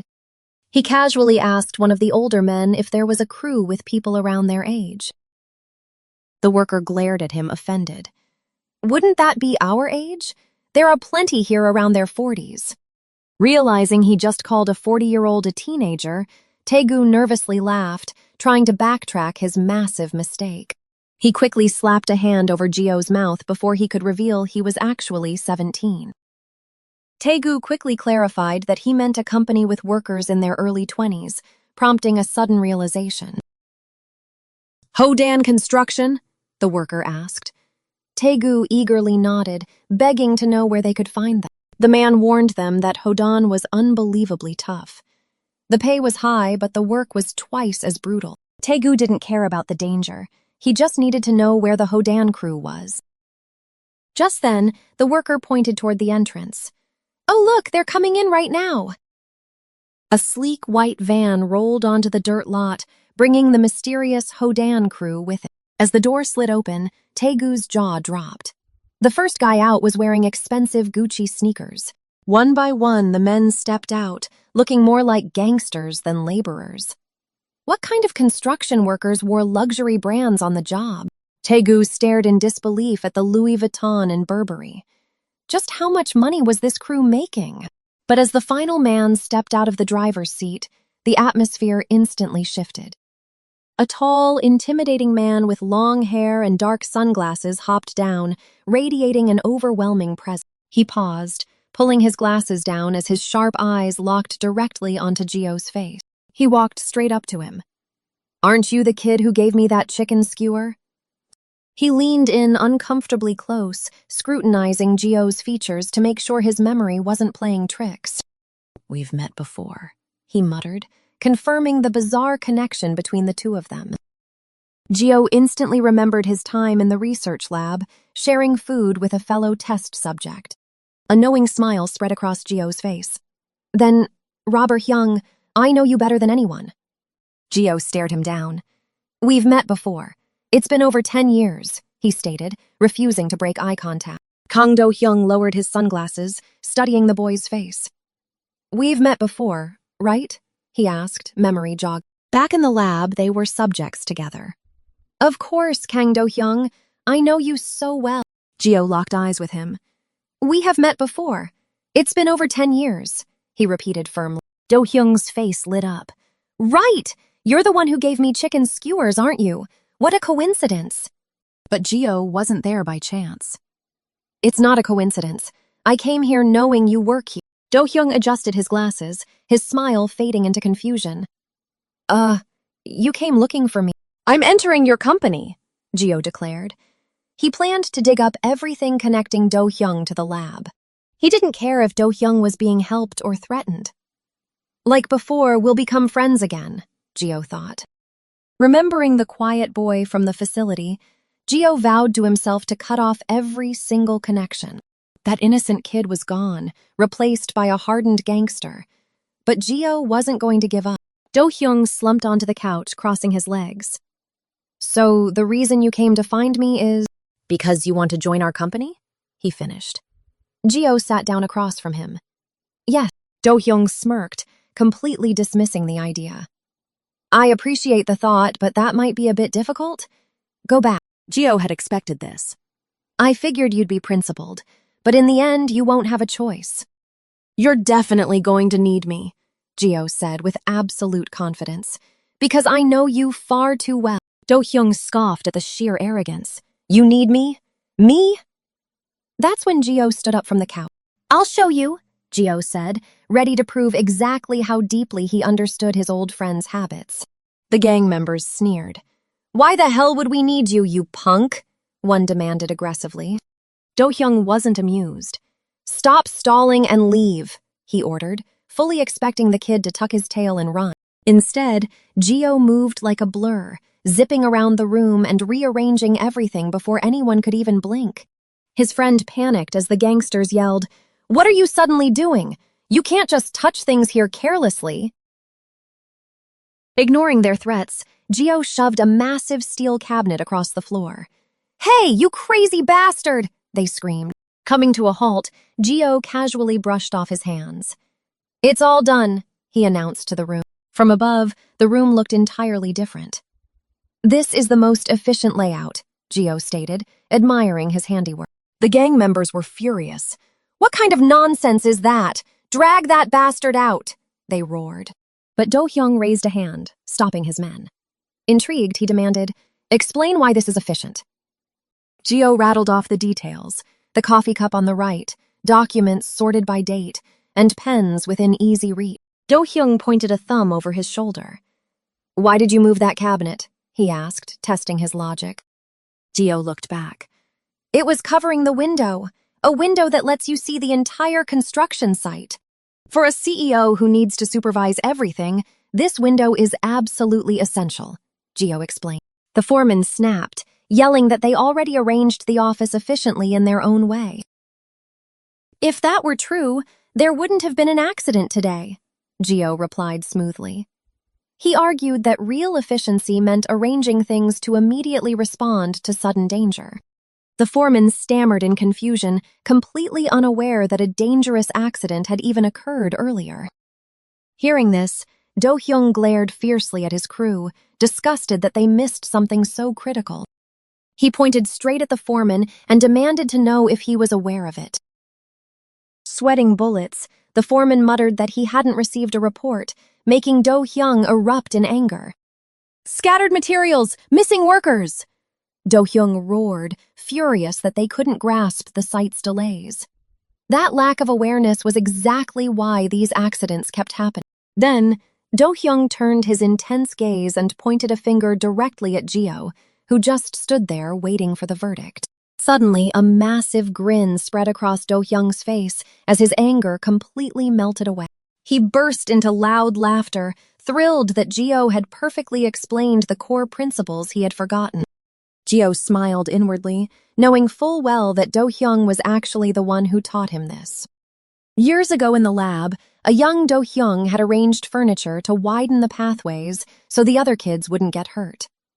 Seeing his care for the others, Gio was amazed and eagerly asked to learn all about efficiency, soaking up every lesson Do-hyung had to offer. Impressed by his insight, Do-hyung immediately hired Gio to work for the company as an intern. Promising to write up a contract later, Do-hyung left him to learn the ropes from the crew. As they bowed, his friend quietly praised Gio for completely playing the CEO and securing their spot inside. Knowing Do-hyung's personality perfectly, Gio's real goal now was finding out his connection to the research lab. But the moment the boss left, the atmosphere in the room shifted to something dangerous. The seasoned construction workers glared daggers at them, muttering curses about the cocky new brats. Surrounded by hostile men, his friend nervously realized that their new co-workers were not going to make this internship easy. 1 hour later, the harsh reality of their new job set in as they hauled heavy supplies. It was back to grueling manual labor, but Gio considered getting closer to Do-hyung a massive victory. Suddenly, a senior worker jumped down into the ditch and aggressively screamed at them for laying the pipes wrong. He ordered them to flip everything around, calling them useless punks for messing up the installation. Confused, Gio pointed out that they had simply followed the exact instructions they were given earlier. But the supervisor didn't care, demanding they stop talking back and immediately redo all their hard work. Another exhausting hour passed, and they finally finished relaying the entire pipe system from scratch. Just as they sat down to rest, a different worker angrily kicked a pipe right at their heads. His friend stared in absolute disbelief, his patience hanging on by a very thin thread. The new guy screamed that they hadn't even set the slope yet, insulting their intelligence for laying the pipes first. Taegu defended himself, arguing that the crew specifically instructed them to install the pipes right then. The worker aggressively grabbed Taegu by the shirt, threatening him to get lost if he was going to talk back. Shoving them back, the worker ordered them to break everything down and redo it within an hour. Taegu's eyes narrowed as he caught a fleeting, arrogant smirk crossing the cruel worker's face. Watching them walk away laughing, Taegu realized the crew was messing with them on purpose. Furious that they were being treated like absolute pushovers, Taegu felt a burning, animalistic rage boiling inside him. He lied to Gio about needing a restroom break, though his friend could clearly see his anger. Leaving Gio behind, Taegu tracked the bullies to a break room, determined to handle the situation himself. Peeking inside, he scoffed at their claims of efficiency, sick of these nobodies acting high and mighty. Inside, the workers were plotting to subtly drive them out, refusing to split their hard-earned money with a bunch of random brats. They planned to pin every construction mistake on the kids, knowing the foreman was already on their side. Hearing enough of their cowardly schemes, Taegu violently kicked the door wide open and screamed at them. He refused to just take their abuse lying down, threatening to beat the absolute life out of them. The shocked workers immediately stood up, demanding to know if he was crazy and looking for a beating. Unfazed, Taegu grabbed one by the collar, furious that they had been running him in circles all day. The worker raised his fist but hesitated, realizing he couldn't just beat up a kid so openly. Taegu dared him to throw the first punch, loudly reminding them that he had fists of his own. Before things could escalate, another worker quickly stepped between them to stop his friend from hitting a teenager. The man then insulted Taegu's incompetence, telling him to shut up and work since Gio got him hired. He praised Gio's work ethic while mocking Taegu, leaving the hot-headed teen completely speechless and deeply insulted. Refusing to be looked down upon, Taegu proudly declared he was physically way stronger than all of them. The older worker flashed a sinister, mocking smile, highly amused by the young boy's arrogant claims of strength. Slamming his elbow onto the table, the smirking worker challenged Taegu to an arm wrestling match, promising to stop messing with them if the kid could actually win. Taegu stared at him in utter disbelief, thinking the sudden challenge was incredibly childish for grown men. However, his confidence quickly returned, boasting that he had never lost a single arm wrestling match in his school. As they locked hands, Taegu glared at the man's mocking expression, fully intending to make him cry in defeat. Taegu slammed his weight forward, putting every ounce of his explosive strength into his arm, but the older worker barely even flinched against the pressure. Panic set in as Taegu grunted in pain, his arm trembling violently against an immovable wall of muscle. He couldn't comprehend what was happening, terrified by the sheer, insane physical power the older man possessed. Staring into the man's unbothered grin, Taegu realized that if they had actually fought, he would be dead. The older man smirked, telling Taegu since he lost, both of them needed to pack up and leave. But Taegu snapped back. "When did I ever agree to that?" The thug scoffed at his protests. "Were you trying to rig this just for yourself? If you lose, you leave." Taegu gritted his teeth in sheer panic. He finally realized their eviction was the man's real goal all along. He couldn't even pull away. His hand throbbed in agony, blood vessels bursting beneath his bruised skin from just a single slam. But the man wasn't finished. "It'd be a shame to end it like this," he mocked, crushing Taegu's fingers until he screamed in absolute agony. Forcing Taegu's bruised hand back onto the table, the brute sadistically declared they were going to do a little more arm wrestling. The pain was too much to bear. Taegu threw his free hand up in surrender, desperately apologizing and promising they would just leave. "I'm fine with leaving," Taegu stammered, his face contorted in pain.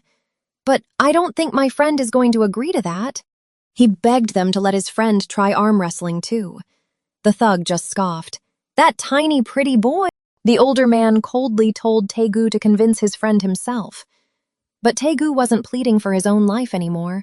He screamed that they were all dead meat now.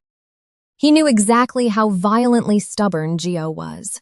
If Gio stepped in, these thugs would be annihilated in a single hit, and Taegu couldn't stop him even if he tried. Terrified of what his friend would do, Taegu desperately begged the thugs to break Gio's spirit for him before things escalated. The brute flat out refused. Tightening his bone-crushing grip on Taegu's hand, he warned that it didn't matter if they left willingly or not. With a sickening grin, he promised that once Taegu's hand was completely smashed, they'd be forced out anyway. The thug mercilessly slammed Taegu's trapped hand into the desk over and over. Taegu groaned in agony as the sheer force threatened to shatter his bones entirely. The older man ruthlessly commanded him to grip tight or let his hand be permanently crushed. The agonizing pain broke Taegu completely. Tears streamed down his face as he wailed out for his parents in pure desperation. "Save me, Gio!" he shrieked, fully expecting his hand to be obliterated. But just as the brute was about to deliver the final, crushing blow, another hand clamped down firmly over theirs. The entire room froze in stunned silence. Gio had finally stepped up, intercepting the thug's relentless assault without breaking a sweat. The thugs stared in disbelief. The brute's confident smirk instantly vanished, replaced by a sudden, wary tension.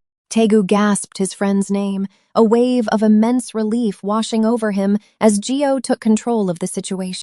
Gio stared down at the older man with dead, unblinking eyes. "The arm wrestling rules seem a bit different here," he stated coldly, unimpressed by their dirty tactic. His gaze pierced right through the thug as he issued a dark, unwavering challenge. "Do it with